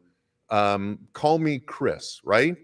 But her story also amazes me, because not only did she develop this big following, but she's also in Canada. So first of all, the creator fund that helps people supposedly make money on TikTok, she doesn't even qualify for. So now she's got to do all this marketing. But can you imagine being in what would you have done, Brian, if in your, let's just say your mid-20s, you had the ability to communicate with, let's just say, 29 million people? I know, it's insane. What kind of pressure does that put on you, first of all? I wouldn't have been ready at that age either. Right? And I'm not saying she's abusing her power or anything. I don't mean that. But it's like, I can't even fathom the numbers that are involved in social media and popular creators now. I just met a young woman virtually, really, but who I was talking to somebody else, and her friend has like 300,000 followers, more than 300,000 on TikTok. And it's like, there's nothing I can do on TikTok, it seems like, to get as much as she's very attractive young woman, and I don't know what she does exactly, but it's like a lot of shit talking and stuff, and there's no clever things that I could do to compete with that. Okay, first of all, I have suspicions that the app, if you create a certain amount within a certain frequency or something, the algorithm somehow just rewards you with massively putting you in front of people. Yeah. So it's like it is a numbers game where it's less about walking through the raindrops and just doing the grind. But I'll tell you, Brian, that app is completely unpredictable. I have a vector robot back here. I shook the vector robot on TikTok, and that video got like 2 million views. What? I have another AI robot, an emo robot again. That one, it hit or miss, but gets thousands of views. The other day, it was the bring your own cup to Slurpee day. And for the heck of it, I just thought, okay, well, I'll grab some quick video in case I want to use this, because now I'm thinking like a content creator instead of a 50-year-old father of 2 with mortgage and responsibilities. No, I got to think about stupid videos I want to do. So we went and did this. She brought quite sensibly a large insulated cup. It fit through the whole grate. I have a ridiculously overpriced or oversized coffee mug. It fit through. She filled up hers. I filled up mine. Total of probably about a 25-second video. And what I just described is all that happens. That video is almost at 4 million views right now. The app is unpredictable. So don't limit yourself by saying, I can't do anything to compete, because I haven't done TikTok yet. I also like to throw in that I find it very unpredictable now what's going to be the next big thing on regards to, like, if you told me a few years back, like, you know what's going to get the most views? People opening boxes and other people miming to stuff that someone else created. That's going to get you millions of views. I would have thought you were taking the piss, quite frankly, but that was the next big thing. Who could have predicted that the opening box unboxing videos were just going to be like what they are now? It's amazing. We live in a world, my friend, where the aforementioned dude that I also do work for, Kevin Smith, is not readily on this list getting invited to, like, let's say, and this isn't a dig, I'm just saying, he's not on an active list for going to like any of the Marvel premieres. It's a point of contention, to be clear. Yeah. But I guarantee you there are at least 5 creators on TikTok I know of that get to go to those screenings on the reg. Really? Yeah, and it's because and like I one of them probably don't know any of their names. And I'm not shitting on any. Sorry, I'm not dumping on any of them. But you know, like one of them only has. Well, okay, pardon me. At the time when they started to get to go to screenings, they only had about 80,000 more followers than I did. And don't get me wrong, 80,000 is a reasonable number of people too. How many did you have? I think I'm somewhere around 144,000. Nice. On TikTok. It's TikTok though. I mean, if you think about like I said, there's other creators that have 29 million or 40 million. You think about those numbers. Again, I think the algorithm's just being generous because I can generate just enough attention to where they can give me a carrot to keep chasing. Anyway, I can think of these creators that regularly get to go, and some of them don't have like a millions of followers. So it's like, what exposure are you getting other than a few moments of the red carpet? And don't you already get that through like all the associated press photos and the like? So anyway, it's just very strange. Whereas, like, to your point, Kevin Smith, he produces like hours worth of content where he's basically just blowing up the spot of Marvel, and they go, yeah, I don't think we need to invite him. He's not a guaranteed show, but he's a guaranteed commentator on every one of these movies in a medium to where he can easily aggregate roughly 300,000 reaches. Okay, easily. Not on the list. Yeah, weird. Yeah, girl that talks about comic books in. Okay, but like, at the same time, I think. Well, at the same time, it's also, I think it's just overall the whole probably PR world is trying to understand what this world we live in is. Oh yeah, now. they're always taking chances. It's like, Yeah. well, we don't want to miss out and not bet on her. Mm-hmm. Or, they quite frequently with movies, they always send out these like cool gift box things because they're hoping you as a celebrity will wear it, photo it, talk about it, what have you. And so, it probably costs them maybe $50 to probably put the box together. Maybe let's just say 75 per person. That's a very low investment when you include $25 shipping to send to somebody that might get you 200,000 or 300,000 views. So, I mean, it makes sense to an extent. It's just, I don't know how they determine the ROI on that, because I myself also am involved in podcast advertising sales, and that's a rough business in itself.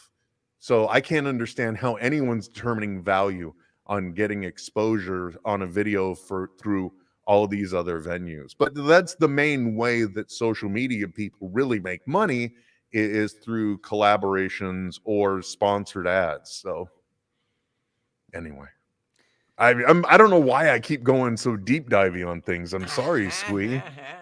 It's fine by me. Because it's a 24-hour Squeefest. Again, the guy doesn't have to talk very.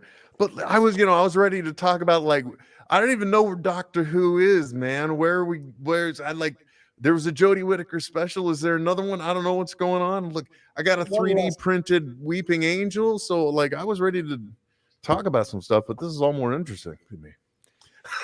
Yeah, I could have bailed. I took my headset off when I was done, and it was like, okay, well, it started, and then I was just in the green room there. You didn't boot me out of the green room, and I didn't. No, I don't boot you. You just leave when you're ready. Yeah, so I didn't do anything. I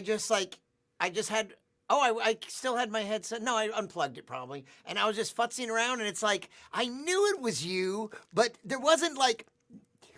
Both our hours had slightly awkward beginnings where we just jumped into things. So it wasn't like, I didn't even give you a chance to give me an official intro because I just started blabbing shit. So, and the same thing happened. I didn't quite hear you introduce, but I'm like, I'm listening to you and I'm looking at you and it's like, it's gotta be you.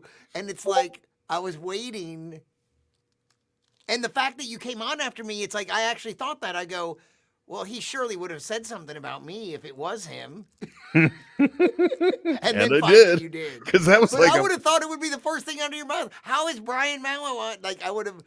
The only thing that would have been more shocking is if for some reason the hour preceding mine had been Alex Bennett. That would have been the only other thing to shock. Actually, maybe if it was Revelstoke Jim too. Those two would have been a little surprising. And that's just other people from the network. Oh, so you didn't see that the Alex and Revelstoke hour was up next? Oh, exactly. Son of a gun. Maybe do you have Kiki at midnight and two guys on a couch?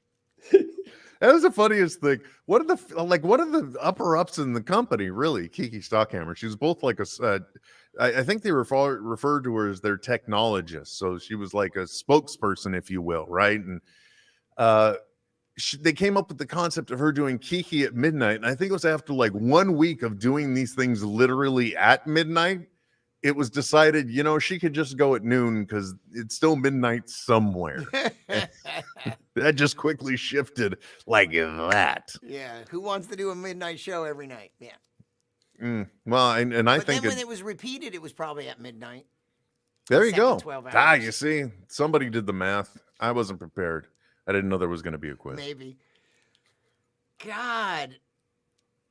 Yeah, it is weird. There have been times, I'm sure, from what you said, where it's like, there's no nice way to say it and there's no way to back it up, but we know that we were literally pioneers in this industry. It's like, years before YouTube. YouTube doesn't come along till like 7 or 8 years later. Correct. So it's way before YouTube. And I think the only other thing conceptually that was close at the time might have been a network called Heavy, and boy, did that one implode. And DEN. Yeah, that was another one that imploded. I mean, with scandals and stuff. Yeah, everything at the time that was like, again, always on the precipice, or not the precipice, always on the perimeter, the furthest perimeter of technology. We never got into any scandals at all. I think somebody may have said something insulting to Will Wheaton once. That was the closest we came. Or Eisner didn't like two guys on a couch. Something, That's where we went wrong. If we had a scandal, we would have all made a lot more money. Gosh darn it. That was the other thing. Like, I knew other comedians that got involved in some sort of streaming ventures or hosted a show or something, and they got really good money. I always felt like right on the periphery, just like what you're saying about near misses. It's like, I was there, and it's like, I almost hate to ask you what you were getting paid because I'm almost certain I was underpaid as I came in last. I was I was the complete opposite. I was the first, so I also had the worst negotiated deal because I still had to drive over to oh gosh, it doesn't matter. I can't remember the name of it off the top of my head. Rockland, I think it was, over in Sacramento. I still had to drive there like at least 3 or 4 days a week, and I think I only negotiated like a $55,000 salary. And that was for like doing, that's doing 2 jobs too. But I was getting 45. And I knew Alex Bennett wasn't getting 45. And I knew that nobody else was, but nobody wanted to talk about it. And I came in late and they like, I was like, yeah. Well, and then like some of the other comedians that went into things, the thing that I ended up doing after Play TV was comedyworld.com. Oh, you did Comedy World? Yeah, and that was one of the ones that also was paying quite a few stand-ups. Yes, some like, interesting was Greg movies. Barrett on Comedy World? He was. It That's was him. What I was thinking. It's like I'm sure that all these people, like, I just feel like I was there, but I didn't get any of that .com money. I got like the smallest piece of. Yeah. I got like .net money. I got .us money. I got .info money. Dude, you got .gov'd. I'm sorry. I got .gov money. They talked me down to a state job. There's no way to, but and there wasn't even the reliability that you'd usually count on. That's just frustrating, is what that is. Wow. Whew, man. But see, for me, this is good. It's also been very therapeutic because it's like, okay, at least now both Brian and I know there's one other person that knows about all this history, and we're not making it up. Yeah, it's too bad. I wonder, like, even if anyone ever tries to do a history of any type, will we show up in it? Who knows? Nope. Doubtful. All they'll care about was how Big Brother was a pioneer on Real Player. Yeah. If they Which, ask again, Squee, he'll know. Stolen from the UK. Well, sir, I got to tell you, Squee, it's been a blast talking to you this year. As always. Poor like guy. I said earlier, it's Squeefest, bringing friends back together. I was just telling him at the end that I've been dabbling with some of the AI art generators, and this is a technology that is at its very beginning. It's like we forget, like in a way, streaming stuff might still be early. Who knows where it's going? We've seen it change so much. This AI art stuff, the fails are interesting, but the successes are amazing. And who knows what it's going to mean for creating music, art. I have no artistic skills, but I've created some images that could be great illustrations for an art or anything. It's like, could totally be a threat to some livelihoods. But it's fascinating stuff. They all terrify me. The fact that any line of code can accurately come up with something close to a sentence I typed out, that's, to me, that's frightening. Here's the thing, in the venture that I just said that I'm doing, that I'm launching on Tuesday, which is an Instagram account and maybe a Twitter account for Alien Art Museum. And I'd been searching all these things, and then what I just plugged in was just those 3 words. So sometimes you can put in really detailed stuff and get it. But all I put was Alien Art Museum. And the first things I got amazed me because it took that idea. It was like images inside art museums where there's weird alien art on the walls or alien sculptures and maybe some alien people or maybe it's humans. But it's like it took those 3 words and it breathed real life into it. Like, it's like, oh my God, look at this. And then I started playing with the prompts. Like, I could go vast exhibit hall or add alien sculptures and alien paintings. But just all around that, the idea that just those 3 words and it delivered where it had failed at some other simple stuff This took those just 3 words, Alien Art Museum, and it was so creative. Like what the building might look like, what the art on the walls. Like some of them, there's a bunch of art on the walls, and each of those is a weird looking alien painting. And it's like, I couldn't believe what it did. Yeah. Very imaginative. Or, See, I mean, that's not really he's the in right love word with for it. that, and I'm terrified that there are diabolical individuals that are steering mass thought via algorithms, but that's just me. You know, to me, on that note, to me, it just sounds like the Terminators are trying to learn about our concept of art so they can better destroy us. That's my worry. inside information into how we work. And Yeah, know your enemy. this same OpenAI that does this one really big art one, I saw a video that came from some research, and it was about bots playing some games, and two bots against 2 other bots, and the way they learned to defeat each other was really fascinating and horribly frightening, because it's just like, so do you want to play a game? It's like, they don't have to know what it's all about, but they learn to do certain things within the system. And it's like, I watched this thing and it was cute and interesting, but holy crap, you could see it. It's like, no, this is the thing. They're learning strategies to defeat the enemy when they don't even know what the game is, in a way. Like, they just have a few rules and they find crazy ways around them. And how does it even do it? Like, what was it programmed with? But you could see it extending beyond the game to, oh, I know how to defeat this. We'll just cut off their air supply, you know? completely amoral, but it gets the job done. Just like the algorithms. I'm telling you, we're doomed. Who knows? And self-driving cars? Who's coming up next, Squee? Yeah, what's coming next up, we've got Michael W. Moore, who did the props for Star Trek and loads of other films. So he Not worked Michael. On I'm kidding.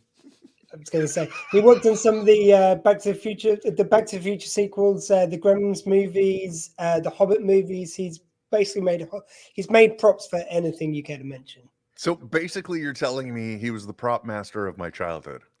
Pretty much, like Beetlejuice, just name it. Hook, wow. Any of these.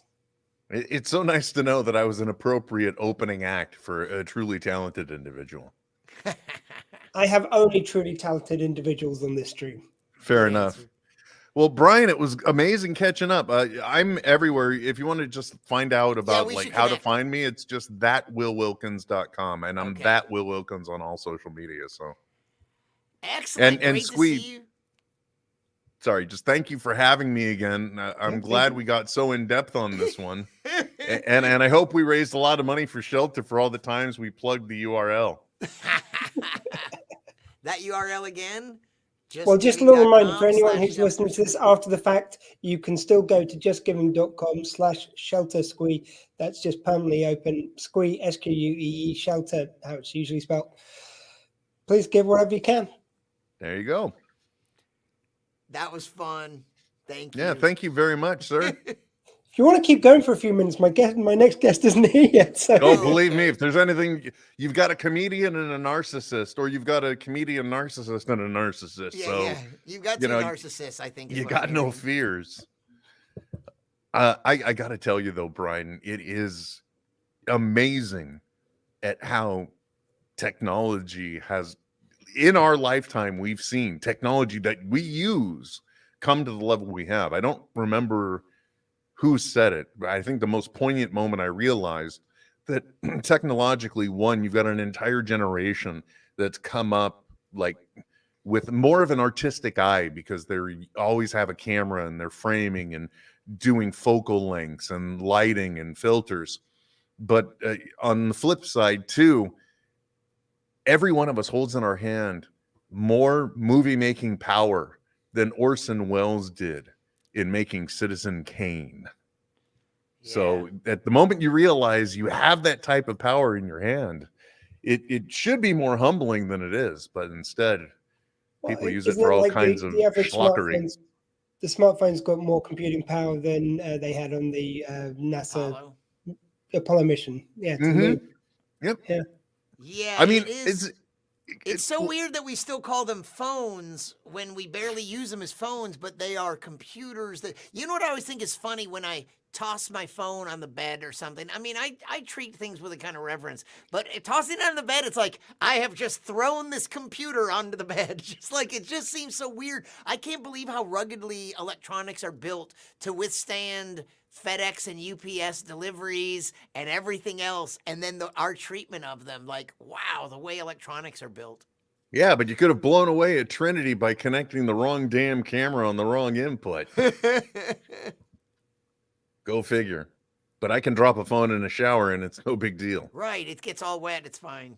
It walks it off. It's fine. I also, excuse me. I also really, I wonder how anyone around our age really does start getting into media creation. I also, like, the other microcosm of the whole social media out there is I wonder how certain people deal with being big on some platforms and not on the others. Because, you know, like my whole TikTok versus any other following, massive disparity. Right. But like if you've been, because there's like one guy that's a 3D printer guy. His name is, I think, Joel Telling. And he has a pretty sizable YouTube channel.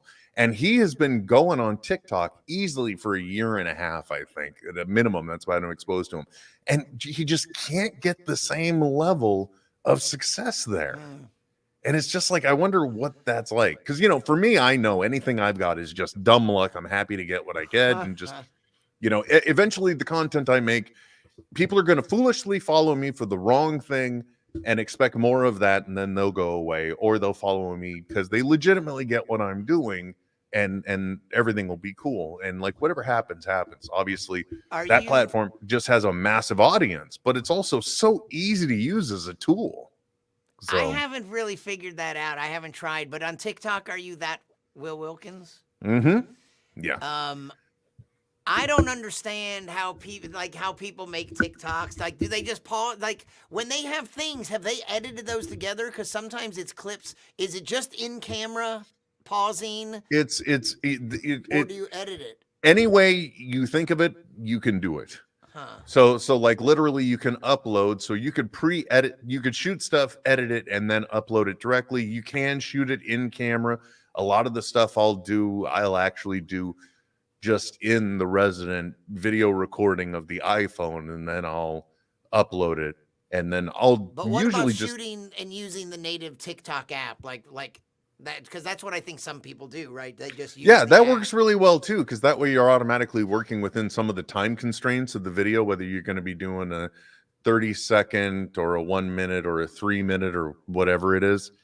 And most of the time it's just easier to go that way because it's just like quick, and they give you enough editing tools to where it's not a pain to get rid of those awkward, you know, pushing of the buttons. Okay, so you can shoot a bunch of clips in the app and tweak and edit out the. What am I, the TikTok genius bar? Apparently.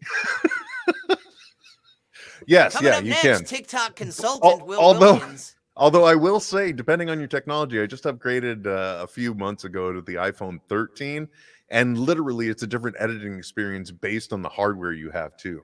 I didn't realize I'd been on like an 11 since right before the pandemic, I think. And now I was on a 13, and suddenly I was faced with a much better editing interface. I'm like, what the hell is this? So It's kind of amazing that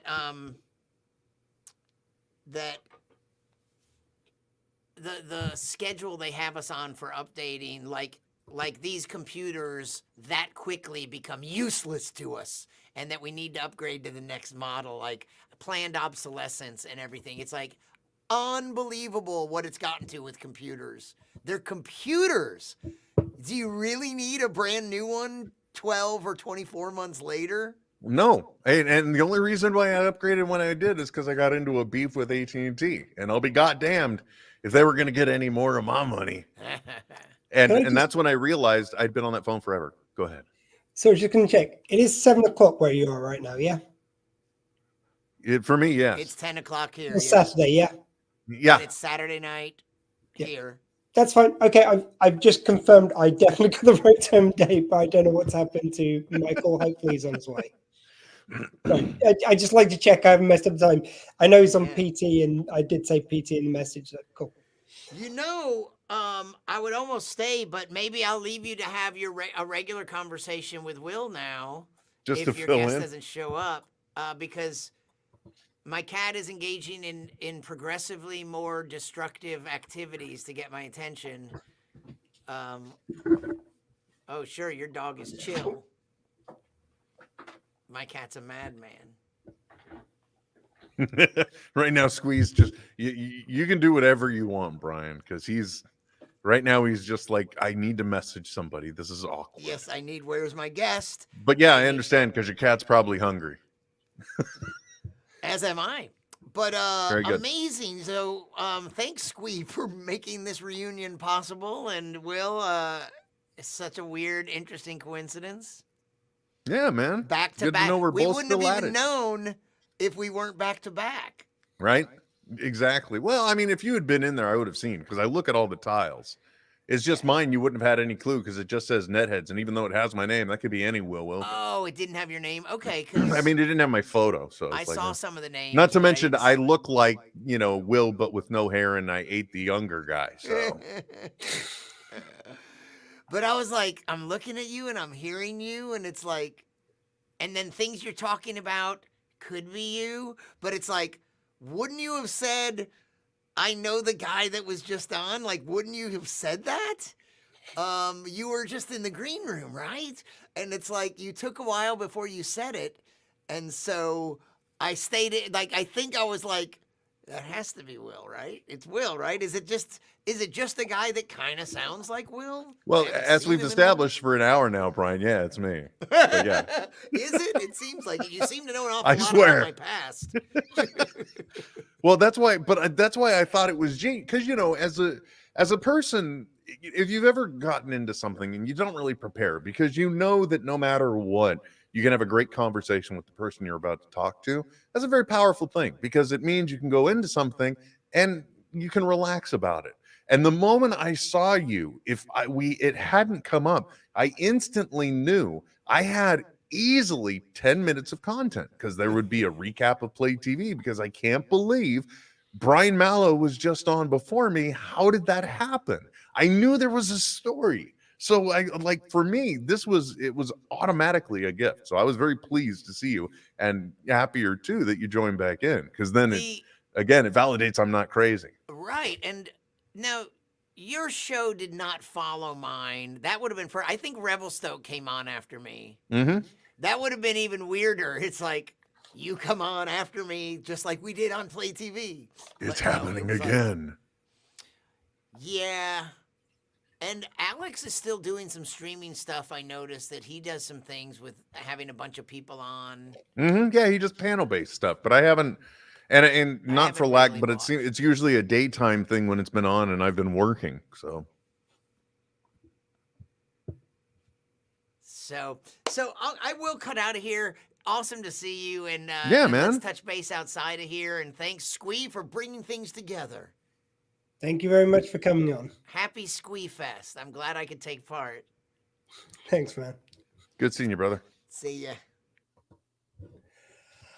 And then there were two. I still don't know what's happened to my next guest, but well, I've already informed my wife your guest hasn't shown up. Now, there's two schools of thought we could go with at this point, Squee, if I may call you Squee. That is, it's like, okay, well, it's his problem. He is the host. It's his stream. Sorry, I've done my allotted time. I'm gone. There's that train of thought. Then there's the other, well, we could still talk. So I've already told my wife what has happened. So I might be in the hot seat later, but for now, it's nice and cool in this room, because thankfully the air conditioning is working again. By the way, speaking of which, the UK recently went through a heat wave. Did that affect the entire region, or was it? Oh no. Yeah, I mean, it was over the most of the UK, certainly. Yeah, I mean, I don't know what it is in Fahrenheit, but like it was going up to 40 degrees in the capital, and we got into 33, 34 was the highest we got here.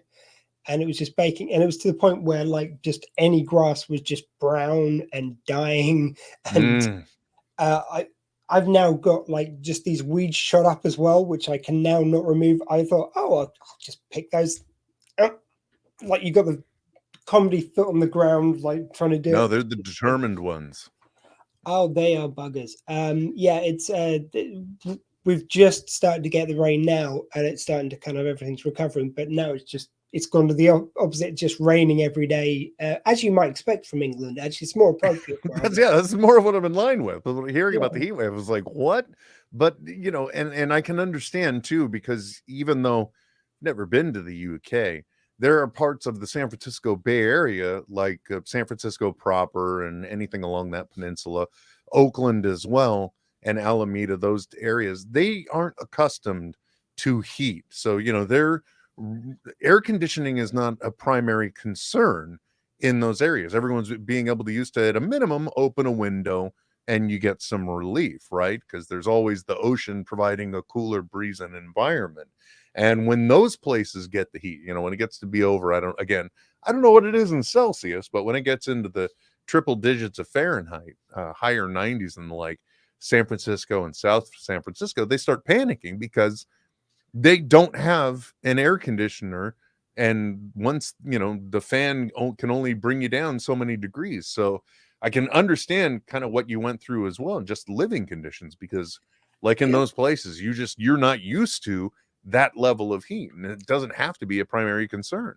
Well, this is the problem, and especially, I'm sorry, but it's very apparently climate change. It's the problem is that we don't get any of these weathers enough to justify kind of modifying things to suit these weathers. So we don't get the heat enough to get air conditioning. So when it hits, we just fry.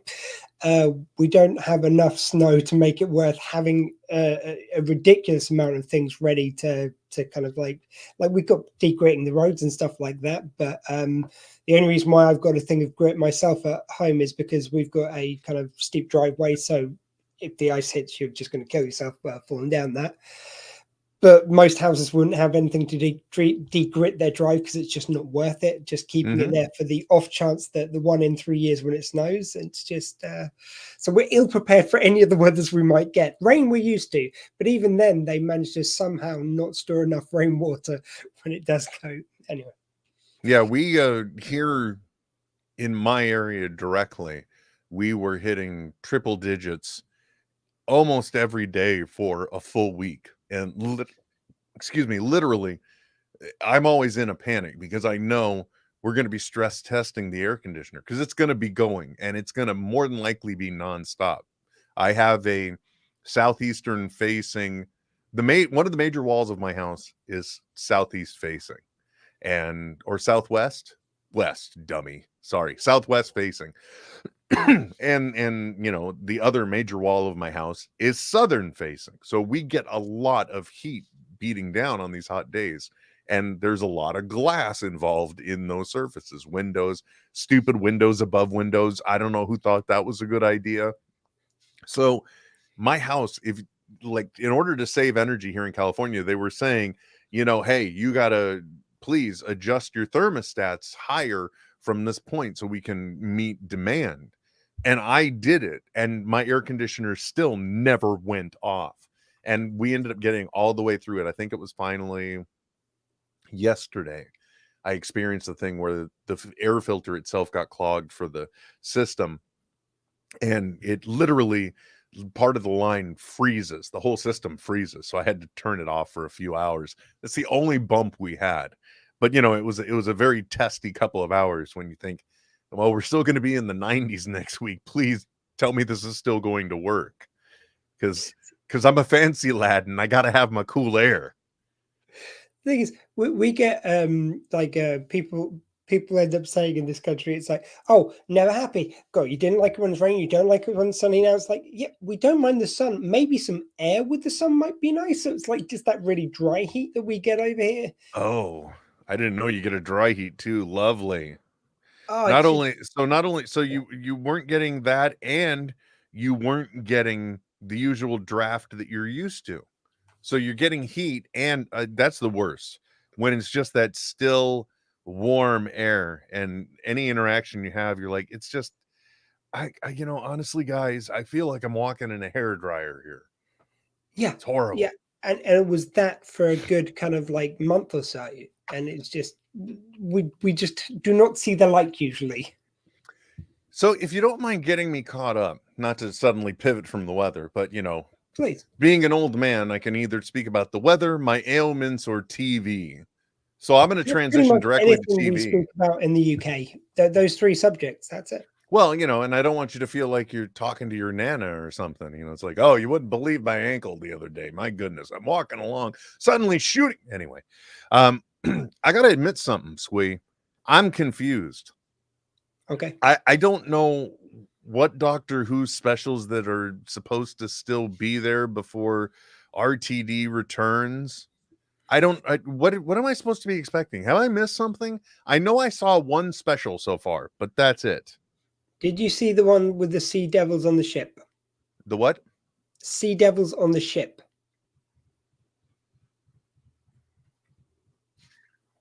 It was like an old sailing ship with sea devils on it.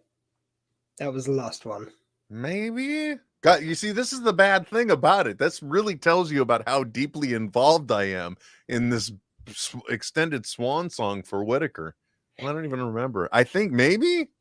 But yeah, I honestly, I could not tell you much about it. It didn't really stick in my mind. It was okay, but just nothing that special as far as I was concerned. But yeah, they've got one special left. So she's going to be, her regeneration one is in October, actually, I believe, next month now. Oh, okay. And that's it. And it's being timed to coincide with the 100th anniversary of the BBC. So yeah, that was why it's going out when it is. And it's got Tegan Jovanka, the 5th Doctor companion, coming back, as well as Ace, the 7th Doctor companion. So you've got a couple of the old classics coming back. I think Captain Jack's in it as well. So oh, really? But you see, previously this would have got me really excited, but I don't know. I'm very much looking. Let's just say I'm very much looking forward to RTD coming back. Cutty I'm sorry, I can't remember how to pronounce his surname on the spot. But yeah, he looks like he's going to be absolutely wonderful in the role. Did you see Sex Education? No. That's on Netflix. Check it out. There's like 3 series up there, and it's like 10 episodes a series, so quite bingeable. And to begin with, he's playing this very kind of like large gay character. And he's just doing this very kind of big thing. And I'm going, oh, okay, I don't know what I can see in this that would be transposable to Doctor Who. But then if you keep watching it, he gets more and more given to do. And he has these kind of like huge emotional arcs. And you can just tell he's going to be amazing as the Doctor. So I'm very excited for that. But it's just, last time we had Captain Jack on, I think the problem is where it's one of 2 things. One is that I think they're trying to play it safe from the TV show. The other one is also John Barrowman's indiscretions on the set. Yeah, I was going to say he's had a bit of controversy lately. That's why I was shocked when you said he's in. I think they had this already preset, and I think they filmed a lot of it quite a bit in advance. So I don't know when the scandal hits versus when they filmed this. But last time he wasn't on, I can get an abundance of caution given like what's happened with him or anything, but it was like Captain Jack wasn't like the one thing. Captain Jack flirts with everyone, and he just wasn't. And it was like, well, why bother having Captain Jack if you're not going to do Captain Jack? If you don't think that you can have him playing that character as it is, don't have that character back. It just seemed a bit toothless. So I'm kind of worried that's what they're going to do with the other characters coming back. Yeah, I don't. I had somebody on the side confirm with me. Yeah, I think you saw the Sea Devils one, and yeah, that's just how much it read. I don't want to speak bad about anything. I am looking forward to another refresh, especially given, let's just say, RTD's wealth of experience after now the fact, seeing what he brings with it, because there were some kind of, I don't want to say. His original run on Doctor Who had a lot of great moments, but it was still, I don't know. There's just something about it that it always felt a little Saturday morning-ish to me, I guess is the best way to put it, because we used to always have cartoons here in the US. So the campiness and ridiculousness sometimes wasn't earned, or some of the stories I wasn't exactly thrilled with. But, you know, I guess that could be said about every single season that we've run. So now for me, I think I'm interested to see what he brings and with a refresh of things and seeing how whatever the political world is at the time, how that impacts that. I mean, I know what you mean, because I felt one thing I liked when Moffat took over was he wasn't worried about kind of using a bit of the Doctor Who lore a bit more. Whereas with Russell T Davies, he said he wanted to kind of like do out with the canon, certainly to begin with, and then maybe introduce a few bits. So he wanted it so that anyone could tune in. And actually, you've got to hand it to him. That's what brought people to the table. They didn't feel like they had to have done all this homework on everything that went before. However, yeah, by the time Moffat got there, he seemed to want to go a bit more deep with that, and kind of like the storylines were a bit more involved.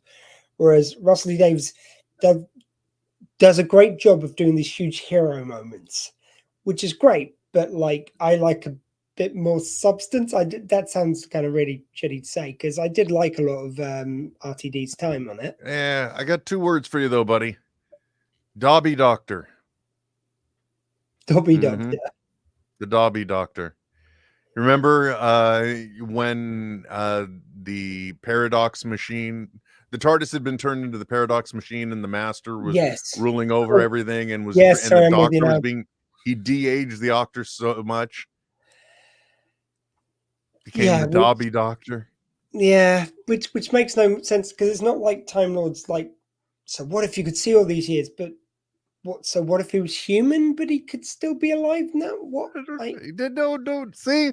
Now you see where I'm coming from. Yeah, but again, we've had a certain maturity that's been given to the show through these new seasons and new eras. So it'll be interesting to see how it comes back. I don't have a level of excitement anymore about the show, whereas, you know, like when we got Capaldi's Doctor, you know, at first I thought he was very abrupt, but by the end of his run, he was one of my favorites.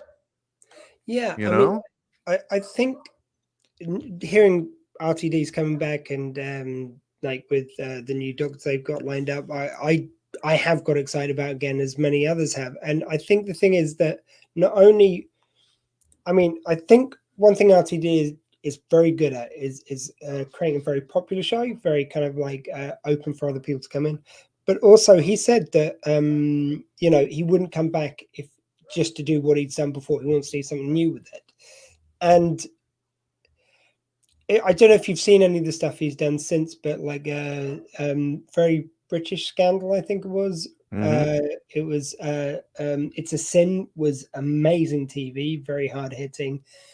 And I think it would be very interesting if we saw, because RTD has done some kind of stuff which is a bit darker in tone, and it'd be interesting if you transposed that onto Doctor Who. Like, you know, you have the like comical moments, but you have that kind of darker edge to it. I think that could be really interesting. So, you know, a friend of mine said it's like, it's not like RTD's got any worse at writing. He's got better. You know, if you see the stuff he's doing now, he was already a really great writer, and he's just got better and better. So I think it could be really exciting to see what he'll do with it next. And yeah, say Kati Gatwa. That's it. He is an amazing actor. As I say, if you check out Sex Education, like to begin with, you just see him as a very big character, but then he has these emotional scenes where he's kind of like dealing with sexuality and being bullied and all this kind of stuff. And when you see those extra shades he plays, I could totally see that transposed onto the Doctor. I think it's going to be amazing. It's always interesting seeing a new actor find who they are as the Doctor. So I'm looking forward to that experience as well. Oh, and if nothing else, in the 60th anniversary. So what we've got coming up next is like the centenary special for the BBC. That's the last one with Jodie in it. Then the next one after that is the 60th anniversary special, which RTD's, that's his first one back. Mm-hmm. And that's the one where we got David Tennant guest starring with Catherine Tate. The last appearance by Bernard Cribbins in Doctor Who, probably the last thing he shot. So if nothing else, that's got to be something to look forward to. That adventure alone, and they've shown that the new companion, who's the first trans companion on Doctor Who, which is cool, and they've shown her she's going to be the new companion to the new Doctor. But they've also released photos of her with David Tennant's Doctor, and her character's called Rose. Right, I saw that. And RTD's been sort of teasing out, it's like, well, I could give you 3 scenarios why it might be, and probably it'll be the 4th one's the actual reason. So you're saying it could be an alternate reality where that is Rose. It could be, what was it? Oh, it could be just from sometime when David Tennant was the Doctor, just, we're seeing a flashback, and God knows whatever his 3rd one was. But I know RTD, none of the ones he said, I would almost disclude them because he said them. Mm-hmm. Oh yeah, definitely. Don't trust the man, he lies. Oh no, wait, that's the Doctor. I just know that I for all the dumping I usually do on RDT's storytelling method, especially the way it was very frequently, like a disaster cliffhanger that's resolved in the first 2 seconds of the next episode, just like that, and we're moving on. So like the dilemma is never really a true dilemma. But in total fairness, there were still a lot of really interesting moments in the story arcs that he built. I was never really impressed with the Bad Wolf thing. That never really impacted me. But some of the other things he did, like with the other series finale with when the Cybermen were trying to phase into our universe and people thought they were ghosts, that story was amazing. And the other thing I'm remembering, I think it was the Dr. Donna season where we had little moments of Rose flashing like on the screen of the shuttle when they were on the one planet and the beasts are trying to destroy them. And little moments like that peppered in, like that was a great culmination and a good payoff, a good way to kind of plant elements. A lot of much in the same way that I kind of respect the jacket on, jacket off Matt Smith in the second part of the Weeping Angel story in season 5, series 5, or whatever you want to say. That was a great thing where it's a great episode, but it also plants little elements within there. Anyway, I'm rambling now, but the great story items that pay off. I love that, and I love little bits just planted in. Yeah, although I still wonder if that jacket thing was intentional or a gaffe. I don't know which. Yeah, I mean that thing with that you mentioned with with Catherine Tate series where they had Rose kind of just appearing here and there. That was actually the highest rated series of the reboot so far. So it wasn't like Rose, who's kind of probably the most remembered as the companion of the 10th Doctor. And, it sort of seems intuitive that was the most viewed. It was actually that Catherine Tate series. So it's very exciting to have her coming back on. And I don't know. I know it's just going to just tear me in two when I see Bernard Cribbins on the screen for one last time. Right. I've been a fan of his since I was a kid. Like, not only do I remember him as obviously Wilfred, but he released a single over here. He used to do a show called Jack and Nori, which was like a story time little thing where just stars would read the stories to you. He was so known in this country for so many things. Railway Children he did, that just he's part of the fabric of this country, it feels like. He's a national treasure. So when he died, it was just so emotional. And the Doctor Who link obviously was a huge thing for me. But it's going to be very sad to see him knowing it's his last performance. Yeah, definitely. But still, thankfully, we have one to appreciate, kind of like the way What If brought us one more performance of Patrick Boseman, Chadwick. You jackass, Chadwick Boseman as Black Panther, which I think he posthumously got an Emmy for.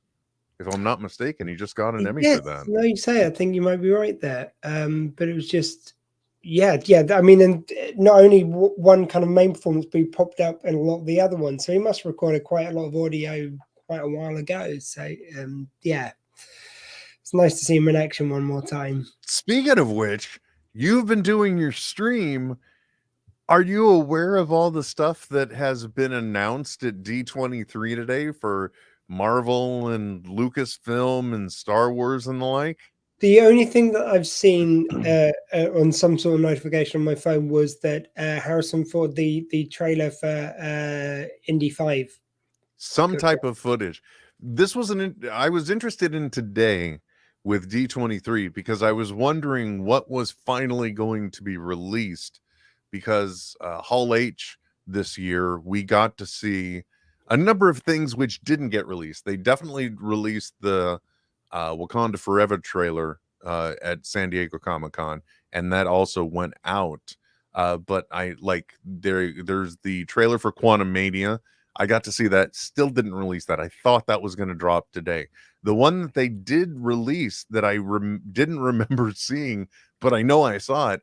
They finally dropped the Secret Invasion trailer that we got to witness. But from what I understand, Guardians of the Galaxy didn't drop one during today either. So that's still two trailers that are out there that we haven't seen yet in the public. I got to see them at Hall H. But yeah, they did indie footage. I think the only real announcement that's like new news, aside from mild cast additions, was that they confirmed the cast of the Thunderbolts and who's going to be involved there, because it's going to be Julia Louis-Dreyfus's character and Red Guardian, Ghost, who we saw in Ant-Man and the Wasp. Oh, who else? U.S. Agent, obviously, Yelena as well, as a Black Widow. So that's going to be the Thunderbolts. So I'm looking forward to our kind of MCU version of the Suicide Squad, but probably a lot less dirty. Yeah, because the Thunderbolts, of course, would have been led by, I forget his rank, but Colonel Thunderbolt or whatever his name. Fair enough, close enough. So Thaddeus Ross, I think, was Thaddeus Thunderbolt Ross. And I'm going to guess that it's probably Louis Dreyfus's Valentina, whatever that is. Him, perhaps. Yeah, she's got to definitely sub in. Even though I really felt they were kind of setting the stage there, because William Hurt was probably already just like, I had fun in your little reindeer games, but I'm done before his unfortunate passing. But that's the only real thing that I think was like anything of big news today, is that Thunderbolts thing. I expect a little more. Personally speaking, I'm more interested in news about the parks, because I, as a person that lives in Northern California, Disneyland is my Disney. Depending on where you are in the country, your Disney is either world or land, right? Right. I'm 346 miles away. I'm a land guy. And one of the things that I have been watching for, because there is like a Disney Vacation Club, it's their version of a timeshare. I'm willing to buy into it if my home hotel, my home resort can be Southern California. But that hasn't happened since, I think, like the Grand Californian opened for Disney's California Adventure. So, and there's rumors of a new one, because the moment that opens, there's probably already a waiting list, but I'm still going to try and take my shot, because that's the only way I can make it like potentially affordable. So that's what the big announcement I'm looking for. But I always get excited about like the theme park news that they release. And recently, I don't know if you heard about the controversy, but they're retheming Splash Mountain, because it used to be very Song of the South themed, which is a problematic movie in Disney's filmatic history. So they're doing a retheme of it to Princess and the Frog, which works perfectly. Great. I'm sure they can make it work many different ways. And now we found out there's both going to be a shop related to this, and then there is they're going to be opening up a Tiana's Place restaurant from Princess and the Frog, which I'm excited about because it gives a little more purpose to New Orleans Square. But other than that, I don't know what other park news they're going to give. Other than I've heard rumors the People Movers might come back too, which are really slow trams that just go around Tomorrowland that have been out of commission for the longest time. But that's what I'm looking forward to. If it happens. I mean, the park news obviously not so relevant for us over here, but yeah, it's well, they've got to make some type of announcements about the one that's over in Paris. Euro Disney, yeah. Yeah, I'm sure they got to be dropping some news because you can't just do one park. But you know, I've never understood the concept of D23, even though I am a D23 club member, and that was only because it was free with an email and it gave me the opportunity to prepay for 3 years of Disney Plus. Other than that, I've never gone to a D23, and most of the time I would get bitter about it because, like, there was a year or two that Marvel did not go to Hall H because they were just going to go to D23, and so now I got territorial. But thankfully, went through all that just fine. Yeah, because Disney, DC have got rid of their Fandom event, which they have done online for the last few years now. Did they scrap it? Yeah, Kev was talking about it on Fat Man Beyond. Yeah, apparently they've just said it's like, look, now that cons have opened up, we can meet you in the real world. This was all started up because of all the various lockdowns. Mm-hmm. So they're just going to go back in person now. I guess that kind of makes sense. Although, I don't know if you're aware of it, but I did some lunacy.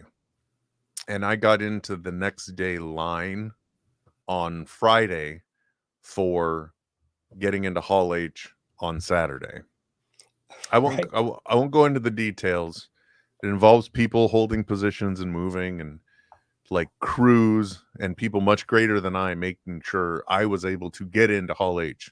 But when I was in Hall H, I think the very first panel of the day was DC, and all they brought to the table was Shazam and Black Adam. That's it. So I think there might be another reason in all this restructuring why they're like, maybe we're not going to do DC Fandom. It's been very weird. Look, I mean, I understand when you get new executives and there's mergers or whatever else, that things change and they change directions. But I don't think we've ever seen such a savage set of cuts on completed films. Like, it still begs belief that they kind of shelved Batwoman. I mean, like, I've just got to wonder how embarrassing they felt it was that it wasn't better to release it than to shelve it. Well, what you're talking about in this scenario, it always reminds me of the joke. It's not show friends, it's show business. This is the horrific business side of things that we don't like to think about because our entertainment is very personal to us. What we take in, what we spend our time watching. That's a very personal thing. So when we hear about things like this in the industry happen, it's a little unsettling because it impacts us in an emotional way, even though we're not involved. And as you're talking about here, this is one of those things where business decisions are being made, and they're looking at one-time opportunities to write off money. So let's I don't even know what the budget of Batgirl was, or Batwoman, or whatever. Batwoman. No, I think you might have been right. Batgirl. I said Batgirl. Batwoman. I think it's Batgirl. Yeah, I can't remember which one it is because one was on the CW, the other. Anyway, it may be that they say, you know what, we're putting $200 million into this. It might have been a $90 million movie, but let's just say it was $200 million, right? And they've then figured, so they've got the movie, marketing, and everything else, and bean counters run through it and say, based on our theatrical performance to date, we're probably going to be tanking this movie by X number of thousands or millions of dollars, just because they don't expect to get the return on it that they're putting in. So there's this one-time opportunity to say, if this never sees the light of day, we can just cut our losses on it, and this gigantic movie budget now becomes a massive write-off for us to get the bottom line down. And again, it's very jarring to us because like people get invested in these things. So it is a really weird time. That's why I'm not surprised to hear Fandom is canceled. I wouldn't be surprised if we don't see a lot of DC involvement, because it's actively at a moment where they're trying to redefine themselves. And we already know that they are trying to find their own Feige to get their act together. And, you know, so far they've got someone in place. They I don't remember his name, but... they interviewed one dude and then he declined the job because his philanthropic endeavors were more important to him. I believe. I might be wrong, that's but the log I mean, line. I'm sure that again. Sorry, I'm kind of taking this from Fat Man Beyond, but Kevin Mark certainly named someone who they said was taking over. So I don't know if that's the same guy you're talking about or if it's post that, but possible. Apparently, they found their guy. Was the vibe I got, but I don't know. As I say, it just seems like I just can't imagine that enough people wouldn't come out to see. Just alone, Michael Keaton back as Batman. Oh yeah, that right there is why it was a lock. But that's why it's also, I don't know how anyone is getting these things wrong. That's the part I don't understand. Morbius is free on Netflix right now. I still haven't watched it because of how bad Sony has done with their Spider-Verse movies, aside from literally the Spider-Verse movie. Yeah. DC, again, so much potential, don't understand how they keep missing the mark here. So I really feel unless they find somebody who realizes we have it, because that's essentially what Feige has done. Not only has he come up with plans and ideas and things to migrate to, on the flip side, he also understands that there is a wealth of entertainment value in the IP that they own.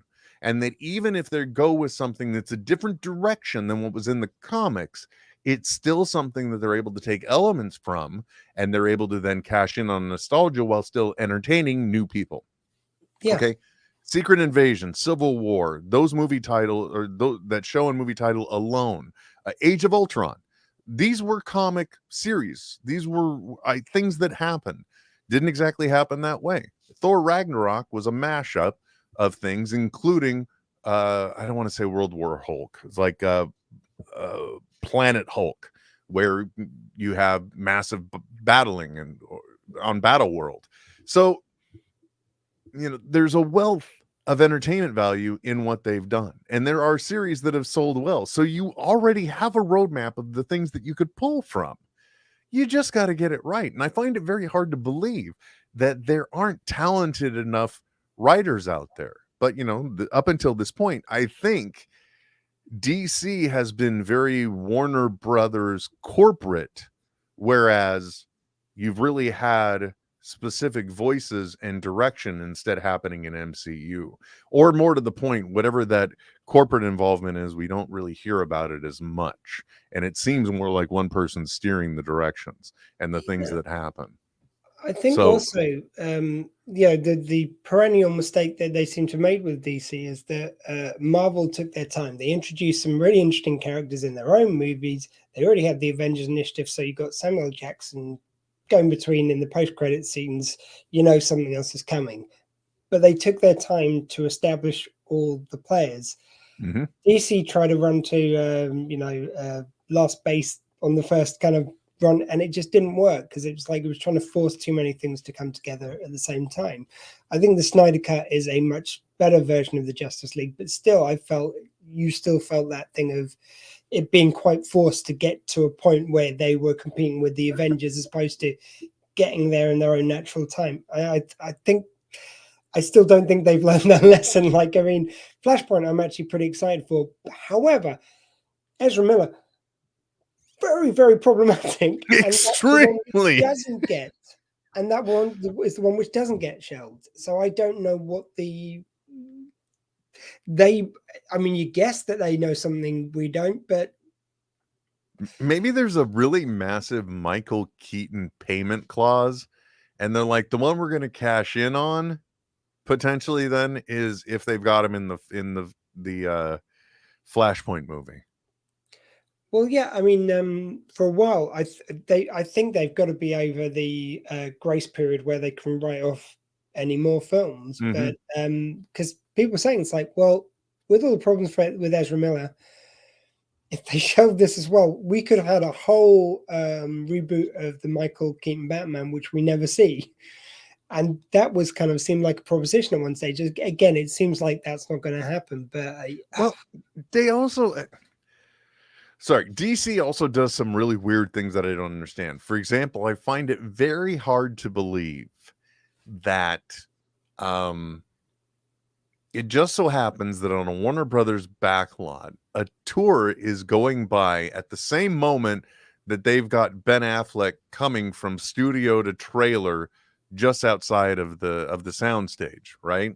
Because what I'm talking about is Momoa posted on his social media, like, oh, that's what happens when you got the tour going right outside. And then he goes over to the door and knocks on it, and it says BA, and then he opens the door. He's like, sorry, bro.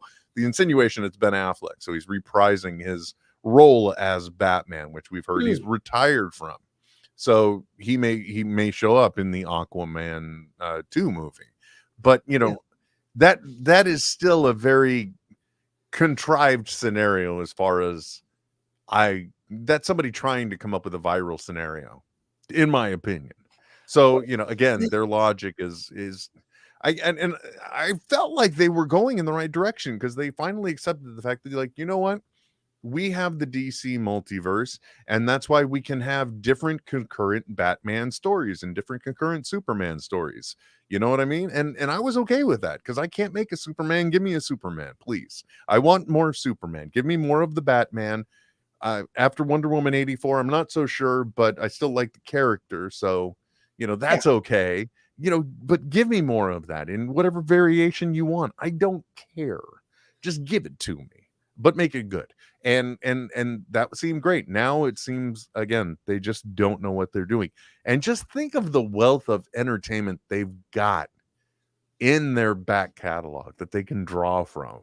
It's mind-boggling. Look at it with Marvel. They sort of had to educate us, or educate most of us as to who these heroes were. Some of the kind of ones we'd never Guardians of the Galaxy. That was nothing really. It wasn't very remembered by a lot of people. There were all these characters which they educated us on, and then again put them together in an amazing team. Like, people heard of the Avengers, but maybe they weren't as familiar with all of them. But by the time they got to the Avengers, we sure as hell were. Whereas DC seemed to have the easier task. We knew most of their kind of big heroes. They were like the Flash, everyone knew. Batman, Superman, Wonder Woman. We knew all these people. Aquaman, it should have been just so easy to just introduce them in their own films and then put them together. But they just were in too much of a hurry. And I don't think it did them any favors. No, you're right, because especially when they went from Man of Steel to Batman v Superman to whatever the one was with the three. Oh no, Batman v Superman did have the three, and then into Justice League. That was a little too rushed, And I need a little more. I need a little more foreplay before we go right into that. But think about the flip side too. There is no reason whatsoever the MCU should have worked, because if you think about it, Marvel Entertainment goes into this without their crown jewels because they have sold off the rights to all that IP. They don't have the first family of comic. They don't have Fantastic Four. They don't have Spider-Man. Okay, they don't. Technically speaking, they're in a weird situation. They don't even have one of their most recognizable names with the Hulk. They lost that through a licensing deal, and that's why we don't get a solo Hulk movie. But I mean, think about the Avengers that we got. Okay. Nothing against Captain America. Okay. Been around for ages. Still not exactly one of the most mainstream characters. Iron Man as well. Problematic history. If you'd taken me out into a comic book convention in 2008 and I asked people, tell me about Hawkeye in the Marvel comics, you're not going to get a lot of people reaching out. Tell me about Black Widow. Again, how they did this is incredible because they realistically didn't have all of their most noteworthy IP, but they still wove something together. It's a great time to be alive when it comes to being a person that enjoys all of our funny book movies. I'll definitely say that. It kind of reminds me of what they did. Reminds me of, I'm going to blank on his name. He's the Scottish writer, worked on Batman and many other DC properties. But he was, it was an interview with Kev, and he was saying that he kind of found it really interesting to get these characters which no one liked anymore, and just use them. Find out what's cool about them, find out how to make them work. Oh, and I almost know I know who you're talking about too, for gosh sake. We talked about Batmite, making Batmite cool, and when he was looking at Batman, he took all the iterations of Batman and made them parts of his life in his head, like even the silly. Wasn't it in that same interview where also that person revealed that at the end of the Killing Joke, Batman actually kills the Joker? Because it's because as the cops are showing up, the Joker's laughing, he's laughing, the Joker's laughing, he's laughing, and then just Batman's laughing. Yeah. And I think and I can't remember his name, and I should, because he's a prolific comic book author and also hairless like myself. Yeah, I can't remember it's not coming to my mind, but I thought it was great. I love it when they kind of reclaim a character, but I mean, it's slightly different what Marvel did. They just were educating us on these characters, but I don't know how close they were to the original ones from the comic book. But they found. See, this is why I get annoyed when people say it's like, oh, I don't like any of the superhero movies. They're all the same. No, Marvel's done a really grand job of making Ant-Man was ostensibly a heist movie. You've got a Western kind of thing going on with the Guardians of the Galaxy and a sort of Tomb Raider kind of vibe. You've got all these films had their own feel, their own sensibilities. There was a kind of lot of humor to a lot of them, but they all felt like different genres of movies. Superheroes just like the abilities they've got. It's not really the genre of film it is. Yeah, and the thing too, that what they're doing in the Disney Plus experiment is they really are treating the TV shows like more of obviously they've got a plan, but this is still a sandbox that they're playing with, because the stuff they're doing with She-Hulk, we're 4 episodes in, and every single one of them has just been pure enjoyment from start to finish for me, and there's no reason why it should be working. I mean, we're just accepting that the character is breaking the fourth wall without ever saying the character breaks the fourth wall. She just breaks the fourth wall and talks directly to us, and we accept it, and it's working out great. What they did with Miss Marvel as well, great formula that worked there, and it's not like the other things. WandaVision, what the heck was that? Yes, Grant Morrison. There we go. Thank you, ZB. That's my friend Zach Byerly. So thank you, sir. Oh, he had to look it up too. He said he said hand to look it up, which sounds weird, but I hope he meant had to look it up. He used his hands to look it up. Come on. Yeah, that's true too. Fair enough. Wow, we ended up talking. You didn't even ask me why I had a 3D printed weeping angel, which, by the way, is terrifying because that which is the image of an angel. Yeah. Why do you have a 3D printed weeping angel? I 3D printed something in a TikTok video, and then somebody said, "Can you print a weeping angel?" And I'm like, "Yes, yes, I can." And I did another video, because if somebody's going to hand you more content, you run with it. And in the end, I ended up mistakenly making. I mean, honestly, this thing is not a very high quality model to begin with, but it was free. But I also just happen to have a textured gray spray paint, and so it comes across as looking stone. Good news is I printed out 2 of them, so I just have them facing each other at all times. Can't be too safe with the weeping angels. Exactly. Always one of the most terrifying yet difficult for me to conceptualize enemies. especially with everything that happened in Angels in New York. It was like, I'm confused. There's a little baby angel. What's going on?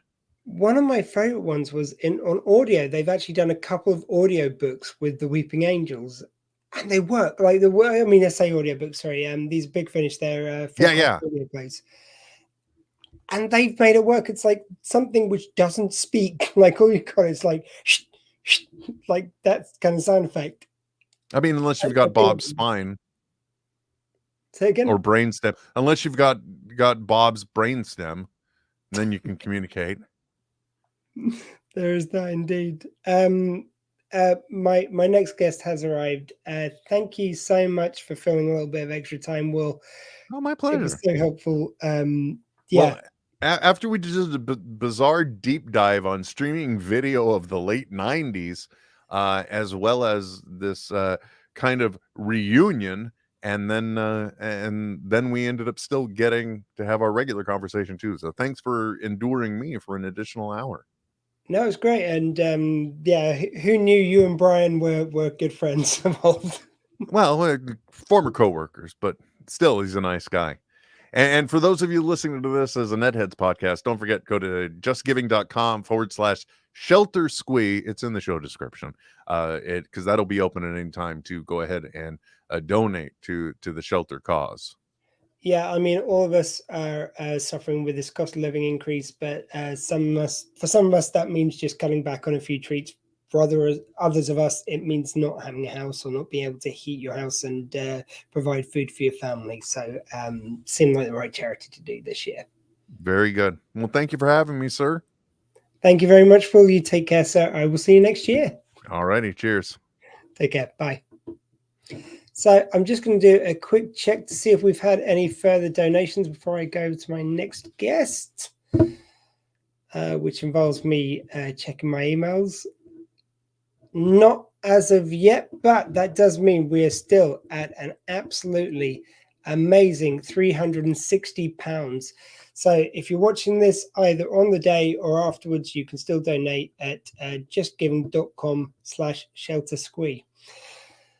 So I'm going to now welcome on my next guest. He, in Star Trek parlance, would be one of the great birds of the galaxy. He has worked in the art department on many iterations of Star Trek, from the motion picture, Star Trek V, The Final Frontier, The Next Generation, Deep Space Nine, Voyager, Star Trek Nemesis, as well as Carl Sagan's Cosmos.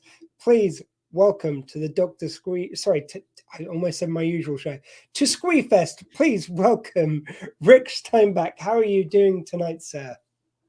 Well, it's been fairly hot and muggy here in Southern California, but yeah,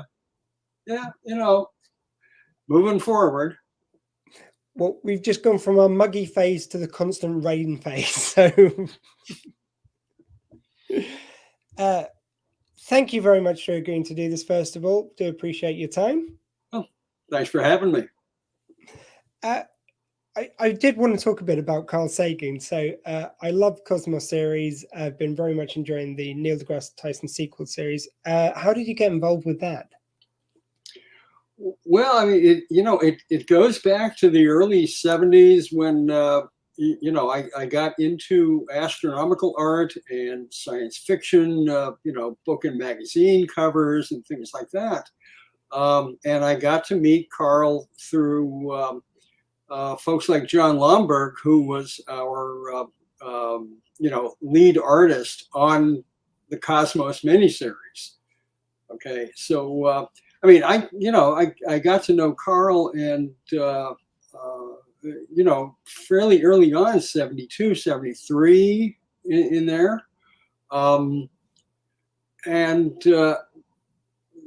Watched all of the efforts to get the series, underway as a real show. And that started in 1979. So, right after I had finished up with Star Trek: The Motion Picture, there was a little bit of a wait. The Cosmos production transferred from the East Coast to California, and we all got to work. What kind of things were you kind of coming up with that for? So I find it very fascinating that not only did you have this kind of great love of design for this, but you kind of had the deep bench scientific knowledge as well. Well, I mean, a lot of the astronomical science, okay, I had read about, for years and years. When I was doing astronomical art for things like astronomy magazine, Sky and Telescope magazine,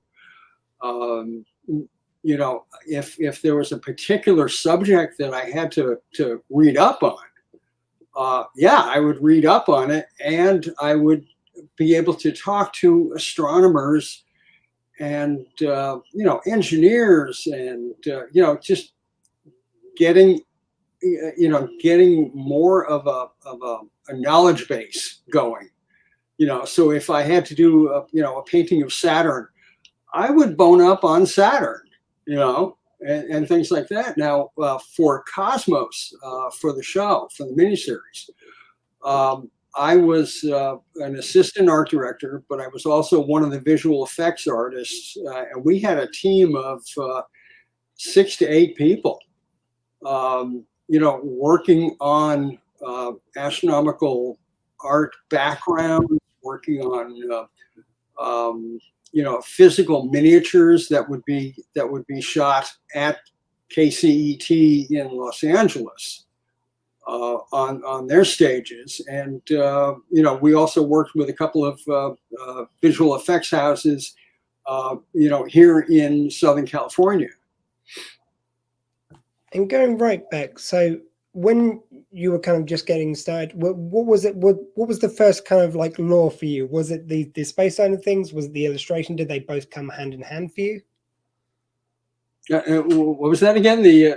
What first, basically, what was your first kind of passion? Was it the art side of it? Was it the space side of it? Or did they both come hand in hand? They both, they both hit me about the same time with the same intensity. I grew up, and I love telling this story. I grew up in the, in the 1950s when there was nothing in orbit. Okay, nothing. Yeah. Okay, all right. Yeah, we had the moon and maybe a couple of loose asteroids, but we had not put anything up yet. So I got to see, as a kid, the entire space program develop. Okay, the space race. Okay, Sputnik, Vanguard, Explorer, Lunik. I mean, kids my age. Okay, we were watching the news, watching all of these things happening, and also getting a very healthy dose of science fiction movies, documentaries on television. I must have watched movies like Forbidden Planet and Destination Moon. I can't tell you how many times. Over my artistic,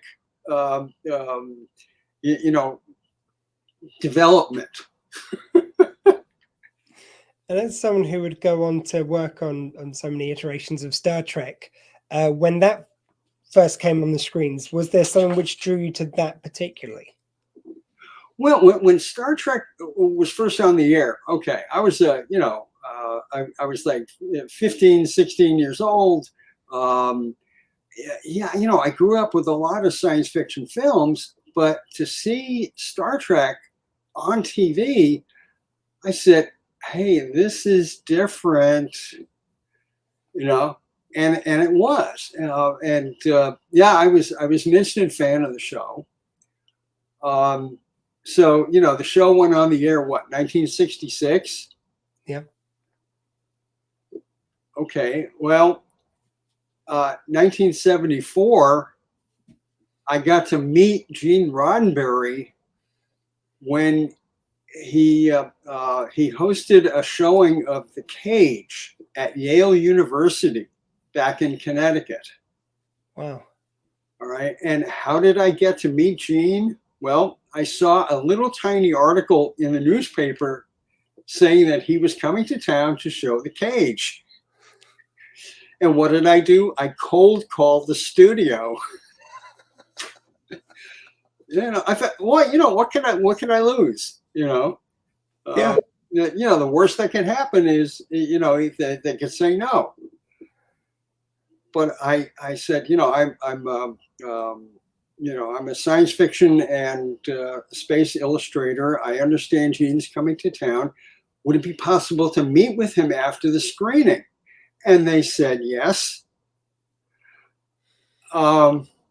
So we got to talk for at least an hour and a half after the screening. And people have to remember this was only a couple of years after the last moon landing. Okay, Skylab was up. The Apollo-Soyuz test project was about to happen. Okay, so we were right in the middle of a lot of space history, and we got to talk about science fiction. And he wanted to get a movie going. Okay, now that would take another 4 years, but in that 4 years, I managed to make the migration from Connecticut to California.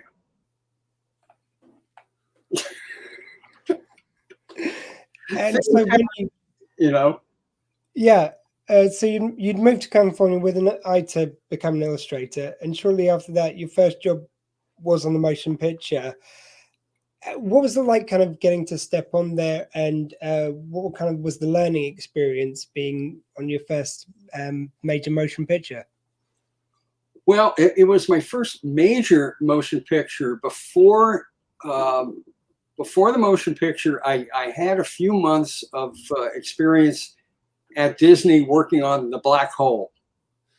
Okay, but they stopped production. They stopped our pre-production to go back and work on the script. We were let go, and when the motion picture started up, okay, I had already been in to see Joe Jennings, who was the production designer. I had been in to see him a few months earlier, showed off my artwork. And Joe was a very straight shooter. He said, I'm sorry, we don't have anything for you right now. But I got to meet Mike Miner. John Cartwright was the lead set designer. But this was back when they were phase 2, the TV show. Right. Yeah. So I waited a while. I did some other little jobs and, did some more paintings that I could send back to New York and things like that. And then I got a call from Joe Jennings, and Joe said, they're announcing the feature in the morning. Do you want to come in? Do I want to come in? So that was the start of it. I got to see the press conference on stage with Mike Miner's big painting up in one corner, and the next morning, I was at a desk in the art department, and this was my first big exposure to the studio system, the studio process. Doing drawings and talking with Joe, and Mike Miner was essentially my illustrator boss, and working with Lee Cole on things like the control panel artwork. And this was, you talk about old school, okay? It was pen and ink on illustration board, and we got it shot as big photographic negatives. We take the negatives down to stage, and the effects crew down on stage put all of the colored gelatin, pieces in there with rubber cement. Okay, now that sort of process lasted right through the early seasons of Next Generation. Right. Yeah. So it was just learning how things were done at Paramount, and it worked out so wonderfully, and everybody was so helpful and supportive, and I would not have missed the motion picture for anything. Yeah, and the one thing that is always said about it, it was so visually interesting. There was kind of these really great long shots of the ship and all the details on it. They really seem to want to get this very impressive look to kind of keep up with the Star Warses of the time. Now, a lot of the visual effects work, the miniatures, all of that, I was not involved in. Yeah. Okay, not yet. Yeah, but I got to see the results in some of the screening of the dailies, and learning about what would eventually happen on things like Next Generation and DS9 and Voyager, where I was involved in the design process. I got to see the Enterprise refit miniature. Yeah. The 11-footer. I think it was 11 foot. Yeah. No, it was an 8-footer. Okay, it's hard to keep all of these design things straight. I think the refit was an 8-foot model. I got to see a prototype of that over at Magicam, the effects facility, and a lot of things were happening at different facilities in Hollywood. Okay, I was at my drafting table in the art department over the stage, and getting to help out with bits and pieces. But again, learning the process, learning what all of the different departments did. Okay, and if I could tell one story that was, it just, it told me so much about the people that I was working with. Okay, I was looking through the script. Actually, this is a 2-part story. I was looking through the script, and there was some NASA type terminology that really could have been tweaked a little bit. I got to talk with Bonnie Prendergast, who was the script supervisor. She had Robert Wise's ear on things like this. And I said, Bonnie, look, I've got a couple of suggestions for a couple of these scenes. And she took these ideas to Bob Wise. And they were accepted. Okay. And you can hear the dialogue that Sulu gives. Okay. When Kirk, has the Enterprise come to a stop inside V'ger. Right. Sulu says, thrusters at station keeping, which is a perfect NASA type of line, which I thought was appropriate because NASA was giving us so much help on this film. They gave us blueprints of the Voyager spacecraft. We went out to JPL. We went out to the Jet Propulsion Laboratory. Gene was there. Harold Michelson, who took over for Joe Jennings, Harold came out with us. So we had a little expedition to JPL, to see what was going on with the planetary science and Voyager. Okay.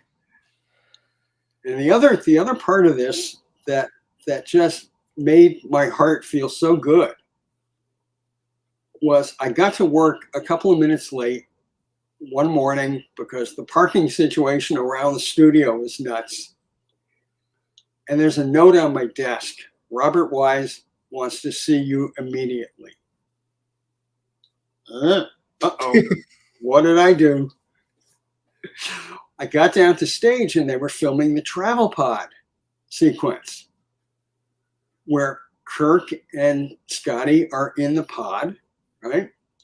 Well, I said, Mr. Wise, I got your note. What can I do for you? And very quietly, he ushered me over to the back of the pod. Okay, and Bill Shatner is there in costume, and Jimmy Doohan is there in costume, and they're getting ready to shoot. Okay, yeah. And back then you're talking about $1,000 a minute of stage time. Okay, and I didn't know if I was making a problem for them. Okay, but Wise walks up into the back of the pod and he said, "You designed these controls, right?" And I said, "Yeah, yes, sir." "Tell Scotty what to do." And I said, "Okay." So I tell Jimmy, look, here, when you first step into the pod, go to the systems panel and turn on the lights and the air handlers and all this, and the studio electricians will fire up the lighting. And then you go to the front control panel where the pod controls are and you take off. And they thanked me and I went back to work. I mean, Scotty is one of my personal favorites, and getting to teach Scotty a bit of engineering on a shuttle, that's amazing.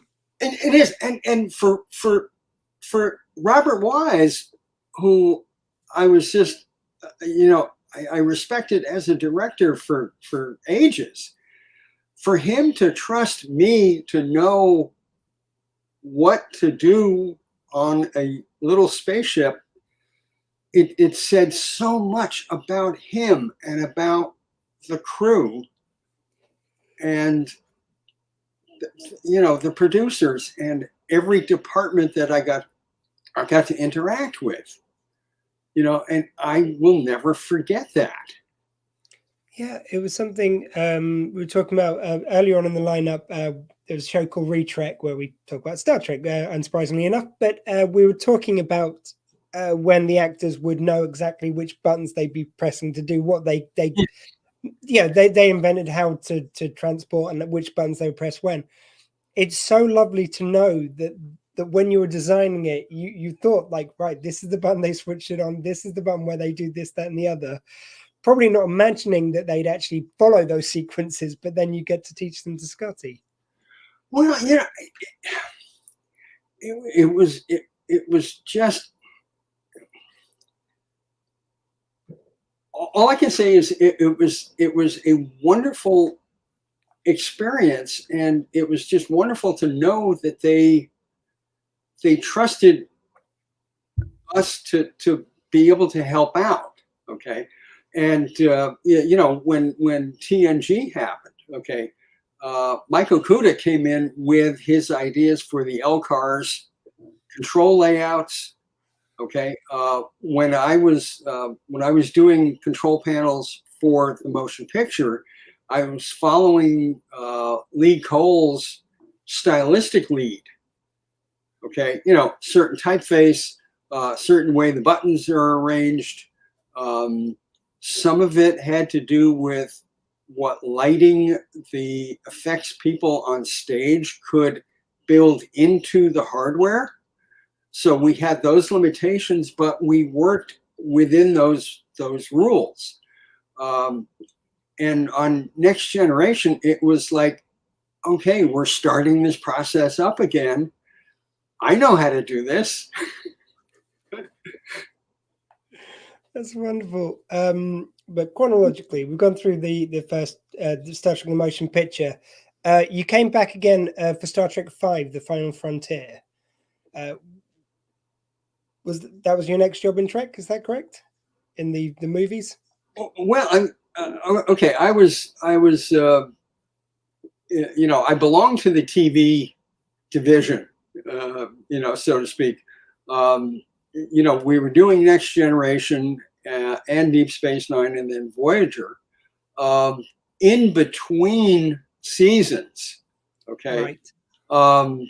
I got pulled in to help out with some of the feature films. Okay, like Star Trek V. Okay, so so chronologically, it was Next Generation. I'm trying to remember where the movies fell in sequence of the TV show, so forgive me. You know, I have to look it up myself. So Next Generation was the next thing up. So that must have been so exciting to, you know, everything else is adaptation from the original series. This is a completely new sandbox you're playing in. What was it like stepping into that new world of Trek? For the first time, there was a new kind of Trek. Well, you mean with the feature film? Sorry, no, going into Next Generation. Oh, where previously it was just iterations upon the original series. This is the first ever new Trek. Okay, Next Generation. Yeah, we as far as our work in the art department was concerned, we were kind of starting fresh, reinventing a lot of things. You know, I got to play with a lot of the new prop designs, but we understood the lineage, we understood the history. Okay, you know, going back to the original series. Okay, yeah, well, there were some, you know, new devices, new gizmos, new props. Certainly, lots of new, you know, things to do with the ships and shuttlecraft and things like that. But we were grounded in what was done back in the 60s. Okay.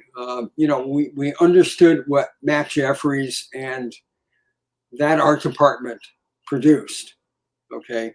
And I tried to at least include little reminders, little visual cues into some of the things that I was designing. Okay. That harkened back to the original show. Okay, when I designed the Klingon Vorcha, the attack cruiser. Okay, that was a nod to Matt Jeffries' Klingon, you know, Klingon ship. Okay, a lot of the shapes were new and different, and you know, more TNG like. Okay. Yeah. But the basic ideas, you know, really came on the Vorcha. Really came from Matt Jeffries, you know, from that original Klingon ship. So we, you know, it could be something as simple as just, you know, a little set of little tiny fins, or you know, hatches, or you know, whatever made Klingon style.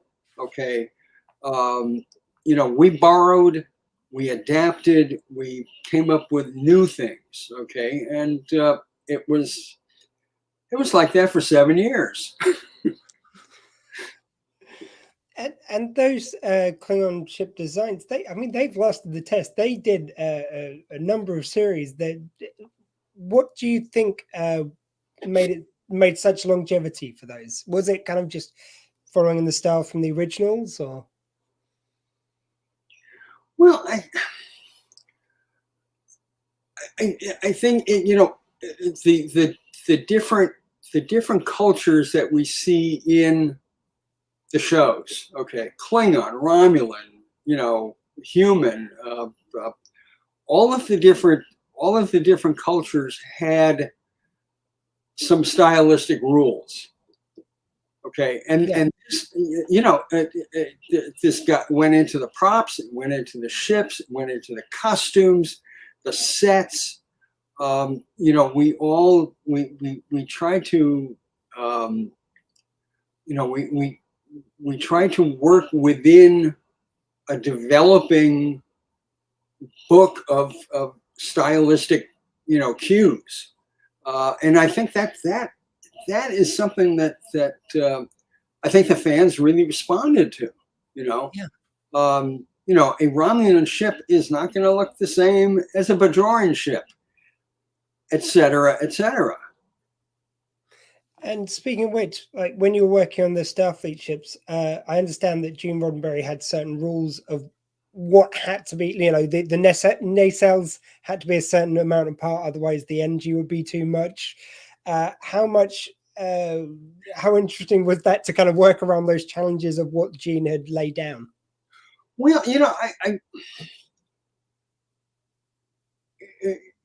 the number of nacelles, I don't think really impacted me that much when I was working, you know, on some of these designs. Okay, for me, most of the ships had even numbers of nacelles. Okay,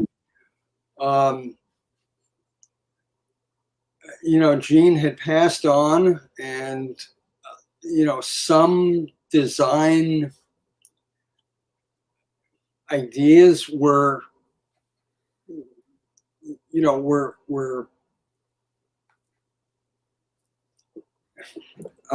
I need my thesaurus to work tonight. You know, I mean, some of the things that Gene was talking about in terms of design rules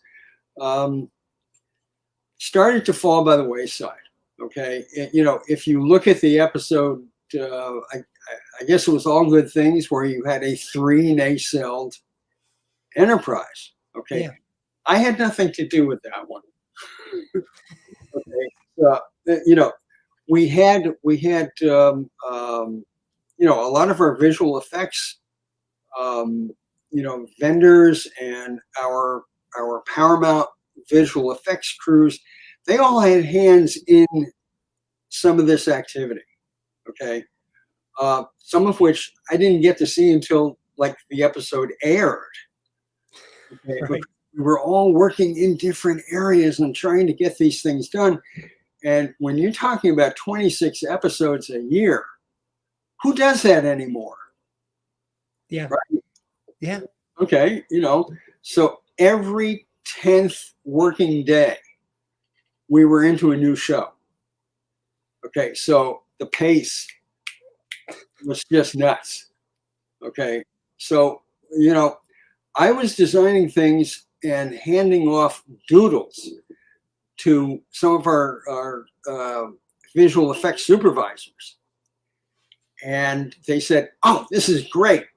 And they would run off with the doodle and fax it to our effects, you know, some of the effects companies like Foundation or Eden Effects, places like that. And things would just happen. Okay, every so often, yeah, I got days and maybe a couple of weeks, you know, to flesh out a hero design. Okay, and those designs, you know, the producers knew for things like Voyager. Okay, it was a long, drawn-out process, but I think that, you know, we made the best use of all that time. You know, yeah, and then some things like, you know, the alien ship of the week, a quick doodle, you know, was good enough. Yeah, and it especially with Voyager, where it is traveling, like it's always in a different place, it's always traveling, so there's so many new ship designs that you have to come up with. Yeah, and you know, if you look online to some of the fan sites, you know, that dive into you ship design and how the visual effects were done, you will see that some of these ship designs were cut apart and put back together in different ways. And a lot of that was to save time and money, and get us out of a tight time spot. So you will see an alien ship, and maybe a few weeks later, they stuck new nacelles on, or a new cockpit, or a new cargo pod. Okay, and they made the best of what they had. Especially with the miniatures. Okay, but even when CGI, even when we had access to a lot of realistic looking, computer graphics. Okay, they would mix and match parts sometimes, just to come up with fun, different looks at things. Yeah. Were you talking about Voyager there? You actually did work on the Voyager itself, which seems like there was a lot which you needed that ship to do. So it needed to be nippy, it needed to be able to land, it needed to be able to kind of exist in all these kind of different hostile environments. How difficult was the design work on that one? Voyager was a 5-month process. Wow. Going from early sketches, show the producers a whole series of sketches and see what direction they liked, and then more fleshed out sketches. Okay, deflector grid and escape pod locations and the bridge, and working in things like, okay, the bridge windows and the Janeway's ready room windows. So we had to marry up the external features with the internal features.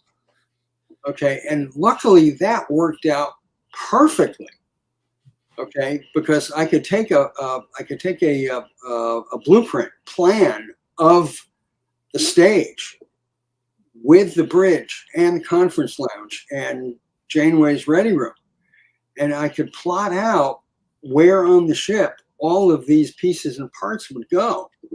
Okay, and then the 5-foot miniature was built, and you could tell exactly where things were on the ship. The mess hall, Janeway's quarters. Okay, her windows looked out through the front of the ship, so we matched up as much as we could. Things like the crew quarters windows. Okay, were all applied to the ship based on what was built on stage. Yeah. It seems the amazing attention to detail you'd need for that. Is that something that's always come easy to you? All the tech stuff, all that fiddly little detail work is that's what I live for. Yeah. Even if we can't fly faster than light, okay, we can still play with the ideas in a science fiction setting. Okay, make them sound plausible. Okay, and that's why Michael Kuda and I wrote at least 1,400 pages of memos over the shows that we worked on. And the writers and the producers, they were very good listeners.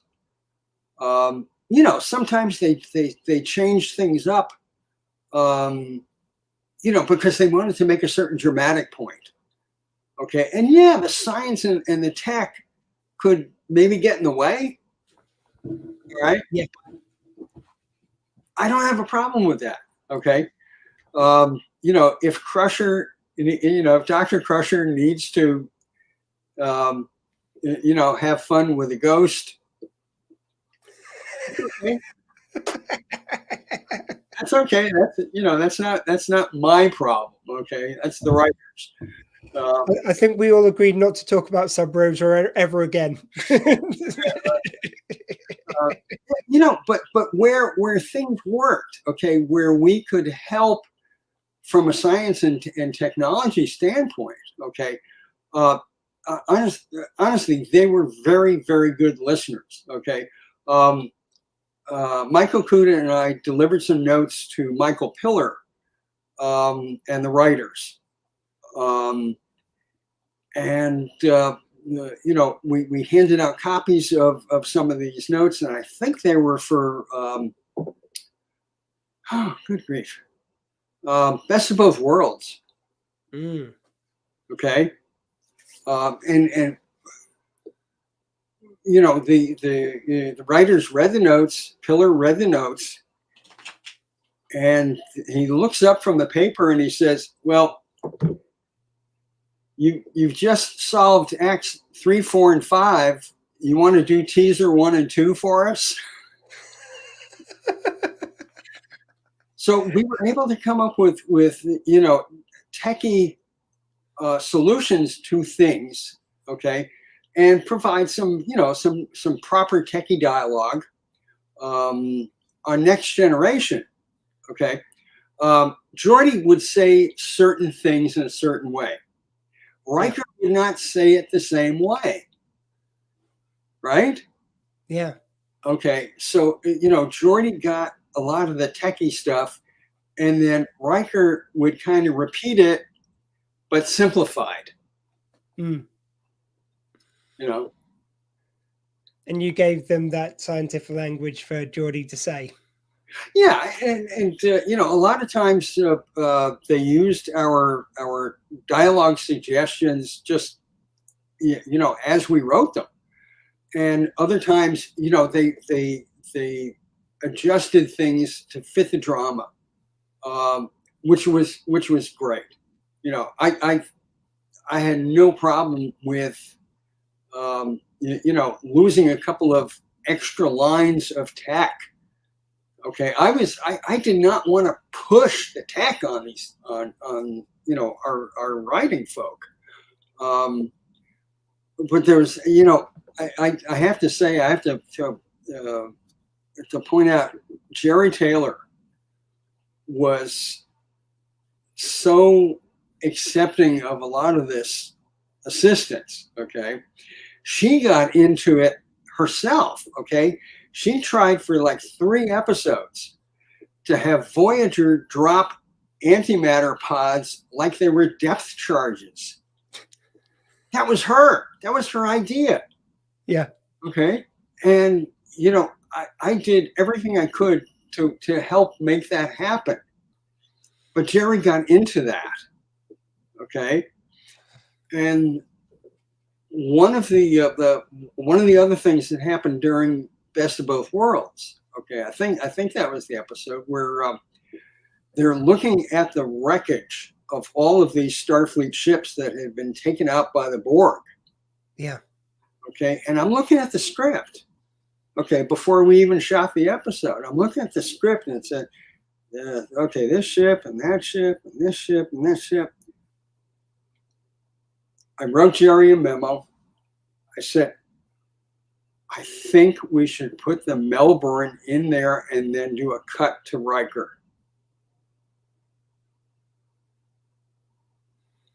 And they did it. They filmed it that way because the Melbourne wasn't mentioned in the list. And I said, Riker was going to be captain on the Melbourne. And when they cut to his reaction, he looked devastated. Yeah. And that to me was how this whole machine at the studio, could work.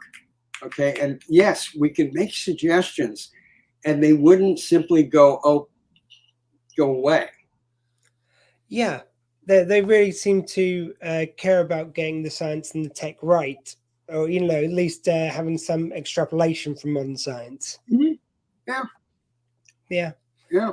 One thing I did want to ask you about was working on Deep Space Nine seems like such an interesting one because you've got a Cardassian space station which is run by the Bajorans and the Federation. It's such a mix of different styles. Mm-hmm. That must have been kind of fun, but a lot of work. Well, the Cardassian part of it, okay, evolved a little bit from the early writer notes about the station.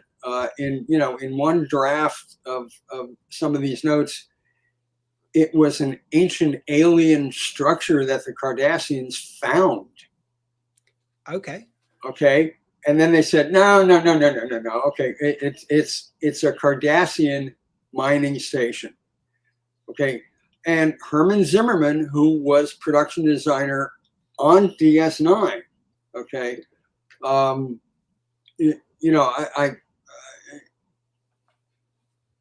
I got to work with him on that show for maybe 3 seasons. Okay, the other times I was working with Richard James on TNG, on Voyager. So working with Herman, Herman was on Next Generation for the first season. Okay, so we already knew, working together. On Deep Space Nine, okay, Herman said very smartly, we have to think like Cardassians. Okay, and that's been written up in print.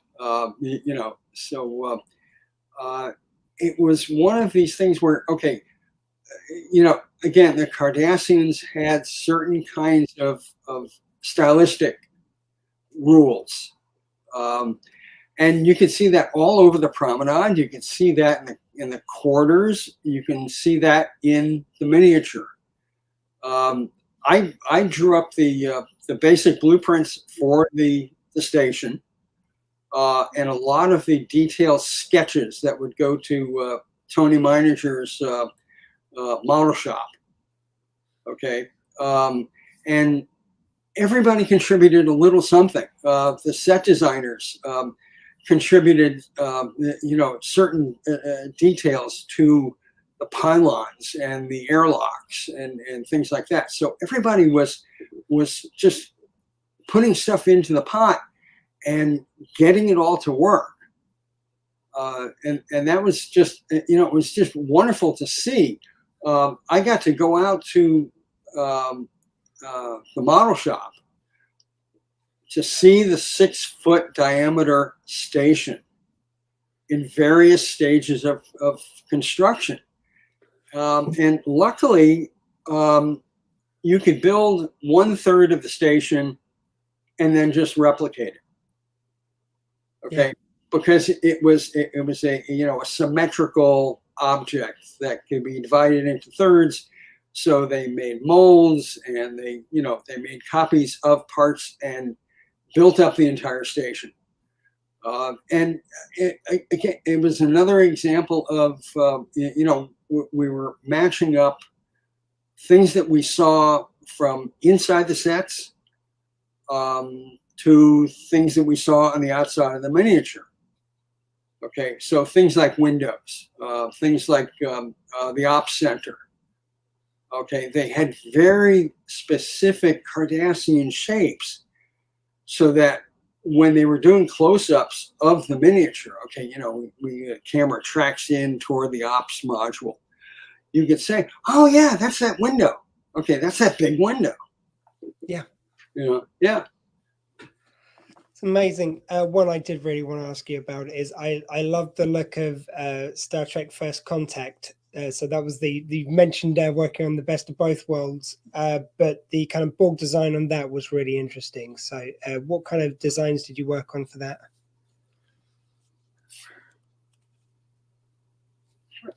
I don't remember doing that much on First Contact. Okay. But I was doing some work on the feature films again, in between television seasons.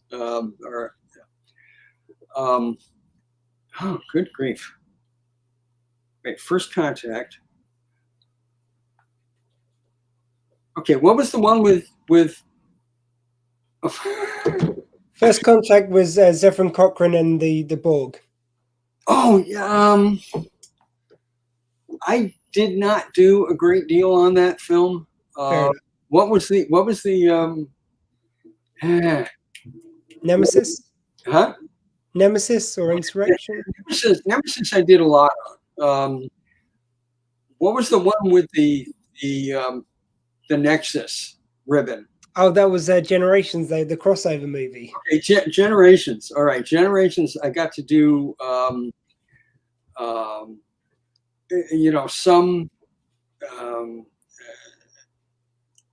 some bits and pieces of things like props and sketches for some of the set things, again,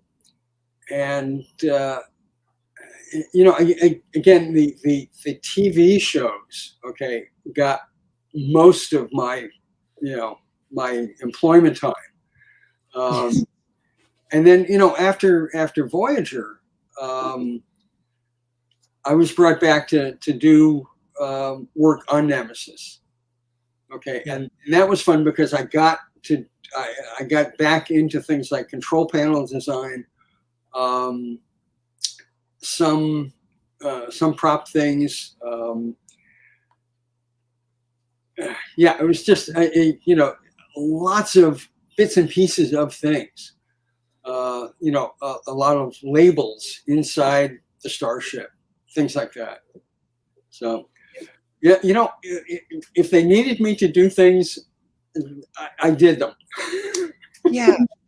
If there's one bit of advice you could give someone about kind of being as industrious as you and the attention to detail, what's the advice you'd give someone wanting to go into this kind of design work?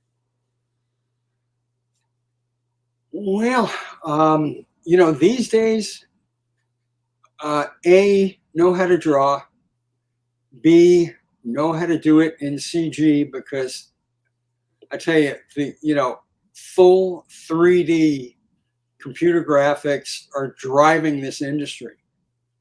Okay, and 3D printing of model parts and things. Okay, the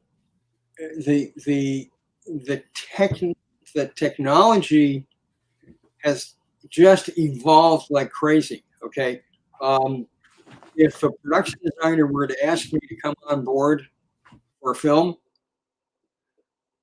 right now I couldn't do it. Okay, my techniques are so old school. I've done, I've created things in CG. Okay, I have sent files out to get 3D printed. Okay, I can't do it, hour by hour by hour at the studio anymore. So for all of the, concept artists who want to get into this work, okay,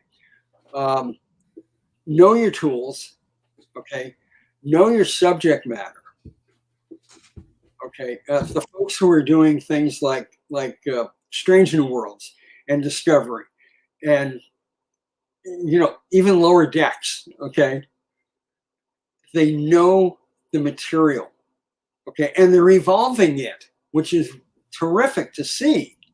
Yeah. Okay. Yeah.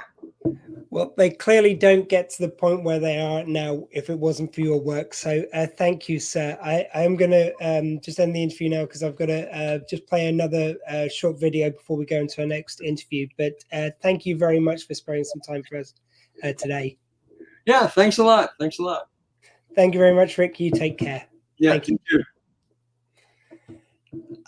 Rick Sternbach, what a fantastic gen, and just all he's done for the look of the Final Frontier is amazing. I think as we go into our next hour, we're still looking at the same for donations at the moment. please remember you can still give right now, whenever you're watching this, at justgiving.com/sheltersquee. So I'm just going to play another one of our little highlights from previous Squeefests. So I think it would be appropriate after that interview to play some highlights from my interview, which I did in 2020 with Alexander Siddig. So please enjoy this.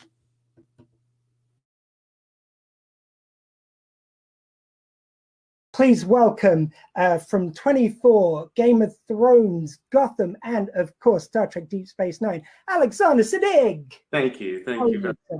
really kind. And what a great job you're doing. Excellent work, Dr. Squee. Thank you. Well, like speaking to a fellow doctor, like I just have to check before we get into everything else. Have you at Starfleet Command come up with anything for COVID yet? Yes, but we won't find out for about 400 years. Damn it. I thought we had an answer there. I feel the need. I know you probably get asked this in every interview you do, but you've got a slightly longer name in the full. Yes, Siddig al-Tahir al-Mahdi, but it is very long if I want to do the whole thing. Siddig al-Tahir al-Abdurrahman al-Abdul Karim al-Muhammad Ahmed al-Mahdi. But and people will correct me because I'm always getting it wrong. I almost introduced you as that, but I thought I wouldn't show off, Sid. I think there's also, I think especially because I feel like, again, we'll get into this in a bit, but like, I feel like there is kind of two Bashirs, like before and after kind of the reveal that he's got this extra intelligence. And I feel like the second one, you've got a more of a, everything he's saying is kind of, he's thinking about everything he's saying particularly. Is that, again, is that something you try to put in there? There could be some subconscious thing, but I mean, I was livid when I was first told that I was genetically engineered because I just was like, that is so not what I planned for this character. But hey, the best plans go awry, especially when you've got wonderful writers. And they just imposed this on me one Thursday for the following Monday's shoot. And it was like, oh, I could have prepared. And I didn't, but and then I was sort of fighting it all the time. If ever I had to do a quick sum in my head, it would be Bashir would do it really easily because he's now, you know, a genetic super being. And I fought against that, but we kind of found a human compromise where it was really more of a sort of stigma than it was a Data-esque, if you're a Star Trek fan, thing. And I was worried about the data-ness and didn't really get a handle on the stigma problem until a bit later, and then it became something interesting because there are lots of people whose lives are affected by decisions that parents and doctors make that affect the rest of their lives, and that Bashir falls into that camp a bit. So I probably did consciously alter the way I delivered lines and stuff like that, but that was really me rebelling against the fact that I had become this. I didn't want to become Data. I wanted to just stay, you know, silly old human Bashir. And that was really important to me. And I think we just about put that off.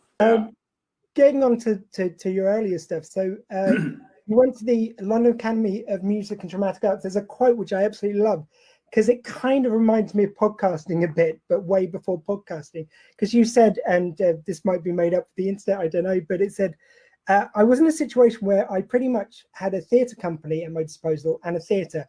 I could do whatever I liked as long as I did it for nothing. Yes. Isn't that what we do on the internet now all the time? That's pretty much what most people do on the internet, exactly. Yeah, I was really lucky. That was just after acting school. And my mentor, basically, a teacher called Brian Astbury, who had been in South Africa and worked at the Market Theatre there, and came over with all this knowledge of how to deal with theatre on the fly at very budget levels, especially in complicated situations, because apartheid was, you know, alive and kicking in South Africa, and he partnered up with one of the finest playwrights ever called Athol Fugard. And they put on play after play after play. And then he said, he was a teacher with us. And then he said, he knew I wanted to be a director, which was kind of anathema acting school. The vice principal, Colin Cook, who is a phenomenal human being, but he was so angry with me. He was like, you wasted another kid's opportunity at being an actor by wanting to be a director. And I was like, okay. And he kept on going. He didn't stop there. We were in a pub actually having a pint of beer, and he's like, "You are the second worst actor in this school." And I was like, "Okay, that would be me then." And it was, and obviously we were getting drunk, and but eventually I got to the point where I actually took Brian up on his offer and said, "Look, I'd love to be one of the new directors of this company." And he said, "Great, find a play, do it, and we'll do the rest." And so he found a pub we could work in, and we raised, whatever it was, 350 quid a week in order to pay for the room upstairs at this pub. It was probably a bit more than that, but nevertheless, that's how I saw it. And we didn't make any money. We didn't take any money. Everybody sort of made an effort, contributed, building sets, painting stuff. And the only important thing was that we'd use just acting school leavers to be our actors. So we couldn't go into the professional world, pick them out. This was designed to showcase to agents and whatnot that these actors were really good and they couldn't get a job anywhere else. And so that's what we did. We did about 4 or 5 plays. In fact, bit of trivia, Rufus Norris, who is now head of the National Theatre, was the other director. So together we were the 2 directors working eventually in a church basement in Paddington, or church, actually a church in Paddington. And Rufus was doing his thing with his incredibly talented writer wife at the time. I think they're still married. And I was doing my thing with a wonderful writer I found called Simon Andrew Sterling. And I also did a bit of Shakespeare. So we just had a really good time. And then everything got train wrecked because I became an actor. By mistake. They paid me. I just couldn't turn it down. £1,000 a week I got for my first TV show, and that was like crazy money for me. Still is. I think something which I found interesting was I want to get onto a few of the other shows you've been in. So 24, I find obviously like from your own experiences that gives you a particular viewpoint on tackling some of these characters. That was an interesting show because I think although it was coming from the point of view of authoritarianism a lot, you had characters where, like, just one moment which always sticks with me was Jack Bauer goes at these guys who are business owners about, like, because basically they're Middle Eastern, so he goes at them and interrogates them, and then they end up helping him in the long run to defeat some actual terrorists coming at them. Yeah. How did you find that show for, like, how it kind of portrayed the Middle East and how well it did? And I can't speak about the whole show, but I can speak about the bit where I was in. And when my character arrived, I was really driven at the time because 9/11 had happened, and and everybody who was even vaguely brown was suddenly a terrorist or potentially one, and there was an enormous amount of hysteria and tension. And I was really unambiguous with my agent that I just really didn't want to play terrorists who were there as a tool for someone else to be heroic. And so that part came along, and he was a terrorist, but he was much more ambiguous and interesting than that. It came from a character actually on that I played in Spooks before that, which was also a terrorist sort of coming in from the cold, who had changed his mind, who had grown up a little, who decided that the way he had been was really not the right way. It wasn't going to get what was needed done. And I love that element of that character on 24. So obviously we got together, Kiefer and I, and kicked it around. Kiefer, by the way, has a eidetic memory. He rewrites the whole show every day, every morning. He gets out of his trailer and just starts rewriting everything. I mean, the writers must have just gone nuts, but he would do it every morning. So I would have to wait for 25 minutes while he'd rewrite the scene we were about to do. And then because he has this wonderful memory, he doesn't have to look at it again. He wrote it, he saw it. I, on the other hand, I'm like, I've got 15 minutes to learn 3 pages. What am I going to do? And that was hell. But the characterization was really great. And in fact, there's an anecdote about that. They wanted, once that started, to get Kiefer and I together long term. They wanted the show to be these 2 characters as a double act.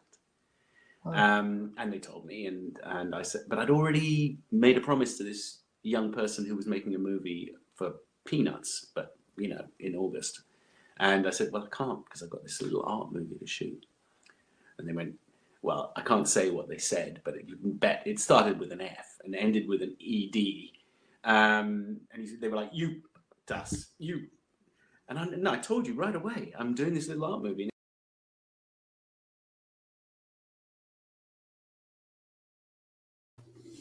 And that was highlights from my interview with Alexander Siddig.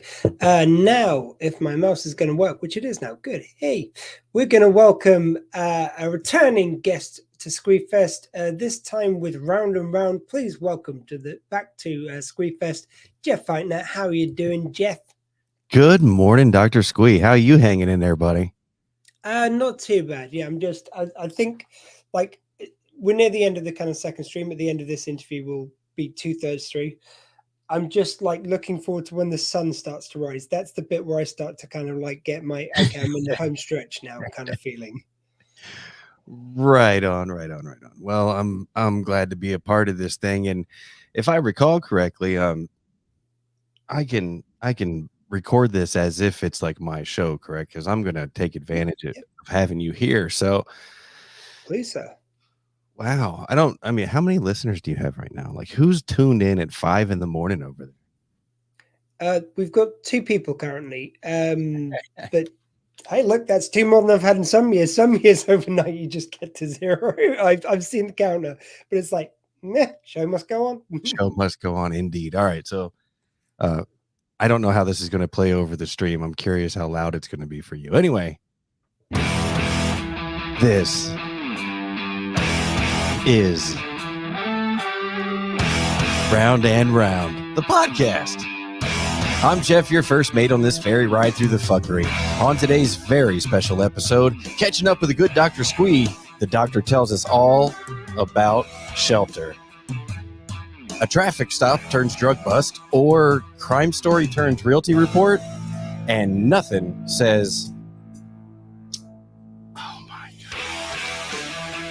oh my gosh, nothing says industry like war, or war says industry. Anyway, but before all that, let's, if you've got a lead or a special report, drop me a line on Twitter at FightPro or send an email to jeff@fightpro.com. My audition is not recorded, but that's fine. I'm going to make this work. It's fine. It's whatever. It's only 9 o'clock in the morning for me. If it doesn't record, I can send you the audio later. It's all good. That'll work too. Anyway, let's get into it, man. How have you been? It's been forever since we talked. It's been a year. So, in fact, just under, because this Squeefest is happening a bit earlier for reasons of, based on my stepdaughter from my previous marriage. She got married during lockdown. So her wedding part 2, the one where she gets everyone to be there, right, it's happening on Thursday. So basically I came up with the idea of, hey, look, I could take 1 week off and just 2 birds, 1 stone. Sounds right. Just, but by the time I thought of that, it was kind of quite like I was basically had 2 months to put everything together with just not enough time to put together a Squeefest. But here we are. So it kind of worked out. Well, look, man, as long as you're raising the good money for the shelter, how about you tell everybody? I know you've probably said it 100,000 times, but tell everybody from my end what shelter's all about. No, very happy to. So I always try and kind of pick either kind of something which is close to my heart or something which is kind of prescient to what's going on. At the moment, obviously, I'm sure it's the same in America. We're going through a cost of living crisis. I think UK has particularly been hit badly by it for reasons I won't go into, but it's at a point whereby with spiraling energy bills, some people are struggling to put food on the table and to feed their families and to keep up with payments like on their houses and things like this. So shelter is there to help people who are in positions of housing insecurity. So either they might be losing their house, they might be homeless, they might have problems with mold is one of the things they do. They help people out in all these issues around housing. And at a time when, like, you know, I feel the effect on my wallet with all these changes. But like I'm not in a position where some of these people are that they might not be able to keep a house. So shelter does all this wonderful work, and that's why it kind of felt like the right charity for the time for Squeefest 4. That's right. It is. And last year we did dogs, and that was. Yeah, it's just because I like dogs, and I got my like Willow's from Phoenix, so yeah. Yeah. It's been since COVID and the supply constraints and all of the goings on over here, housing is definitely taken a hit, and it's we're very close to a similar housing crisis like in 2008. As a matter of fact, one of our banks here just opened up a whole new lending stream to get more people into houses that they can't possibly afford, and it's just setting up a really bad deal, I think. I mean, I'm no realtor guy. I don't understand that stuff. And I'm scared for people who are jumping on these opportunities that look good in the short term, but don't consider what it is, down the road, Oh, well, I said I wasn't going to get into it, but fuck it. Yeah, I mean, the reason why our cost of living crisis is actually hitting a lot worse than other countries, which it's measurable that we're having a worse time there, because we Brexited. So that had a huge effect on supply chain and on our economy. And, even if people believe that in the long term, somehow it'll sort itself out, in the short term, it screwed us. We could not afford this at the time when, thanks to war in Ukraine, everything's, costing a lot more. And we were already dealing with a self-inflicted wound at the time. So, Right. And again, that's not people hear this and they might think just, oh, I'm just being a lefty kind of Ramona. They love to use the term Ramona, because we moan about remaining. But yeah, again, economists have said, it's no, there's a reason why our country is affected worse than others, and there we are. So I hate to say it, but Ramona is a kind of beautiful little portmanteau for that. And just, I like words, man. And that's kind of cute, although it's insulting. I mean, I can give a monkeys about the insult. It's just, I really annoys me when the left does this, but the right do it more of this thing of resorting to nicknames and stuff. Yeah. It was such a shameful moment as far as I was concerned when, well, it's quite a shameful moment having Boris Johnson as a PM, but when he was at the dispatch box and he was, as opposed to making cogent arguments for his case of what he wanted to do, he would call the leader of the opposition names. And it just seems so pathetic. It's that's what you do at school. Right. That's something you do in the name calling. Right. Well, I mean, he was following a tried and true playbook. So, I think we know whose playbook it was. Indeed. Yeah. And that guy just won't go away. So, well, it might be going away soon. Hopefully. I want to see the perp walk. But so Round and Round's a little bit different than For the Trees. For the Trees is just an interview show where I talk to good people making good stuff, and the goal there is always to divert any listeners I have to people that I like, right? Like I have painters from people, or paintings from people who are artists, and try to put that out there. Other podcasts, obviously, I've interviewed authors or whatever. But Round and Round is more like a commentary on the commentary, on the commentariat. I believe that journalists are professional users of the English language, and as such, they should not make mistakes. And they also, I have an issue with kind of misguided headlines, or headlines that, the whole clickbait kind of mentality, headlines that are just complete bullshit, and they really bother me because we have to trust somebody to tell us news, right? And one of the last bastions of questionably almost sort of balanced middle road news has just been purchased by some right-wing lunatic nutbag.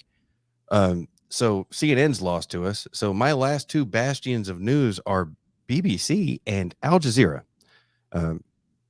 But every other outlet in the journalism space is like fodder for the show because everybody fucks up. Well, I mean, the worrying thing is, sorry, just to bring extra depression down on everything, with the BBC, they're under threat right now because the Tories are in power. They want to get rid of. We've got a TV license over here now. It's basically so you don't have adverts. You pay a certain amount for a TV license because the BBC doesn't have ads. And not only do they want to get rid of this, but also they keep on complaining there's a left-wing bias to the BBC, kind of ignoring the point that there's a right-wing government in power. So of course the ones who get the kind of like piss taken out of them by comedians and stuff is the right. If the left go in power, they get the piss taken out of them. That's how it works. Those in power take the shots. Right.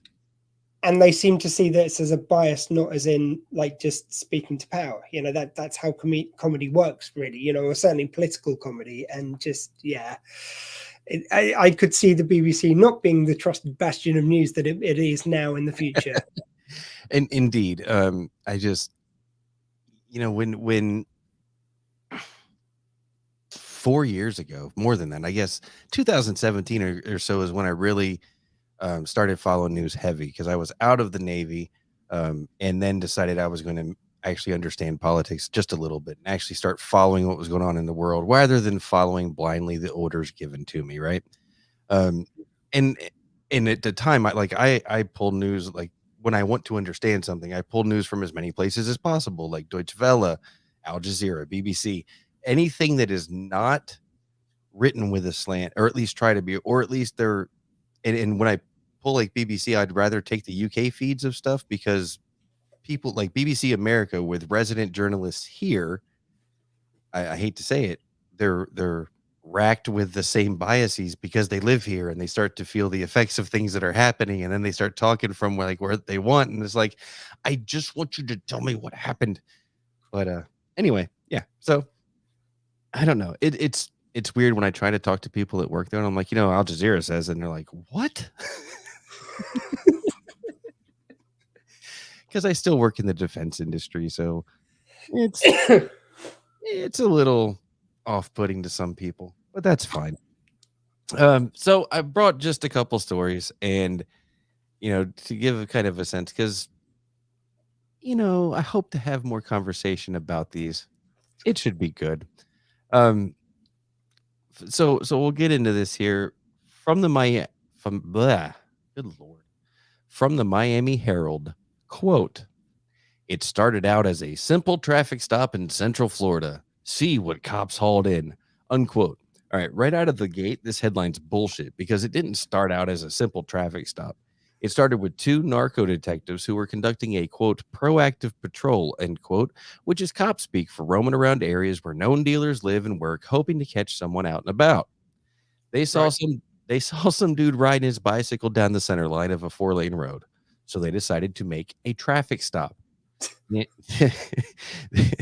individual raised suspicions, however, because he was wearing a hoodie in Florida in the summer. So naturally, as it turns out, this guy happened to have like 11 grams of fentanyl, 40 grams of crack, and some other stuff, a little bit of meth. And fine, he was caught with some drugs. Perfect. While one of the detectives was carrying the bike over to the yard of the house where this guy was headed, he encountered another individual who happened to have an arrest warrant active and arrested him too. That guy was in a car, so they searched the car and they find even more drugs in the trunk and some guns. Perfect, great. Too bad evil people off the street. Lots of fentanyl, lots of meth and crack, and a couple guns off the street. That's good. That's fine. But where this story goes off the fucking rails, Doc, is here. Let me read this to you. Quote, "The first bust happened at around 10:40 a.m. The release says two detectives who were conducting, quote, proactive patrols observed a man riding his bike down the center yellow line of California Street in Brooksville. Homes on this street run around $32,000, according to Realtor.com. Unquote. What in all the actual fucks, journalist Madeline Marr? What does the average cost of homes on this street have fuck all to do with any of this fucking story? I don't get it. How does this add to this story? Does it somehow make it more relatable, or does it explain away the existence of the dealers in this particular neighborhood?" Now, my ex-wife grew up in Brooksville. My children live very near to, well, not anymore, One of them still lives very near to Brooksville. The other one just moved back to California early this week. So, I mean, I've been there a time or two. It is like every other smallish to mid-sized Central Florida town. It has a little bit of everything. There's hillbillies and crackers and drug dealers and perfectly normal law-abiding citizens. But I'll tell you what, ain't nothing in Brooksville cost much more than $100,000. And why the fuck it had to be mentioned in the story, I'll never understand, except the story was brought to us by the Miami Herald, which is a weirdly, mostly rightish kind of piece of an even more red and right Florida. So is this kind of meant to be like, so it was fairly cheap housing, so you can see why there were crack dealers there? Maybe. I just don't know. I read this and I was like, what? Like, and not to look, I believe any journalist, you got to get your start somewhere, right? A reporter, if you start the celebrity beat in New York and you're talking red carpet fashion or whatever and move your way into crime reporting, cool. And that's what this lady apparently did. However, her beats at the Miami Herald, celebrity / breaking crime.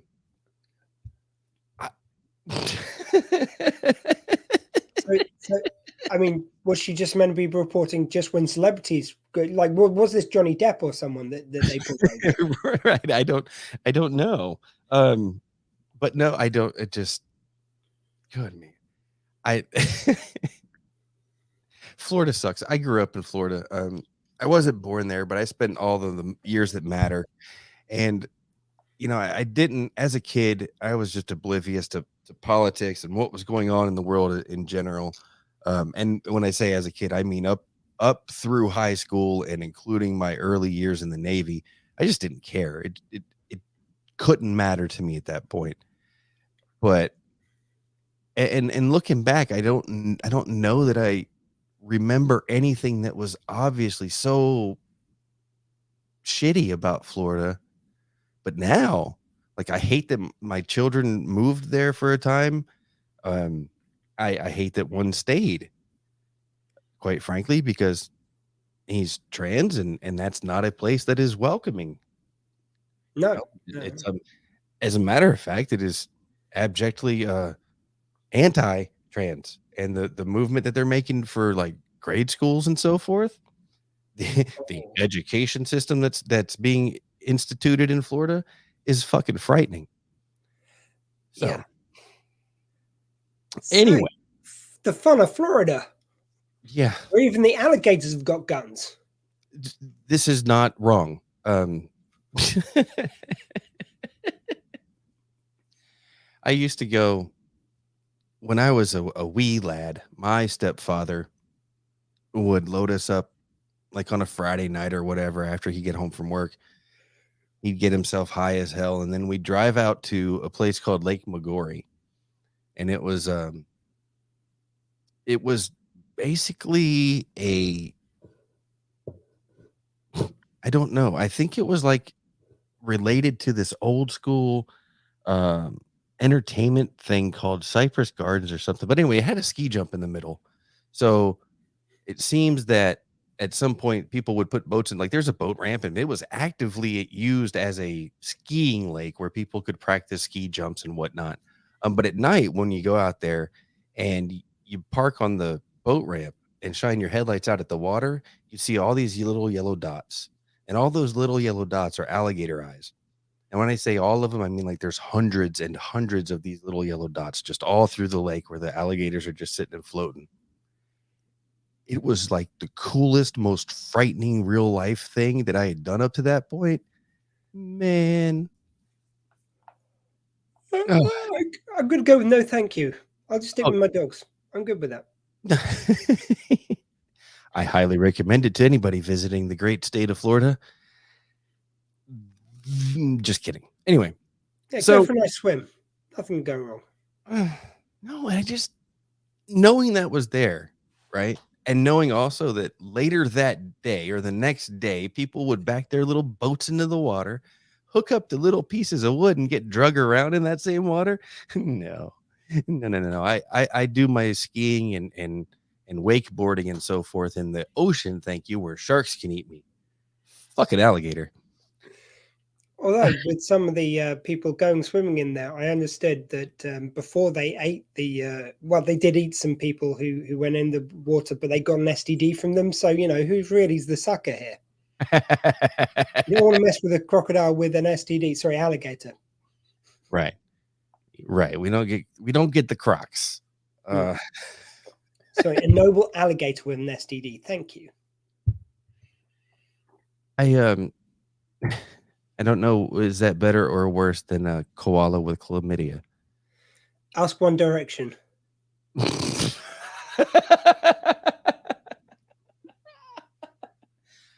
That's not very nice. I mean, you do know the story. I do not, sir. Sorry, I was going to say. Share. There was a story a while ago that One Direction got chlamydia from a koala bear. They're in Australia. They like held a koala bear and they got chlamydia. Oh man, isn't it like One Direction like 5 people? Yeah, but one of them, I can't remember which, but apparently one got chlamydia from the koala. I thought you were implying something much more disturbing. Well, yeah, and the koala never wrote after that, never called them. I mean, it was just not good. What is wrong with you, man? What is wrong with you, sir? Oh, many things. We haven't got that kind of time on the bill. It's only eight and a bit hours left. I couldn't go through it all. That's right, and you've got so many guests to follow, right? Just add them all to the stream and do your chronological list of all that's wrong with Dr. Squee. Yeah. It's like someone just comes on and go, right, I'm just in the middle of a list. Wait there. So another story. As I've mentioned, I was in the Navy. I now work in support of the Navy still. And I see, not directly the influence our government has on the companies that build the things for the Navy, but I mean, we see it, and it's out there for all the world to see in the news. But this was weird. This is from The Hill. Headline is, quote, Zelensky to headline U.S. Defense Industry Conference. End quote. Now, Volodymyr Zelensky is the legitimate baddest of asses in a no-shit position of government leadership. He is the fucking president of Ukraine. And so far, he's been executing his office with honor and integrity and actually going out there into the places and doing the real shit. Unless we forget, just an entertainer before. Like, he was a film star, I believe. He was on a sitcom. He was on a sitcom playing a teacher who got elected to president almost as a joke. Yep. And then he actually got elected to president. And unlike every other motherfucking actor who's been elected to president, at least in the United States, he actually did some shit. And he's doing shit. I mean, I cannot wait for the fucking movie about this dude's life. Hell, I want the fucking action figure, okay? I want a little Volodymyr Zelensky being like, do with a kung fu action grip and like, that's a fucking genius idea. Like, look, they need money for the war effort. Right. Sell those bad boys. Everyone will buy. Everyone on one part of the planet. Yeah. The Russian market might be a bit of a tougher nut to crack, but apart from that, maybe China, maybe not, but the rest of the world. So I read this headline and I think, maybe at a different time, right? But it feels kind of weird to see him headlining a conference for the U.S. defense industry because, I mean, he's still kind of in the middle of a fucking war.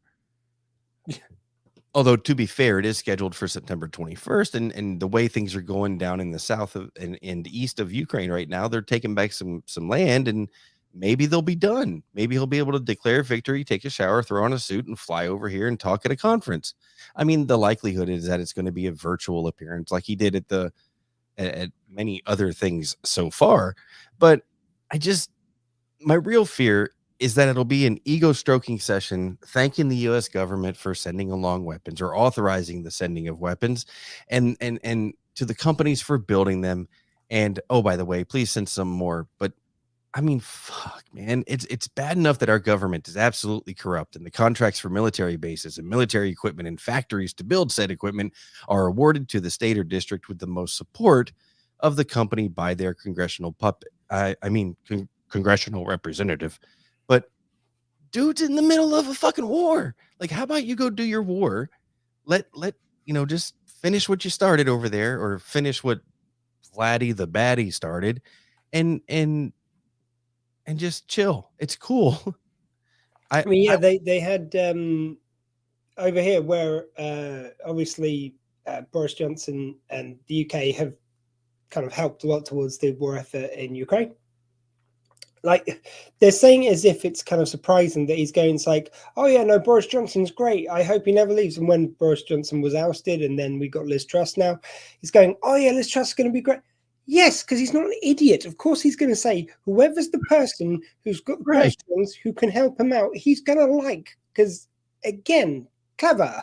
It's like, you're not going to go, no, I think this new one looks like a bit of a dick, actually. Right. No. That'd be like you. Hey, I'd really like you to be on the Squeefest. Okay, yeah, I think it's gonna be great. Or hey, I think I would like you to be on Squeefest. Yeah, sure, no problem. I mean, I don't really like you, but I need to fill a spot. So, nah. You have to excuse me, sir. I'm just gonna have to reply to a message. There was someone who didn't arrive for their slot. They thought it was Sunday. I mean, I looked. I definitely didn't say Sunday. Yeah, things happen. Things happen. It's all good. Take your time replying to the message. I'm going to find a different story now since,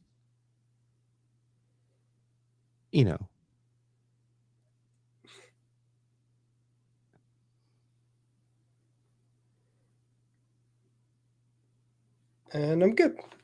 Great. So actually, you know what? While I'm gonna try to two-fist this next part of this thing, I wanted to tell you. Excuse me, sir? What? Nothing. Nothing. I didn't say it wrong. Two-fisting may mean something else here.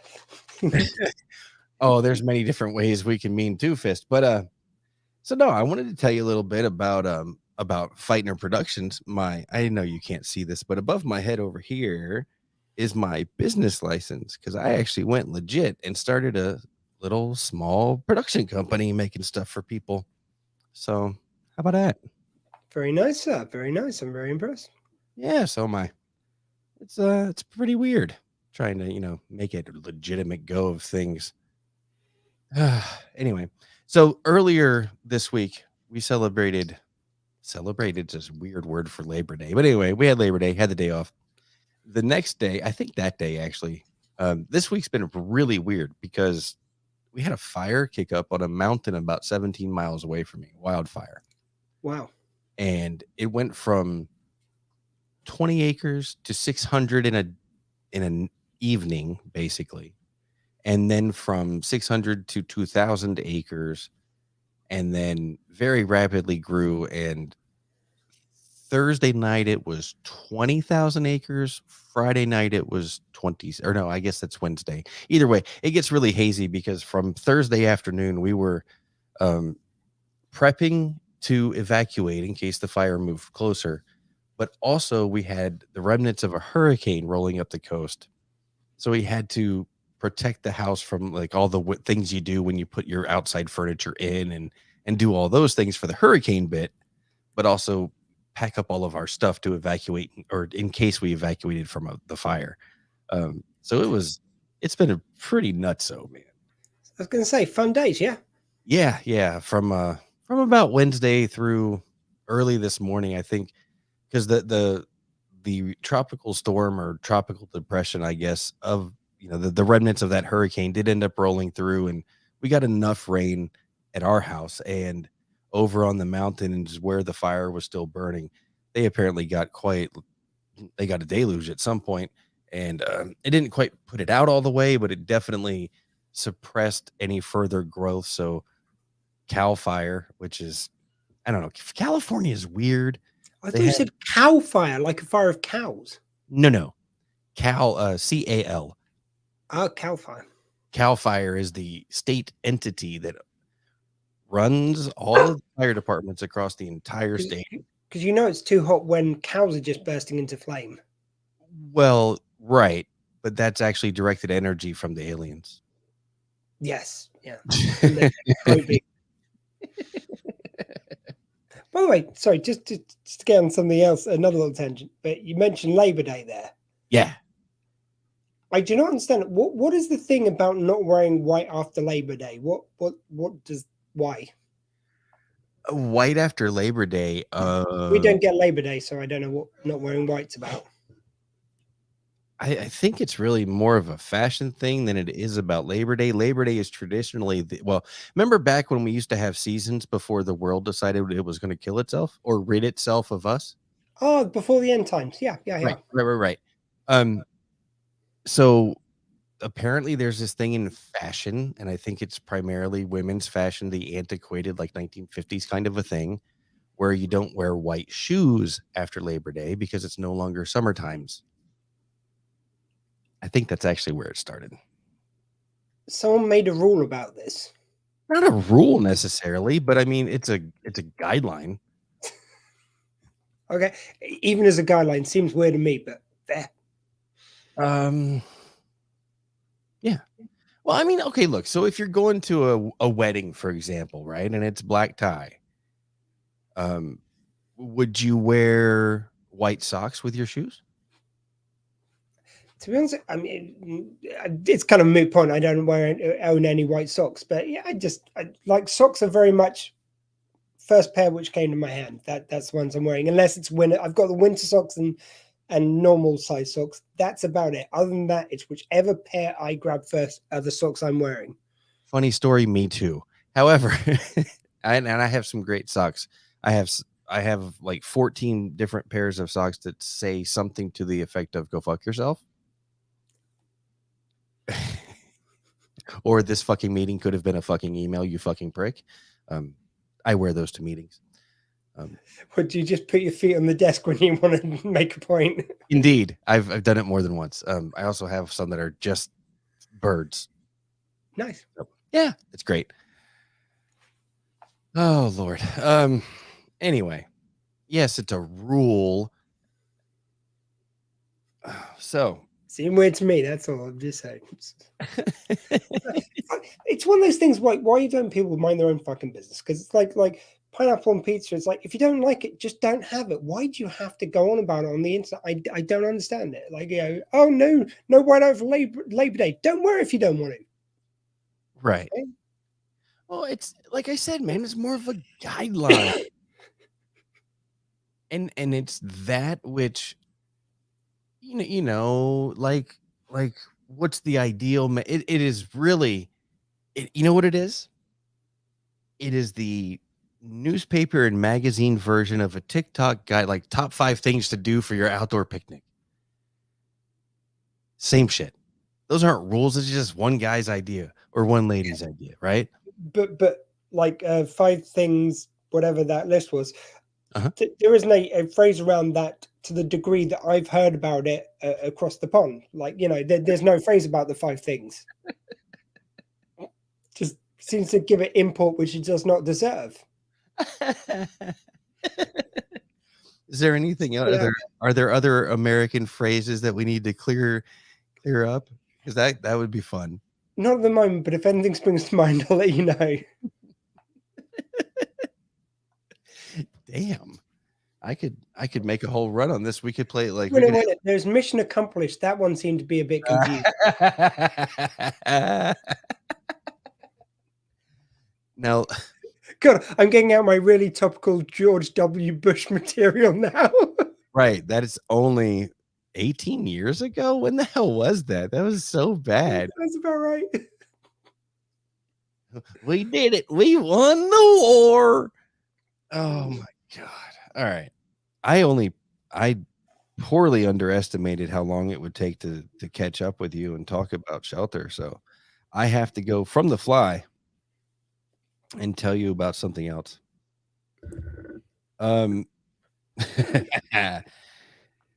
There's a website of questionable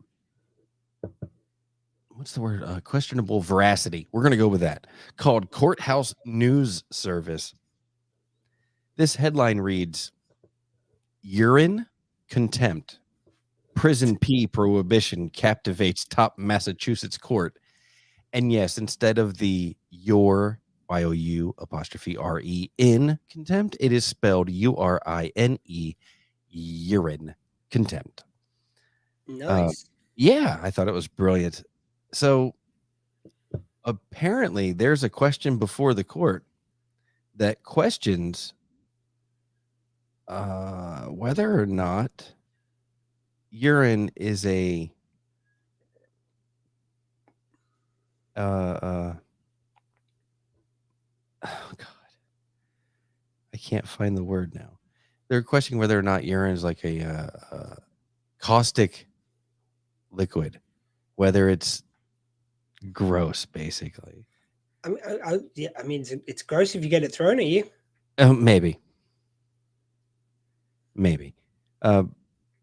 The Massachusetts Supreme Court spent a half an hour arguing about urine, specifically whether a 170-year-old law banning temperance movement protests applies to a man who was put in a holding cell for driving drunk and then urinated through the bars onto a hallway. The statute. I mean, that's what I do. Put me in jail. I'm going to piss all over you. Not. Yeah. Angel Perez Narvaez was charged under an 1851 statute that criminalizes defacing a building with oil of vitriol, coal tar, or other noxious or filthy substances. That's the word, noxious. The law was enacted in response to a rash of incidents in which 19th century anti-temperance activists threw coal tar and sulfuric acid into the homes of temperance supporters. Jesus. Sulfuric acid, didn't y'all have some rash of attacks like outside of bars and stuff where somebody was carrying around acid in a lemon ball thing? It sounds, I mean, I don't remember the bit about lemon ball. You're probably right, but like it's Jif lemon is the kind of variety we have. Yeah. But anyway, I remember, there was this one model who got squared with this acid, and she's kind of gone on this, to kind of reclaim her life afterwards. But it's just spraying acid on folk. Very, very sick and twisted. Yeah. I mean, throwing it into homes is one thing, and that's above and beyond it as far as I'm concerned. Like, what kind of asshole do you have to be to just throw acid in people's houses simply because they support temperance? I mean, I guess it is temperance. I mean, the one thing which I'm kind of just wondering about, it's like when this person threw urine, like I don't know the circumstance of throwing this urine, but why did they go? It's like, right, what we need to go is back to the temperance laws for this. Like, right. Who thought of this? Who kind of researched this? I don't think he threw anything. I think he directly evacuated his bladder out into the hallway. And I think there was a bored ass deputy sitting on watch in their little jail, and it was like, what am I going to write him up for? It's not litter. Public indecency. Well, I mean, he in jails, in our prisons anyway, they have a combo sink and toilet. It's an all-in-one stainless steel kind of thing. And so when they do their businesses, they're in their cell. So it's not any different than standing at the toilet to piss. So he just turned around and pissed through the bars. I don't know. Oh my gosh. I mean, there's going to be something against pissing on a police officer, surely. Well, directly on a man, yeah, probably. Oh, goodness gracious. Wow.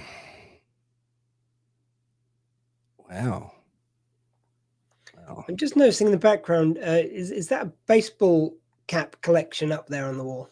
It is. It is. I've got a couple of things from my days in the Navy and some other odds and ends up there. Nice. Yeah. A small pink bandana at the end. That's actually a beanie. Oh, a little beanie hat. Yeah, it's a little beanie from my kid. My youngest kid used to play softball in a recreation league, and the last 2 seasons she was in the rec league, I ended up managing the teams. And the very last team that I ever managed, I had the first draft. I was number 1 draft pick, which mattered because you could pick the best pitchers and catchers and yada yada. But anyway, if you were first to pick players, you were last to pick colors, and always, because most of the managers were men, pink always ended up last. I have no fucks to give. I wore the hell out of pink, and we did a whole thing. It was amazing, and then we won the whole season. So whatever. So yeah, that's still up there. Yeah. I'm sorry, if you're a real man, you can pull off pink. Right. If you got the skin tone for it, I mean, yeah. I wanted. People are weird, man. People are weird about colors like white shoes. After Labor Day, I wouldn't. Yes, you would. Again, I've got no fucks to give. Right. That's a great song, by the way. It is. I've met the guy who does it. Are you serious? Yeah, Mr. B, the Gentleman Rhymer, isn't it? I believe so. It's him, and have you heard of a guy called Professor Elemental? I've not. So, you need to check it out. Fighting Trousers is a good one. Basically, they're both like chap hop is the genre in which they called it, and they're kind of both of a kind of similar. They did a sort of gentleman rap battle between each other on one song. It's fantastic. Yeah. Very fun. Professor on the Mental? No, Elemental. Professor Elemental. Got it. Yeah, I interviewed him a while ago. I've actually. Do you want to see one of his videos? Indeed, that would be great. I'll give you 5, and we'll put this on because he for the last Squeefest he gave me a couple of videos to use. So I'm just going to assume I'm still okay to use them. Okay, I mean, we played this one earlier, but it's in at the end of time. This one, I think you're going to enjoy it. So we'll be back in just a couple of minutes.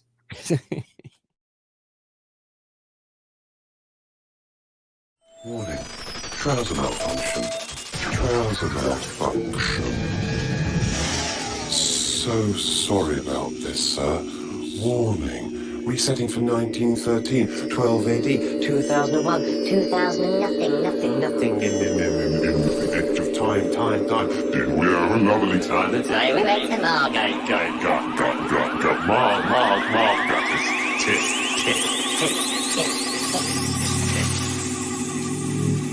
My God, we're outside of time itself. A swirling mass of colors and lights, abstractions and new dimensions. Terrifying, beautiful. Oh, look, there's a pub. The inn at the end of time. Well, I suppose it won't hurt to have a quick breather.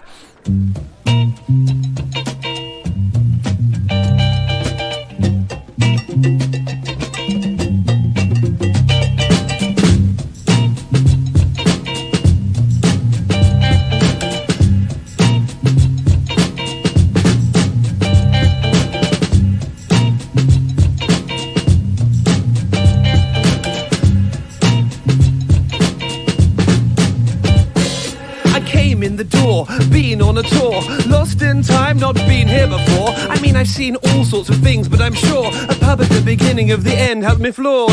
From outside it looks sort of Tudor, but from another angle it could be from the future. Can't work out if it's bricks or made out of computers, but I can hear music inside. How super! I'm new to time travel and it is a bit lonely. Thrown me all over, maybe someone can show me how to get home or how to get Jeffrey. I step in, even I'm impressed. See, there's plenty of travelers all getting messy. Let me get these, we're all getting ready. The band's coming on, they look like they might rock. Here where the travellers come on a night off. It's the in at the end of time. Time for a pint, all welcome fine. All time travellers are friends of mine. Everybody in at the end of the line. The inn at the end of time. Time for a pint, all welcome fine. All time travellers are friends of mine. Everybody in at the end of the line. It's our pleasure to introduce a super group with new music for you. Romana on percussion, Morlock on a sousaphone, Jules Verne on flute, Isaac Newton looking right at home. Hitchhikers been guided here. Vikings and pirates sip finest beer, with Kang in competition imbibing by the gallons, while live and on stage it's the Wild Stallions. Time bandits decide to throw food. Ted Theodore Logan is like, whoa dude. And I haven't eaten since later this afternoon. I grab what I can and then dance like a loon. Hey! It's a party starter. Barman, get me a Pan-Galactic gargle blaster. Oh! And then it really gets trippy. I think he might have slipped me a Mickey. It's the in at the end of time. Time for a pint, all welcome fine. All time travellers are friends of mine. Everybody in at the end of the line. The inn at the end of time. Time for a pint, all welcome fine. All time travellers are friends of mine. Everybody in at the end of the line. Go back. Back into time. Looking back like a time machine. Let's travel at magnificent speeds around the universe. Go back, go back, go back. Way back. Time traveling. It's getting rowdy, a Yankee holding court, arguing with a couple of Crononauts, and Sam Beckett's a little bit new in here. Spill drinks on Doc Brown, doing cheers. Get another round, order new beers. It's truly weird, every night's New Year's. No day after, there can't be hangovers. In no time at all, there's nobody here sober. It's getting dicey, nobody knows who gave Gary Sparrow that bloody nose. Is there a doctor in the house? Oh, there's 9 or 10, 11. The barman shouts, time. And I shout, no there's not. And more came pouring in. Time bandits joyriding a DeLorean crashed into a TARDIS. Zaphod Beeblebrock shouts, Party's over, someone called the time cops.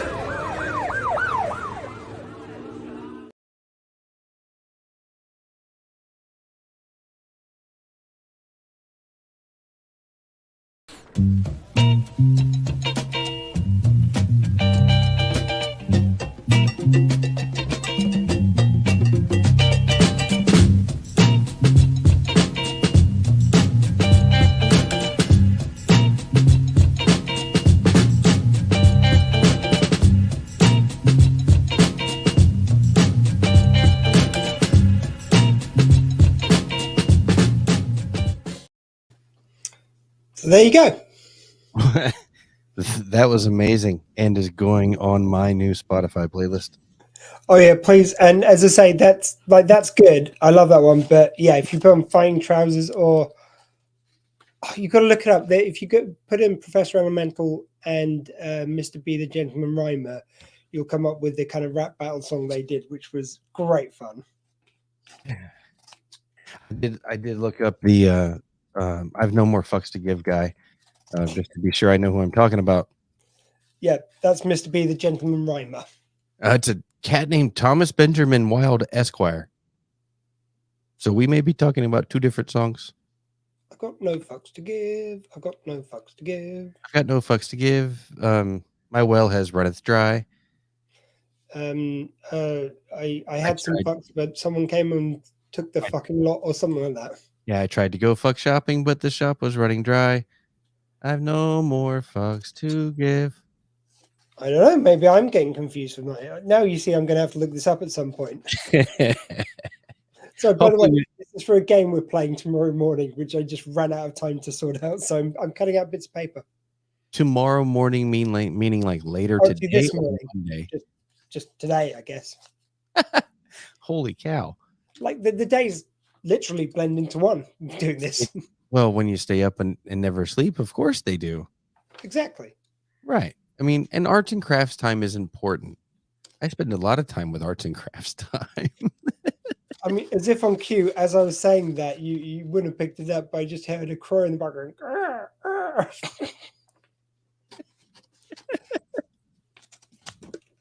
Okay. So I did some quick scanning and I found one more story that I think is worthy of discussion. Excellent. This comes from the Boston Globe. Yay! That's meant to be reputable news source, yeah. Sure, as reputable as the New York Crimes. Anyway, the middle school boys thought their teacher was a creep, so they tracked how he treated the girls. And this is actually a middle school in Rhode Island. Students documented how their teacher harassed girls in their class, and their record, which they kept on, it looks like a Discord server. This is now part of the investigation into this teacher. Like these 12 and 13-year-olds, 11 and 12-year-olds. It was Discord. So they started tracking how this dude talked to his female students. And no shit, they got an investigation started. Jeez. Was it creepy?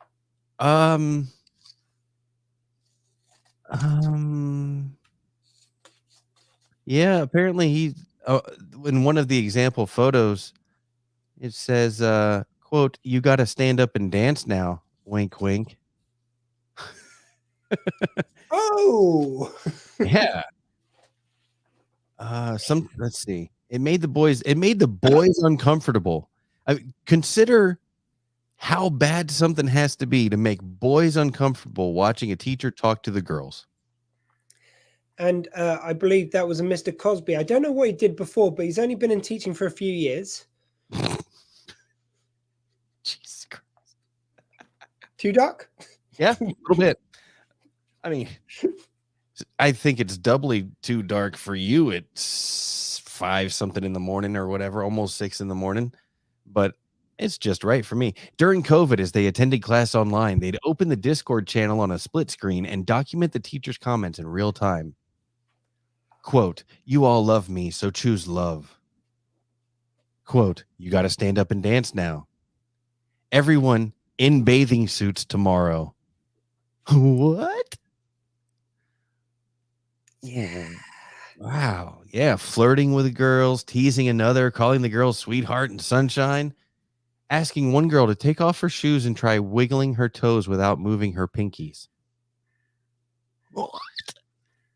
Are you fucking serious?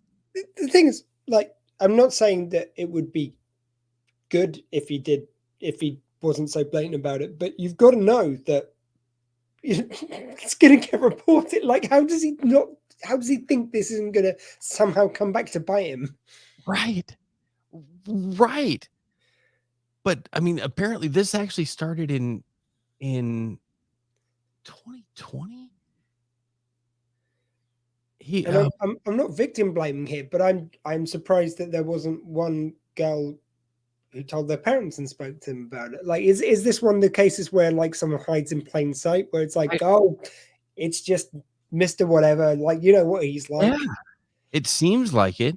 The teacher, he was also a coach and involved with extracurricular activities, told the students that he'd weathered parents' complaints for nearly 30 years and there was nothing anyone could do to him.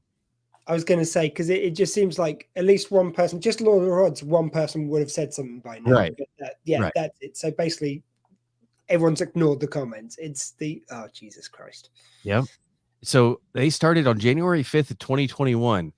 And then a small group of boys kept up the sub channel on the Discord. And then in late April 2022, the teacher was escorted out of the middle school. And the superintendent was launching an investigation into allegations that he had stalked a preteen girl at the middle school and had been inappropriate with other girls. Holy fuck. I mean, I don't think coming from this country, I can really talk Jimmy Savile, for instance, but Jesus Christ. Yeah.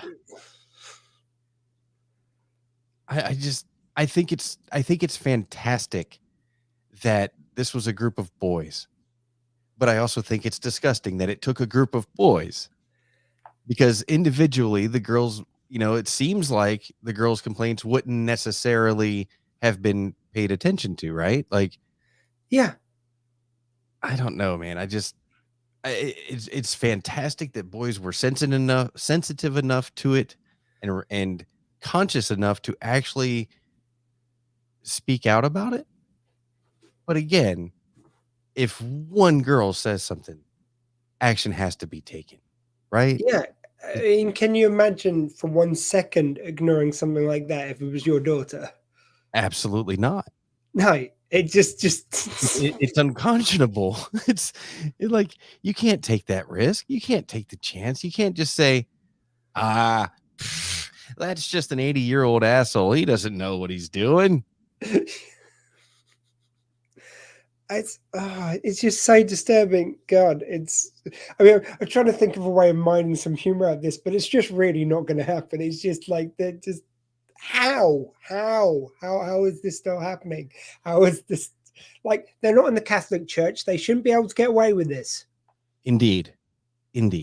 And carefully phrased, but shit like this makes it hard for well-meaning men to find teaching positions. Yep. So we are just getting to the end of our hour. We've got 4 minutes left. Yeah, let me do my close real quick then, Doc, and then that'll be great. So yeah, it's been a little weird. It's been a little slow. I'll probably edit this down and make it sound a hell of a lot better. But it's been fun, Doc. I really appreciate the invite. And people out there, if you liked it, tell a friend. If you maybe want to be a part of the festivities as a guest or even as a permanent co-host, drop me a line at Fight Pro on Twitter or the Gram. We'll be back soon. Until then, be who you be, love who you love. Make time for friends and more for your loved ones. When you talk with them, listen. And when you listen with every ounce of your being. I'm Jeff. Round and round. We're done. Mic drop. Yeah, man. Sir, thank you. It's always a pleasure to catch up. Do it again next year. Absolutely. Just quickly before I let you go, sir, we have a new total. Just so I can tell it to someone physically who's there. Excellent. £390. We're nearly at the 400 quid mark. It's absolutely wonderful. I'd like to thank Debbie Gath, who is actually my stepdaughter's husband's, so my son-in-law's mum. So thank you very much, Debbie. Love you lots. Love to Bob. That's excellent. You said you've got what, 7 hours left? 8 hours? No, another 8 hours. So this is the 2/3 mark. So we're just ending this stream in a minute, and then we're on to the last stream of the day. Right on. Well, I wish you the best of luck, and when you're all done, you get some quality rest. Take care of you and yours, Doc. Thank you, sir, and I will see you soon. You take care, mate. All right. That was the amazing Jeff Fightner with Round and Round. Again, thank you very much, Debs, for that wonderful donation. 390 quid, guys. Come on, that's not bad. You can still donate, of course, at justgiving.com/sheltersquee. The 3 people who are watching right now, we're about to go to the next stream. So when I close this stream, probably wherever you're watching, it should continue into the next stream. If it doesn't, just please go to facebook.com/The Dr. Squee Show or youtube.com/Dr. Squee. But anyway, yeah. Thank you very much for this stream. Thank you very much for watching. And I'll join you on the final stream of Squeefest.